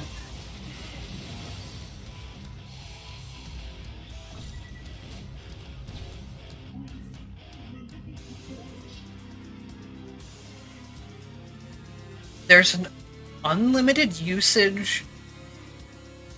Oh, I did see that potential somewhere. I assumed it was for his basic attacks, but that is a really funny point that it works for the up skill as well. That's really cool.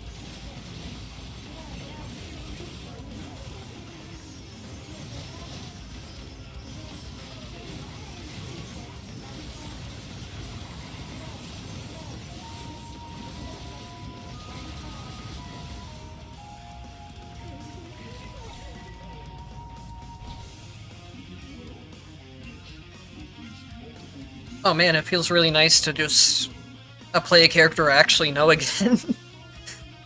Like I said, I did have a lot of fun with Hazama and Icey, but reading all their potentials, in particular with Hazama, has been a lot of information overload.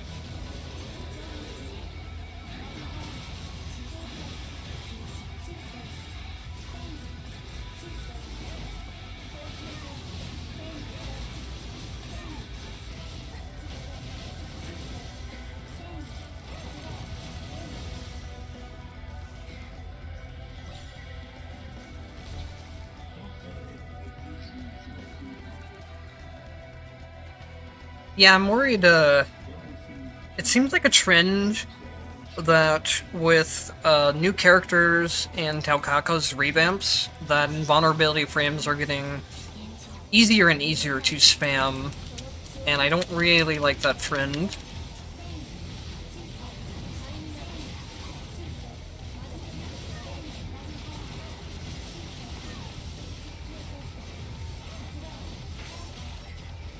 Like, there's always been some ways to get a high amount of invulnerability frames, but they're becoming a lot more common and a lot easier to do, in my opinion. Like, Rachel doesn't even have to do anything for hers. She just has to unlock the potential that lets her dash infinitely and then gain infinite dodge. At least hers is dodge frames, it's not invulnerability frames, but it's still pretty bad. And now Hazama, it seems like he's going to have pretty good access to iframes as well.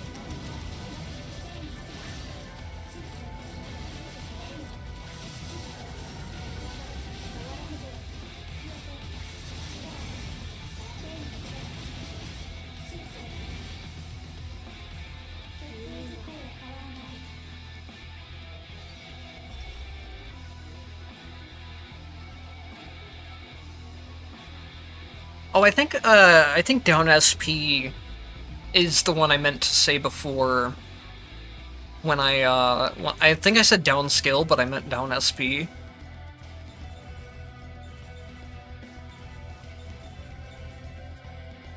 I'd have to look at his, should be here. Yeah, down skill. That one is insane. And his up skill's pretty good too, so you can just kind of alternate between the two.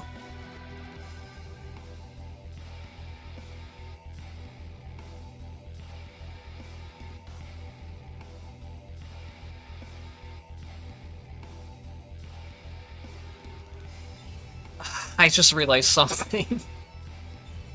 I have to go and do another mind trial.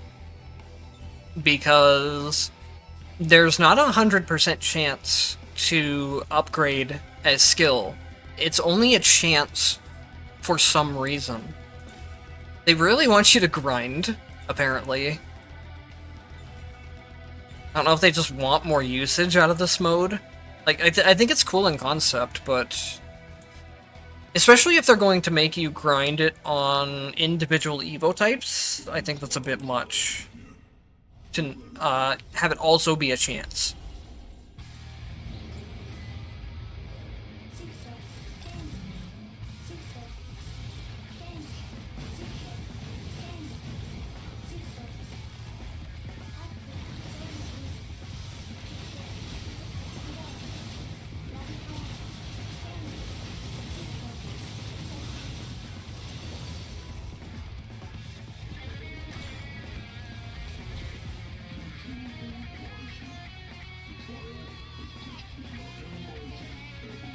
Hey, you know what? If you wanna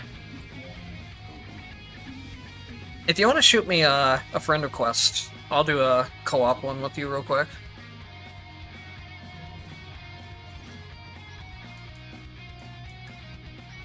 I'm honestly really not a fan of multiplayer in this game.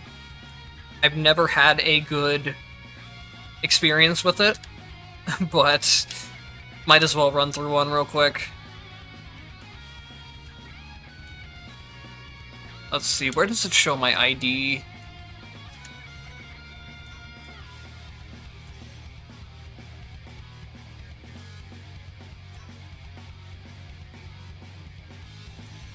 I forgot where you check your ID in this. It says unknown. I went online, didn't I? Yes. Hold up. Oh, I thought you wanted to hop in co-op. Either way, I don't mind doing a co-op run or two. Okay, there's my ID.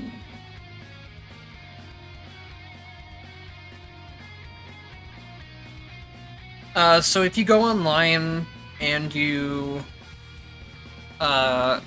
You look up at the top of the screen where it says player ID. If you give me that, I can add you.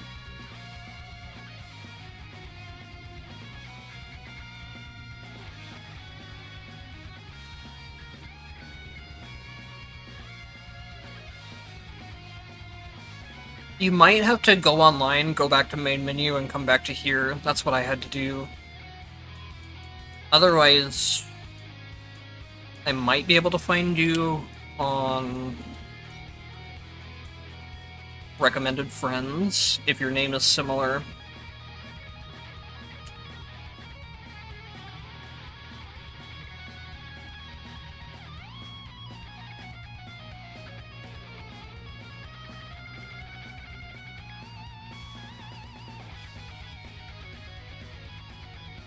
Oh, if it'll even load the recommended friends.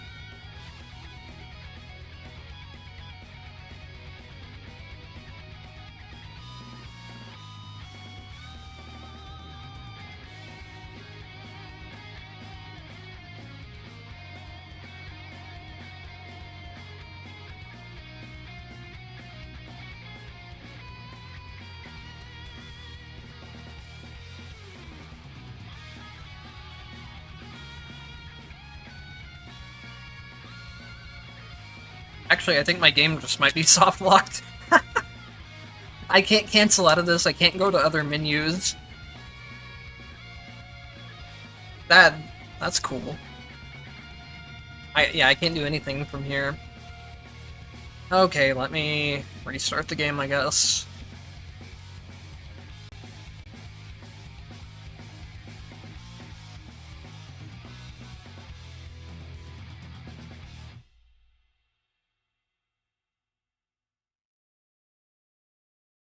Okay, if it popped up as Fury, it was probably me. I'll check it in a second.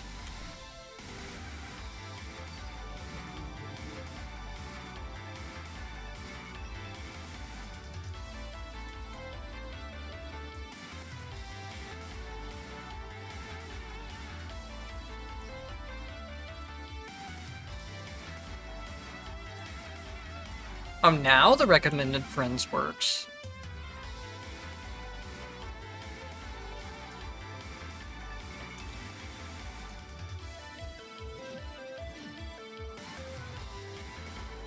Alright, I'll invite you in a second.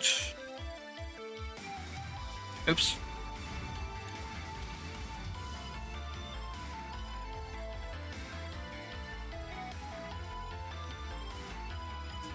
I'm interested to see your Hazama, because I didn't really get one set up with a very cohesive potential set yet. Of course, I only did 2 runs with him, and the first run, I had no idea what was going on. The problem is, unless we're both very close in region, there's going to be a lot of delay for one of us. And even then, even with people in the same region, I've always had some kind of delay when I've tried playing online in this game. I've just never had a good experience with it.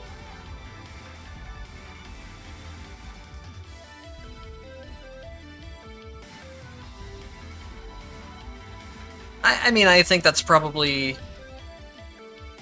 In general, he does have... It looks like there's a little bit of a route you can go towards attacks, but mostly it's based around his skill stuff. Oh god, yep. I can feel the input delay. It's not bad, but any input delay in an action game is immediately noticeable. And there's a lot of slowdown as well. They really need to do something about online. I know they at least added local area network, which is what a lot of people have been asking for. So hopefully in the future, like, peer-to-peer is also something that gets added.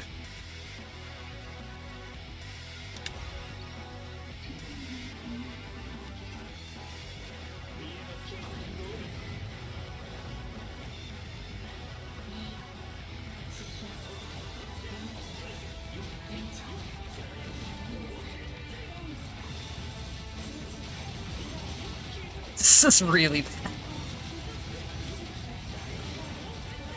And the weird thing is, like, it said my ping at lobby was 33 ms, but there's no way that this is 30 ms.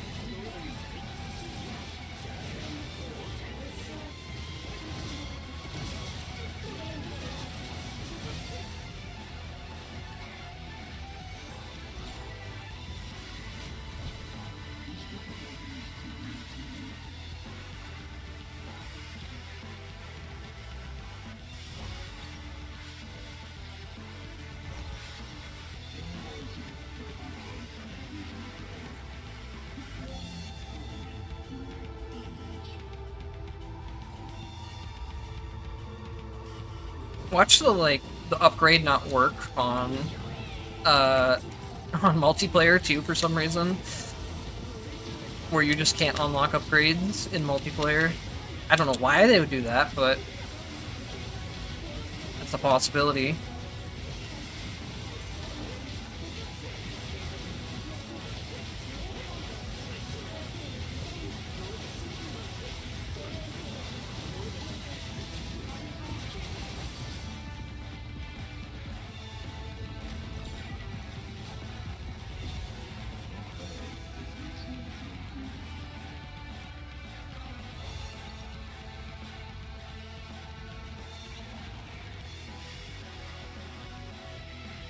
Oh yeah, multiplayer in this game is, something.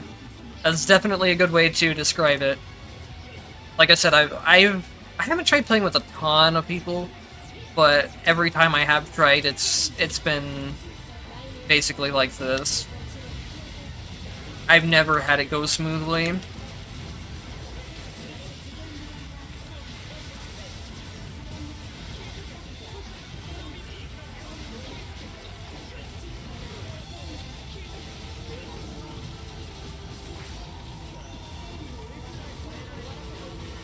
The amount of HP that bosses have in multiplayer is also completely ridiculous. We're already at 400,000 HP, and we're only on just hard, non-firebite.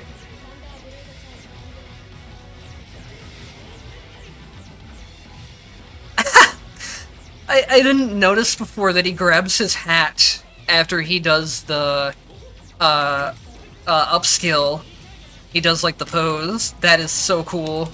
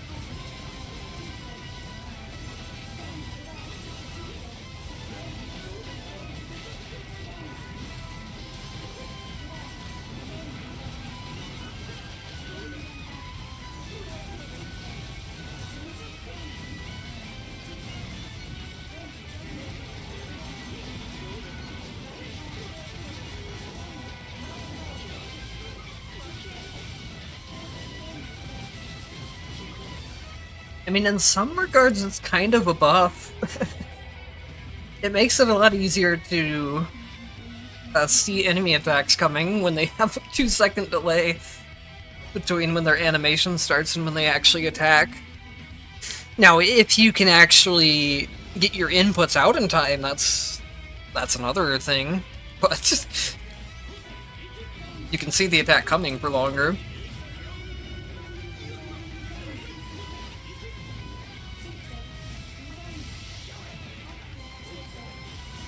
I wonder, Also, I just thought about something.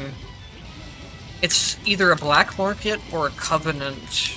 I'm pretty sure it's a covenant that gives you more SP total, which might be a really fun thing to use on Hazama.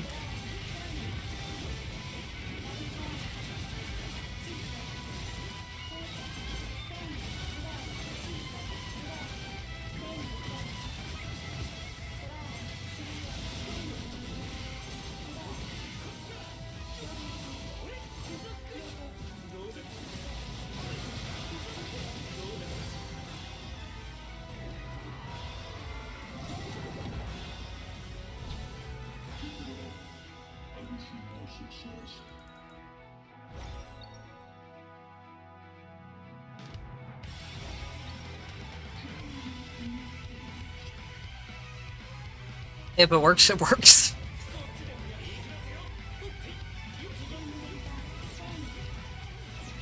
Yeah, go up and hit non. I wanted to try doing that earlier, but I didn't really have I didn't have any aerial enabled moves that I could stall up there with.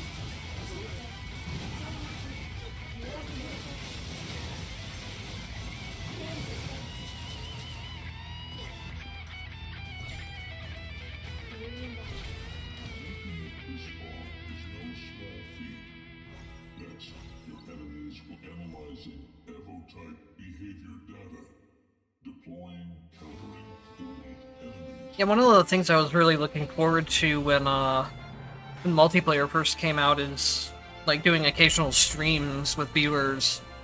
But then every time I try to play every time I try to actually play multiplayer, I'm just reminded of why I don't play it. Hopefully they do something about it in the future, because it would be fun to do just occasional streams where I play with viewers.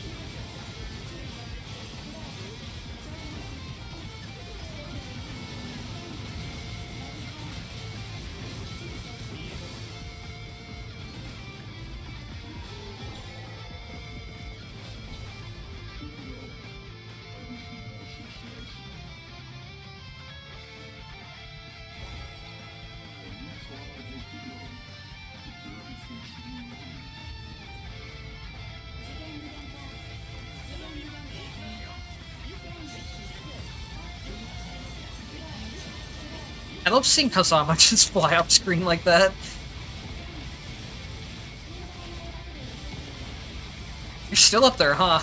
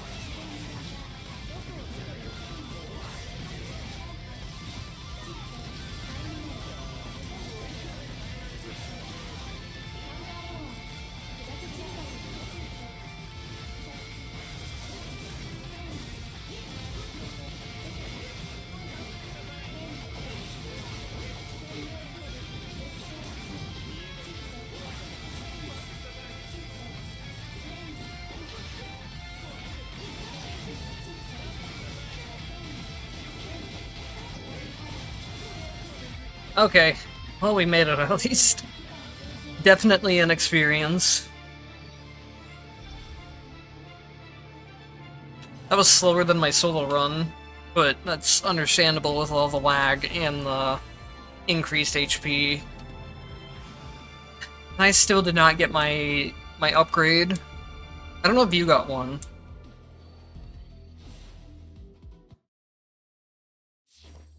Did you get a legacy skill upgrade from that?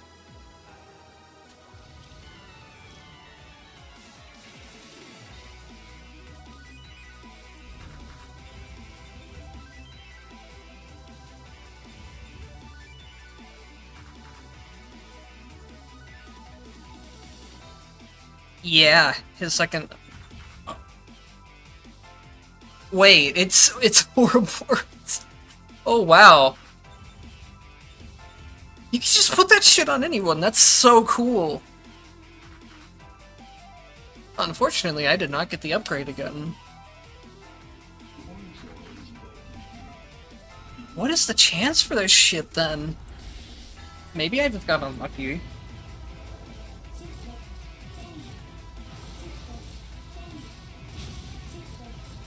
Alright, this time we're going no fucks given. I am just going to blow up this mine trial. I'm so tired of grinding this right now. I need to eat, but I need to know this information first.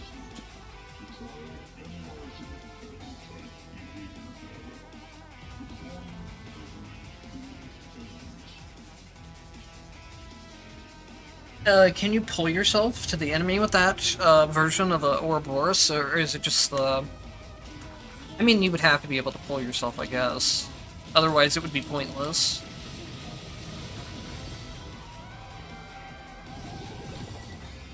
I got an achievement from that? I'm really surprised I didn't have it already. Huh.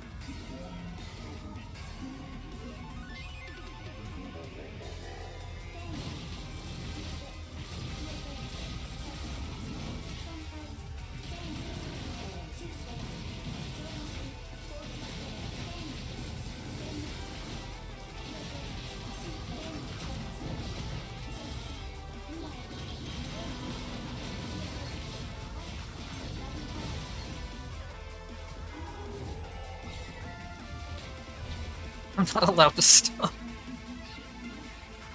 That's my life now, is streaming 24 hours a day.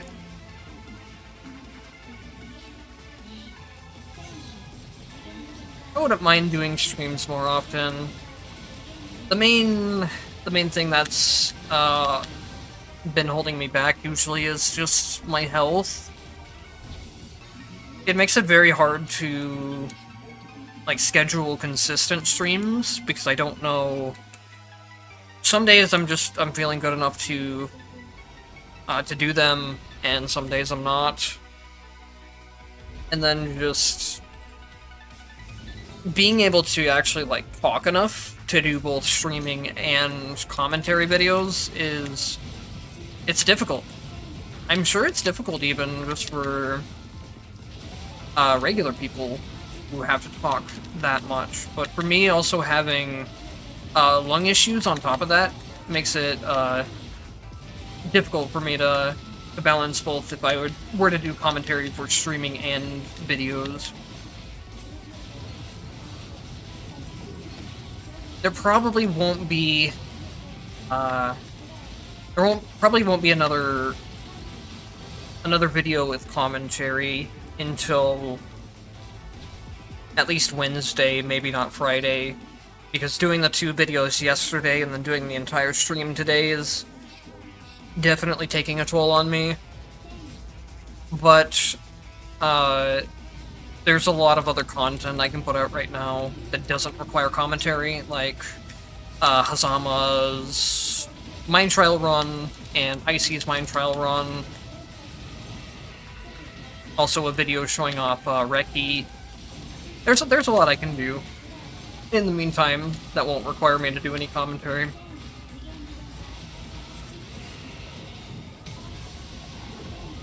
I know I could also potentially do I could do streams without commentary as well, but I don't really have as much interest in doing that.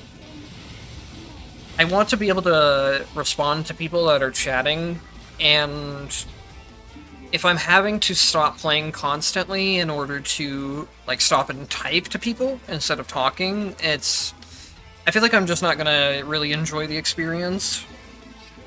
It's gonna be too much of a distraction at that point, instead of just something I can do along with playing.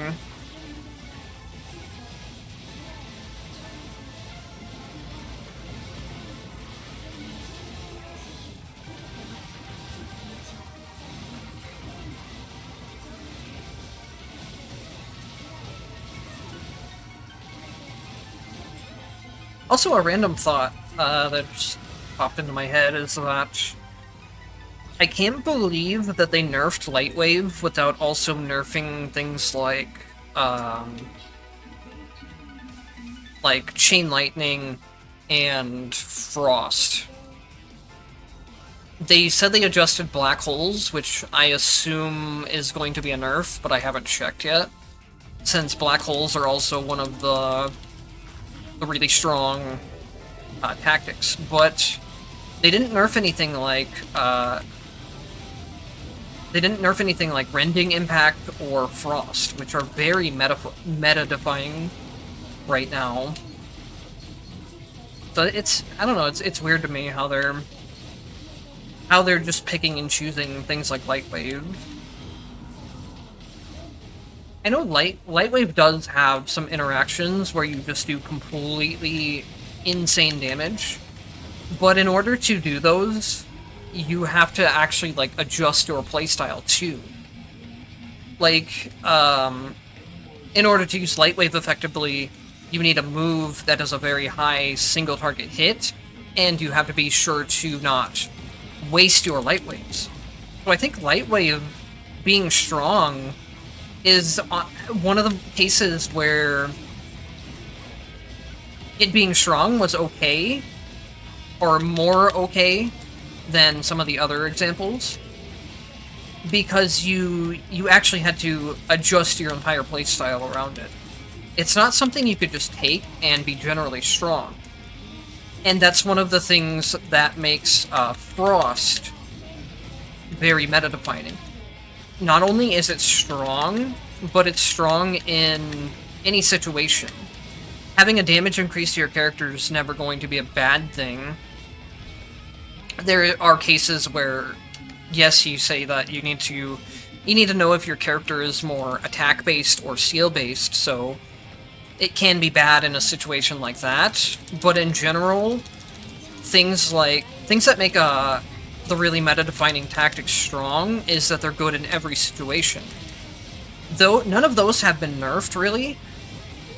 But Lightwave, which was strong, but it was very situational based thing, is what they decide to nerf instead. It's weird to me. Black Hole 2 is... Black Hole fits in that category, in the first category, where it's just very, very generically strong. But I didn't feel like it was as strong as other things. And if they want to nerf Black Hole, what needs to be nerfed out of Black Hole is Black Hole Slow and Collapsing Tentacle. Those two red effects in particular are really insanely broken, especially when you combine the two together. I didn't get the upgrade again! Please, game! Anyways, I don't actually know what was nerfed of Black Hole. I assume... I shouldn't even, like, assume. But, anyways, it's just... That's how I feel about them changing the tactics in the way that they have so far.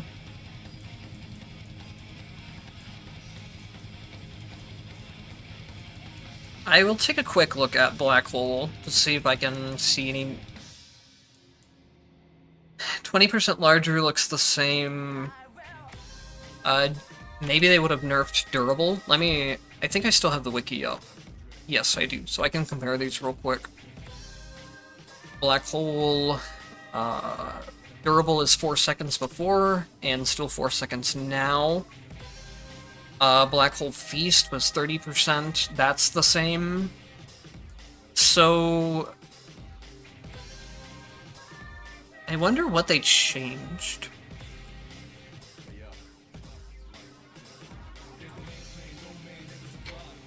This cooldown time was not on the description before. There was always a cooldown. I think this is much longer than the cooldown was before, though.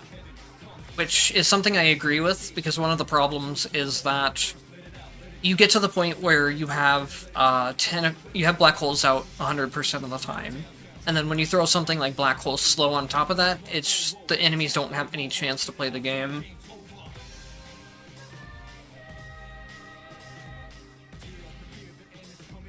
I do know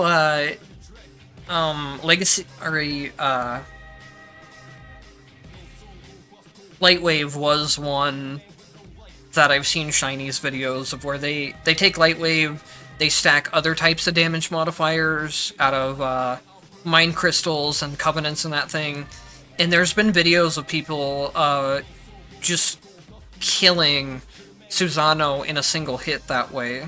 So I can see how that would have had influence, but those examples are extreme examples of Lightwave with a lot of damage modifiers, and like I said, it is something that you have to adjust your entire playstyle around. So I don't think it's as bad of an offender as things like Frost. Durable Black Hole being 4 seconds is the same, which is one thing I would have expected them to nerf. So the nerf to Black Hole, it's not a damage nerf, it's not a duration nerf. It seems to be the main thing is nerfing Collapsing Tentacle. And then I never used Black Hole personally, but okay, so I'm almost positive that the damage wasn't there before, and reducing the duration was almost certainly not there before.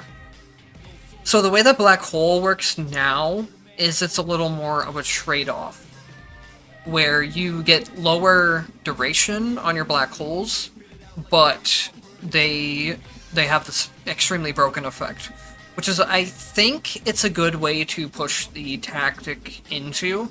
I think it's a good starting nerf for it. It's something that they might have to adjust it so the duration is reduced even further, but I do like the direction that they nerfed both of these. So that's good in my opinion. They're nerfing it in ways that make sense to me, instead of just like they're just not like killing its damage entirely, or just hard nerfing the effect to where it's not useful anymore. They're pushing it into a direction where it's harder to keep up the uptime rather than nerfing the effectiveness, which I think is good.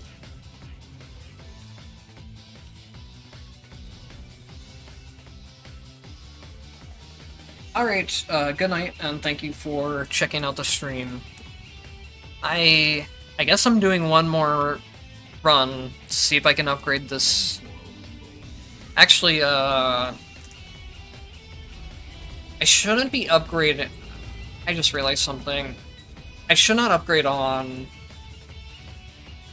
I shouldn't upgrade on Lambda, because there's no way to gauge if the skill is leveled or not, because her description just says the duration is increased.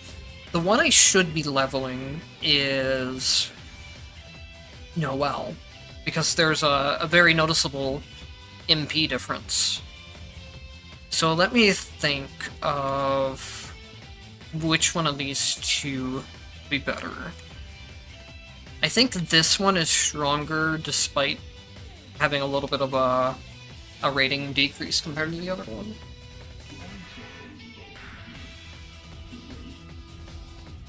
Yep, we're on the last one, Cope, now. we're gonna be here for days.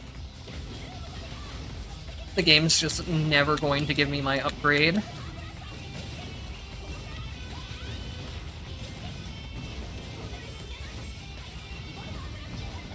There's also a chance that I actually fail the run, too.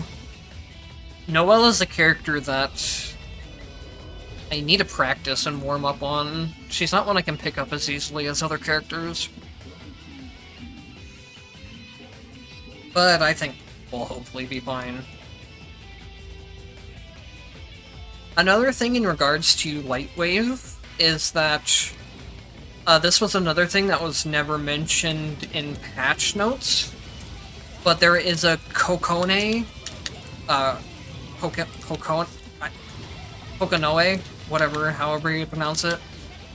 There was a Kokanoe specific interaction that got nerfed with Lightwave. And that interaction did not get nerfed on Noelle, even though it works exactly the same way. That kind of thing kind of bothers me. But in all honesty, the Kokanoe interaction one was really broken. It allowed me to one-shot almost every single mine trial boss, except for the last two and maybe some of the other ones that had high HP.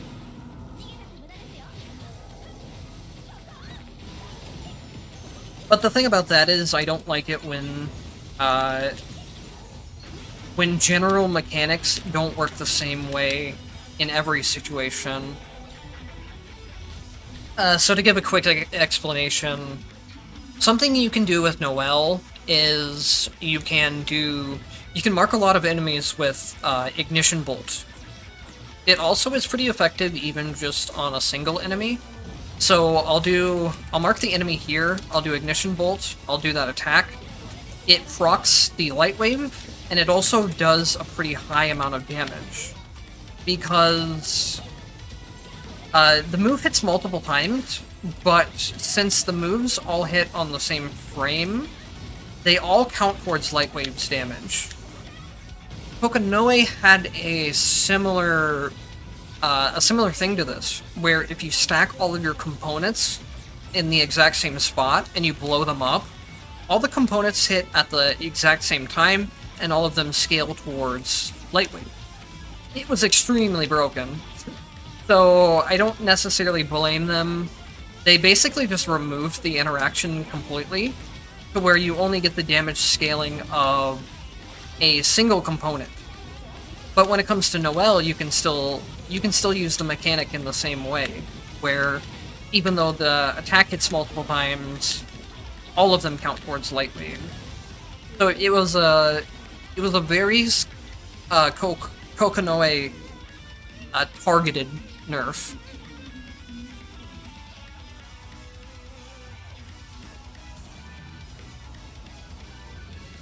Yeah, my problem with it is less so that she got nerfed in particular.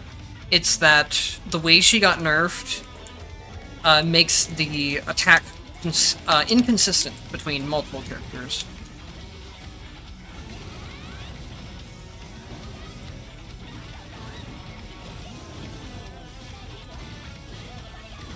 Honestly, overall, in the grand scheme of things, it's a pretty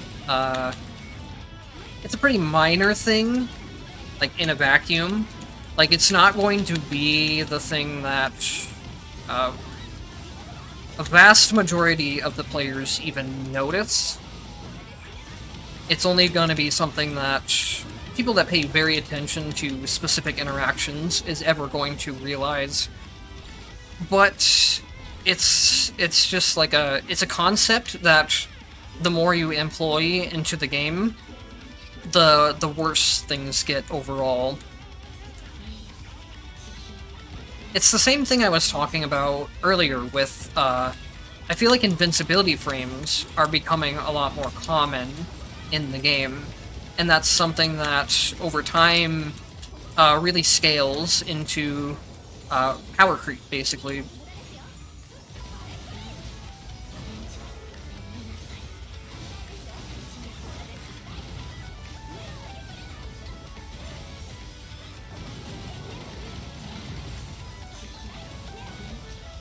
It's the same way with, like, we'll have to take a lot more time to see how Hazama's power levels are, but with Rachel, originally coming out, it really worried me.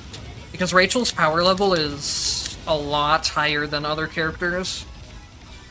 There's kind of a meme that she has DLC privilege because of that reason.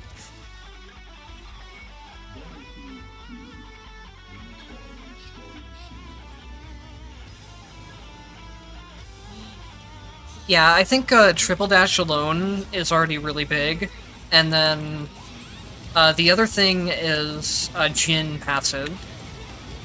Jin passive and Triple Dash combined will get you through most things that the game can throw at you. Reki is actually, like... Reki is looking to be one of the first major threats that can bypass some of that stuff. Because with Reki, her attack delays are very low, in the fact that one move will end and another one will get thrown at you very quickly. You don't get a lot of windows to attack. That is kind of actually something that Jin passive still can bypass, but it's working towards stuff that will be less likely to just bypass some of the dodge spamming.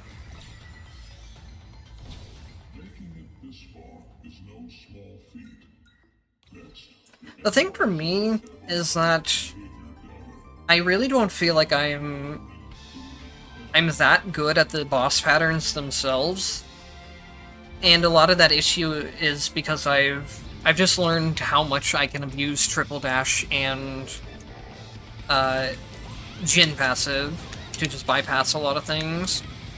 Like, I don't think I'm bad at the bosses. I think I'm pretty comfortable with their patterns. But it is something where I'm a lot worse at the game than I need to be, because I know how to abuse it in a lot of different ways. Triple Dash just being one of those things.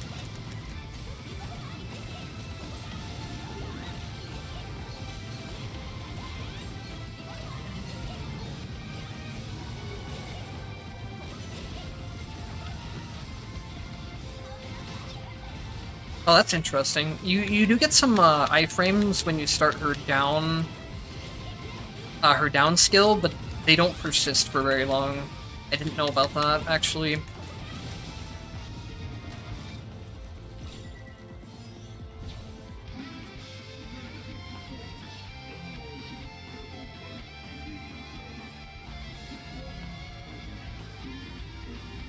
Yeah, I will definitely always admit that even, like, no matter how good my gameplay is, or how good my gameplay looks, there's always going to be a big aspect to it of I'm just really abusing a Triple Dash and Jin passive.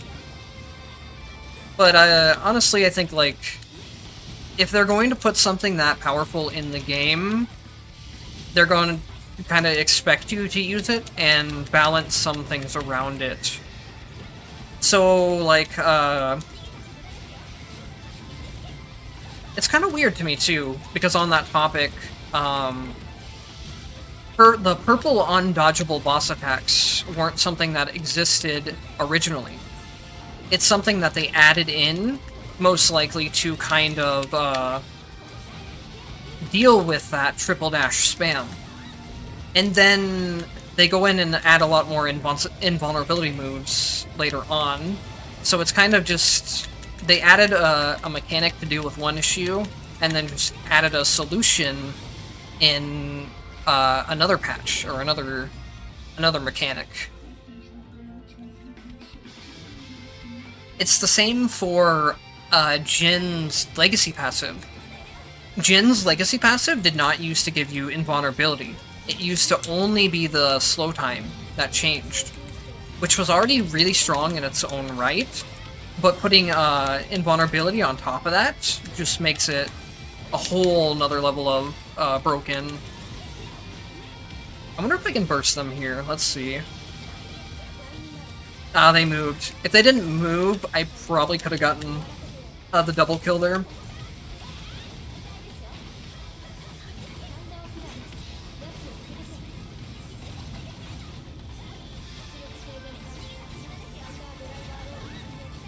Who knows though? Seeing as how they are targeting like black hole slow specifically, which is one of the other sources of you can make the game extremely easy with it. Maybe they will start targeting some more things like invulnerability frames and triple dash in the future.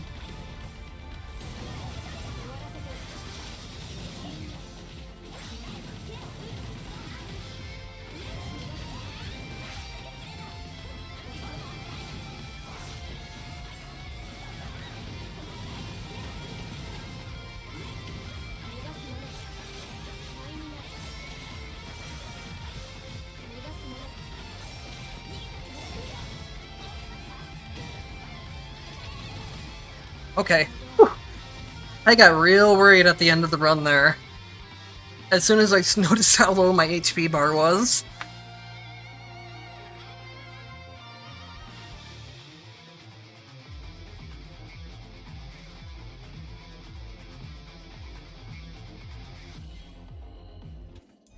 Yeah, I don't necessarily disagree with that argument either, that it being a single-player game, there's no, like, leaderboards or anything for perfect clears.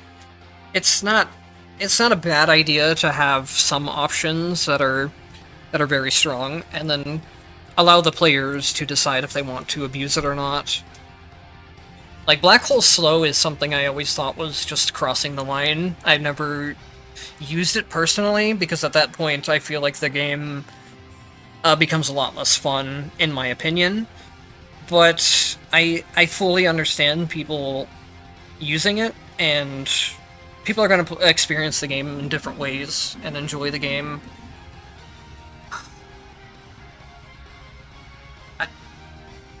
Did I seriously just go another round? Oh, getting a legacy upgrade. Surely it is possible to upgrade here. I'm gonna double check the patch notes.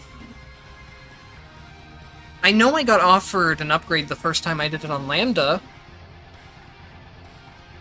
Is my luck just terrible right now? Or is the rates really this low?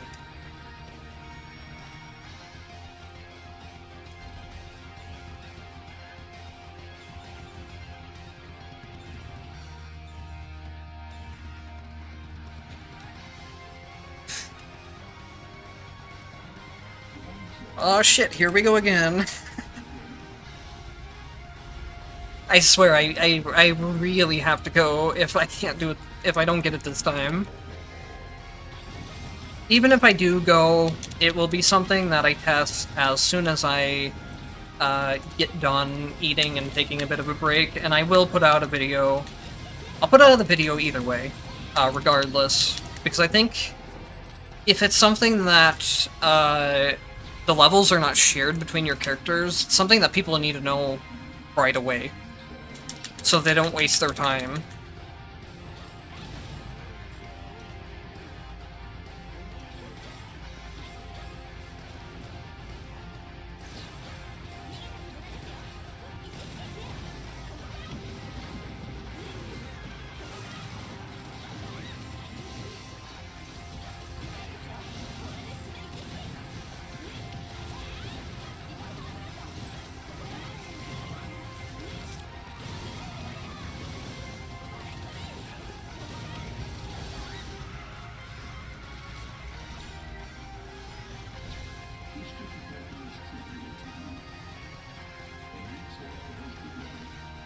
I'm kind of somewhere in the middle when it comes to if I enjoy more of a challenge or if I enjoy more of a casual experience.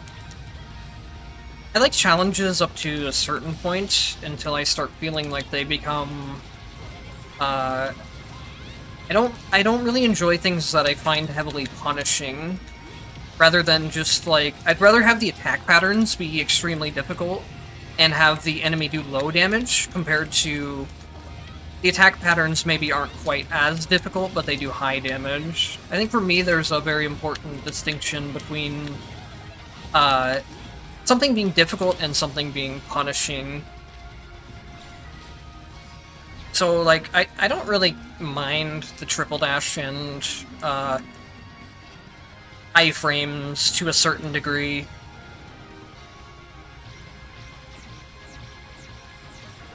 Especially since a lot of the end game content tends to gear towards things being very punishing too. The damage that the bosses start to deal at 100 entropy and stuff like 75 and up starts to get pretty bad.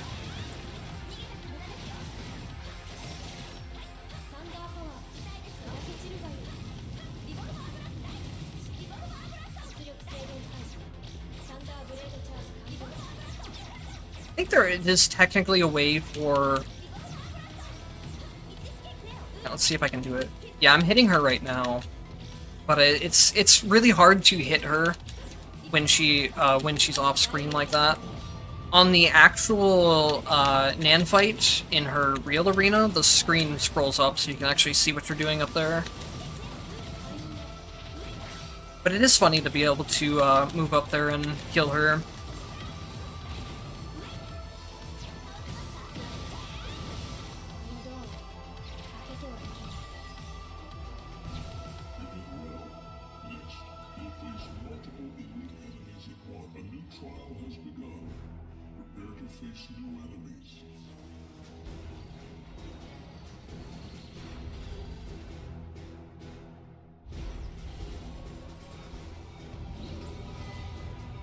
Yeah, maybe, like, making, instead of invulnerability, have it be, like, a heavy damage reduction. It's an interesting thought. The issue that, most things have in this game, when it comes to invulnerability, is that,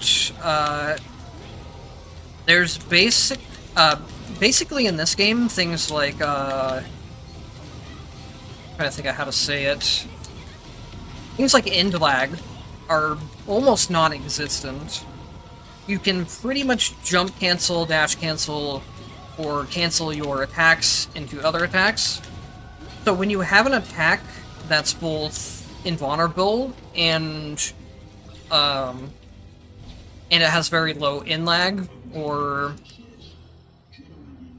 something like that, it becomes really easy to spam invulnerable moves in this game, compared to whereas with other games, you would have, like, you may have a move that is a very good defensive tool, but it would also have some kind of downtime or a downside on it. Like, if you whiff it, it's really bad, or there's still a timing to it where you can get punished afterwards. This game doesn't really tend to have that, because you just, what you end up doing is you just end up chaining your invulnerability back-to-back way too frequently. But they could also put, like, a cooldown, where if you triggered invulnerability, you can't trigger it again for, like, a brief amount of time. It could even be an entropy setting, too, instead of just being something that they force on players. It could just be, hey, this entropy setting is, your invulnerability frames have a cooldown now, and that increases based on how much you increase the entropy setting.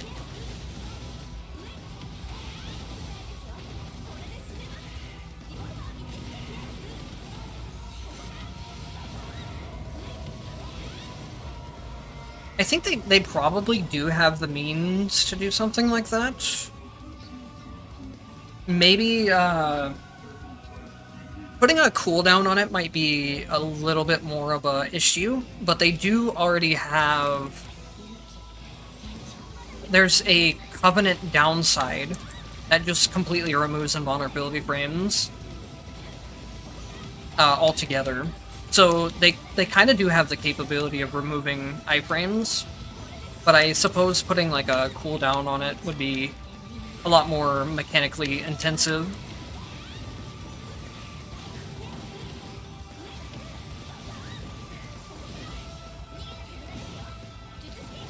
That was a very stupid time to use Sleep Nair.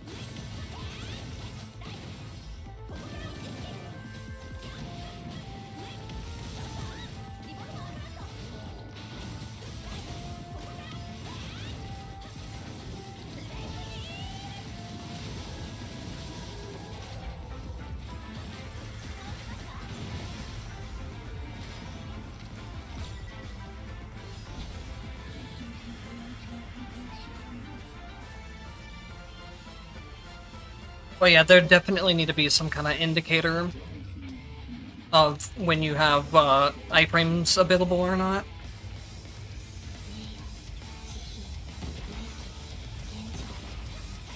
I kind of wish they would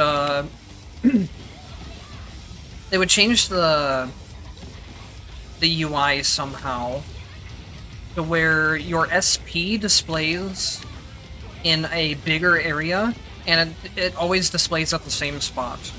So, like, put it by where your MP is. That is one of the things that,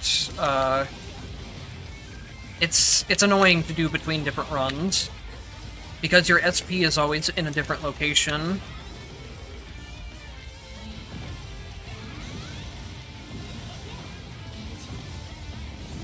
I feel like there was some other points in the game where I felt like could use indicators as well, but I can't think of any off the top of my head.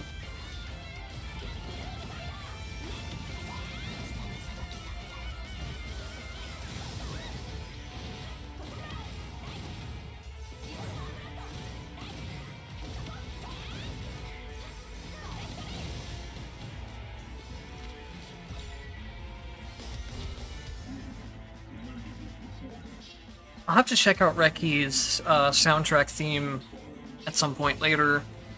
I always play with the game sound off. I always play with my own music, but that's something that I do want to check out. I should have waited to use that until she dropped. That's not the best thing. Oh well.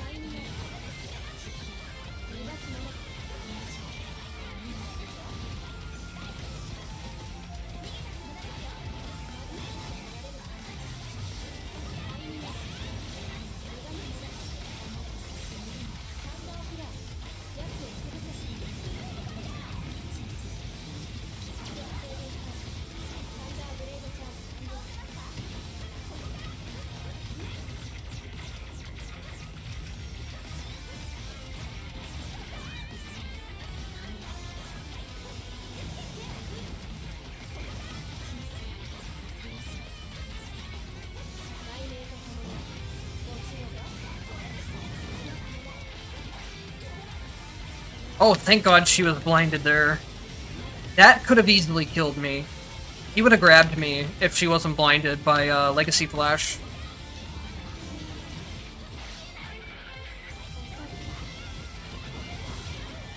Let's see, I think I can get them both here. Okay. These runs are too close. That one wasn't quite as bad, but...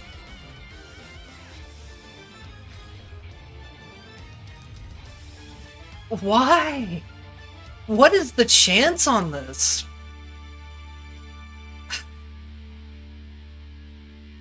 How many runs was that? Uh,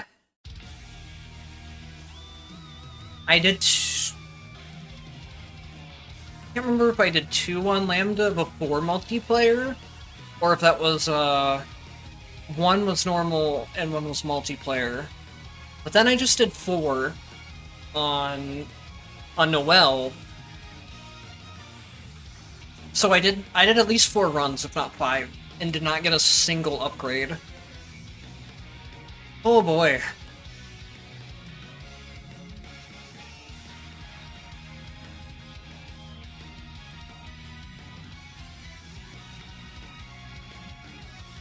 Generally, yes. Tactics with a timer do have a cooldown. If you look at the tactic itself, at least for the base tactics, I'm trying to remember if there are any like upgrades that would have a specific cooldown on them.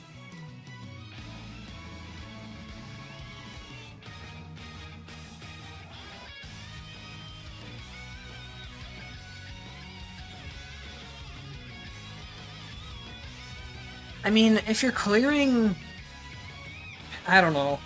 If you're clearing mine trials in 10 minutes or less, then having a low drop rate isn't as bad.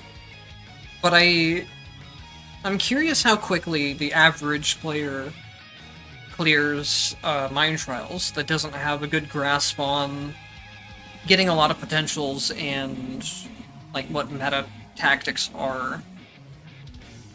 And then, still the part that is really worrying me is that the upgrades are not going to carry over. So you're either going to have to grind out multiple of the same character if you want to use different tactics, or you're just going to have to use the same tactics every time, no matter what, because grinding out an additional character would be a problem.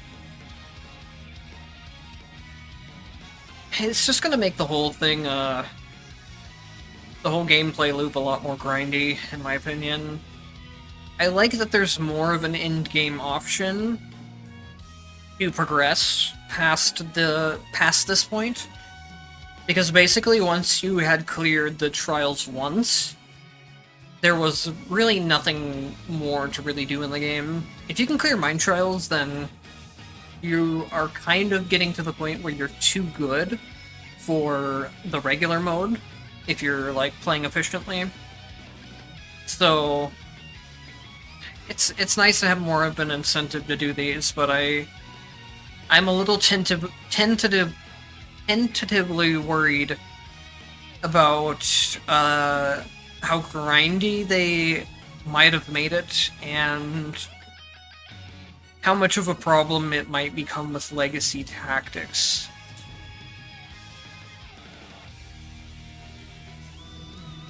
I could probably see it being something that would get changed if enough people asked, though.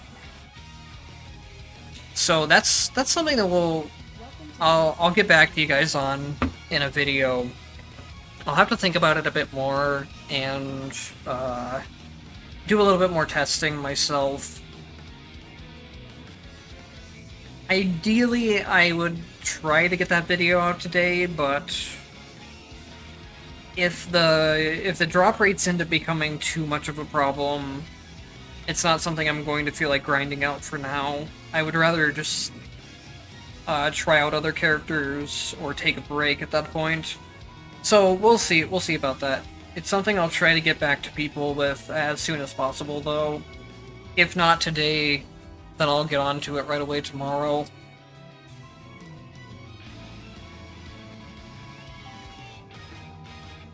I really did not expect the stream to go this long today, but I enjoyed it, so I don't have too much of a problem with that. Thank you to anyone who showed up. If you chatted or not, I appreciate people just showing up to watch. I didn't really expect more than, like, 1 or 2 people to show up, so seeing even the amount of people that showed up it makes me happy. Especially because, very similar to the... I was preparing to go live. It was maybe like 5 or 10 minutes before, and one of the moderators put a message in the Discord that v.me was doing a Twitch stream of this game, and I thought, well, at that point, who's gonna watch me instead of him? But I'm happy that people showed up, and I'm happy that I was able to chat with people during this time. I wonder if he is still streaming. Let me check that out. I might drop a link to his stream in the chat if he is.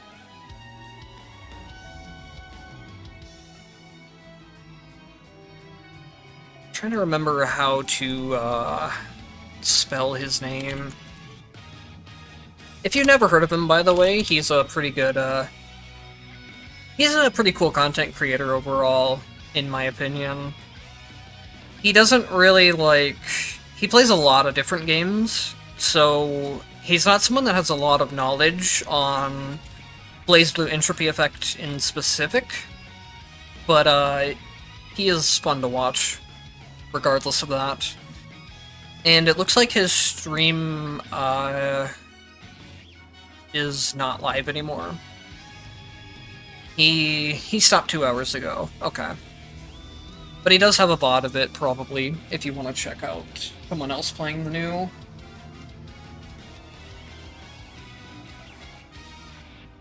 updates. Okay, so yeah, thank you guys all for coming. Maybe I'll try to do streams a little bit more frequently. I don't know, that's something that I still have to figure out.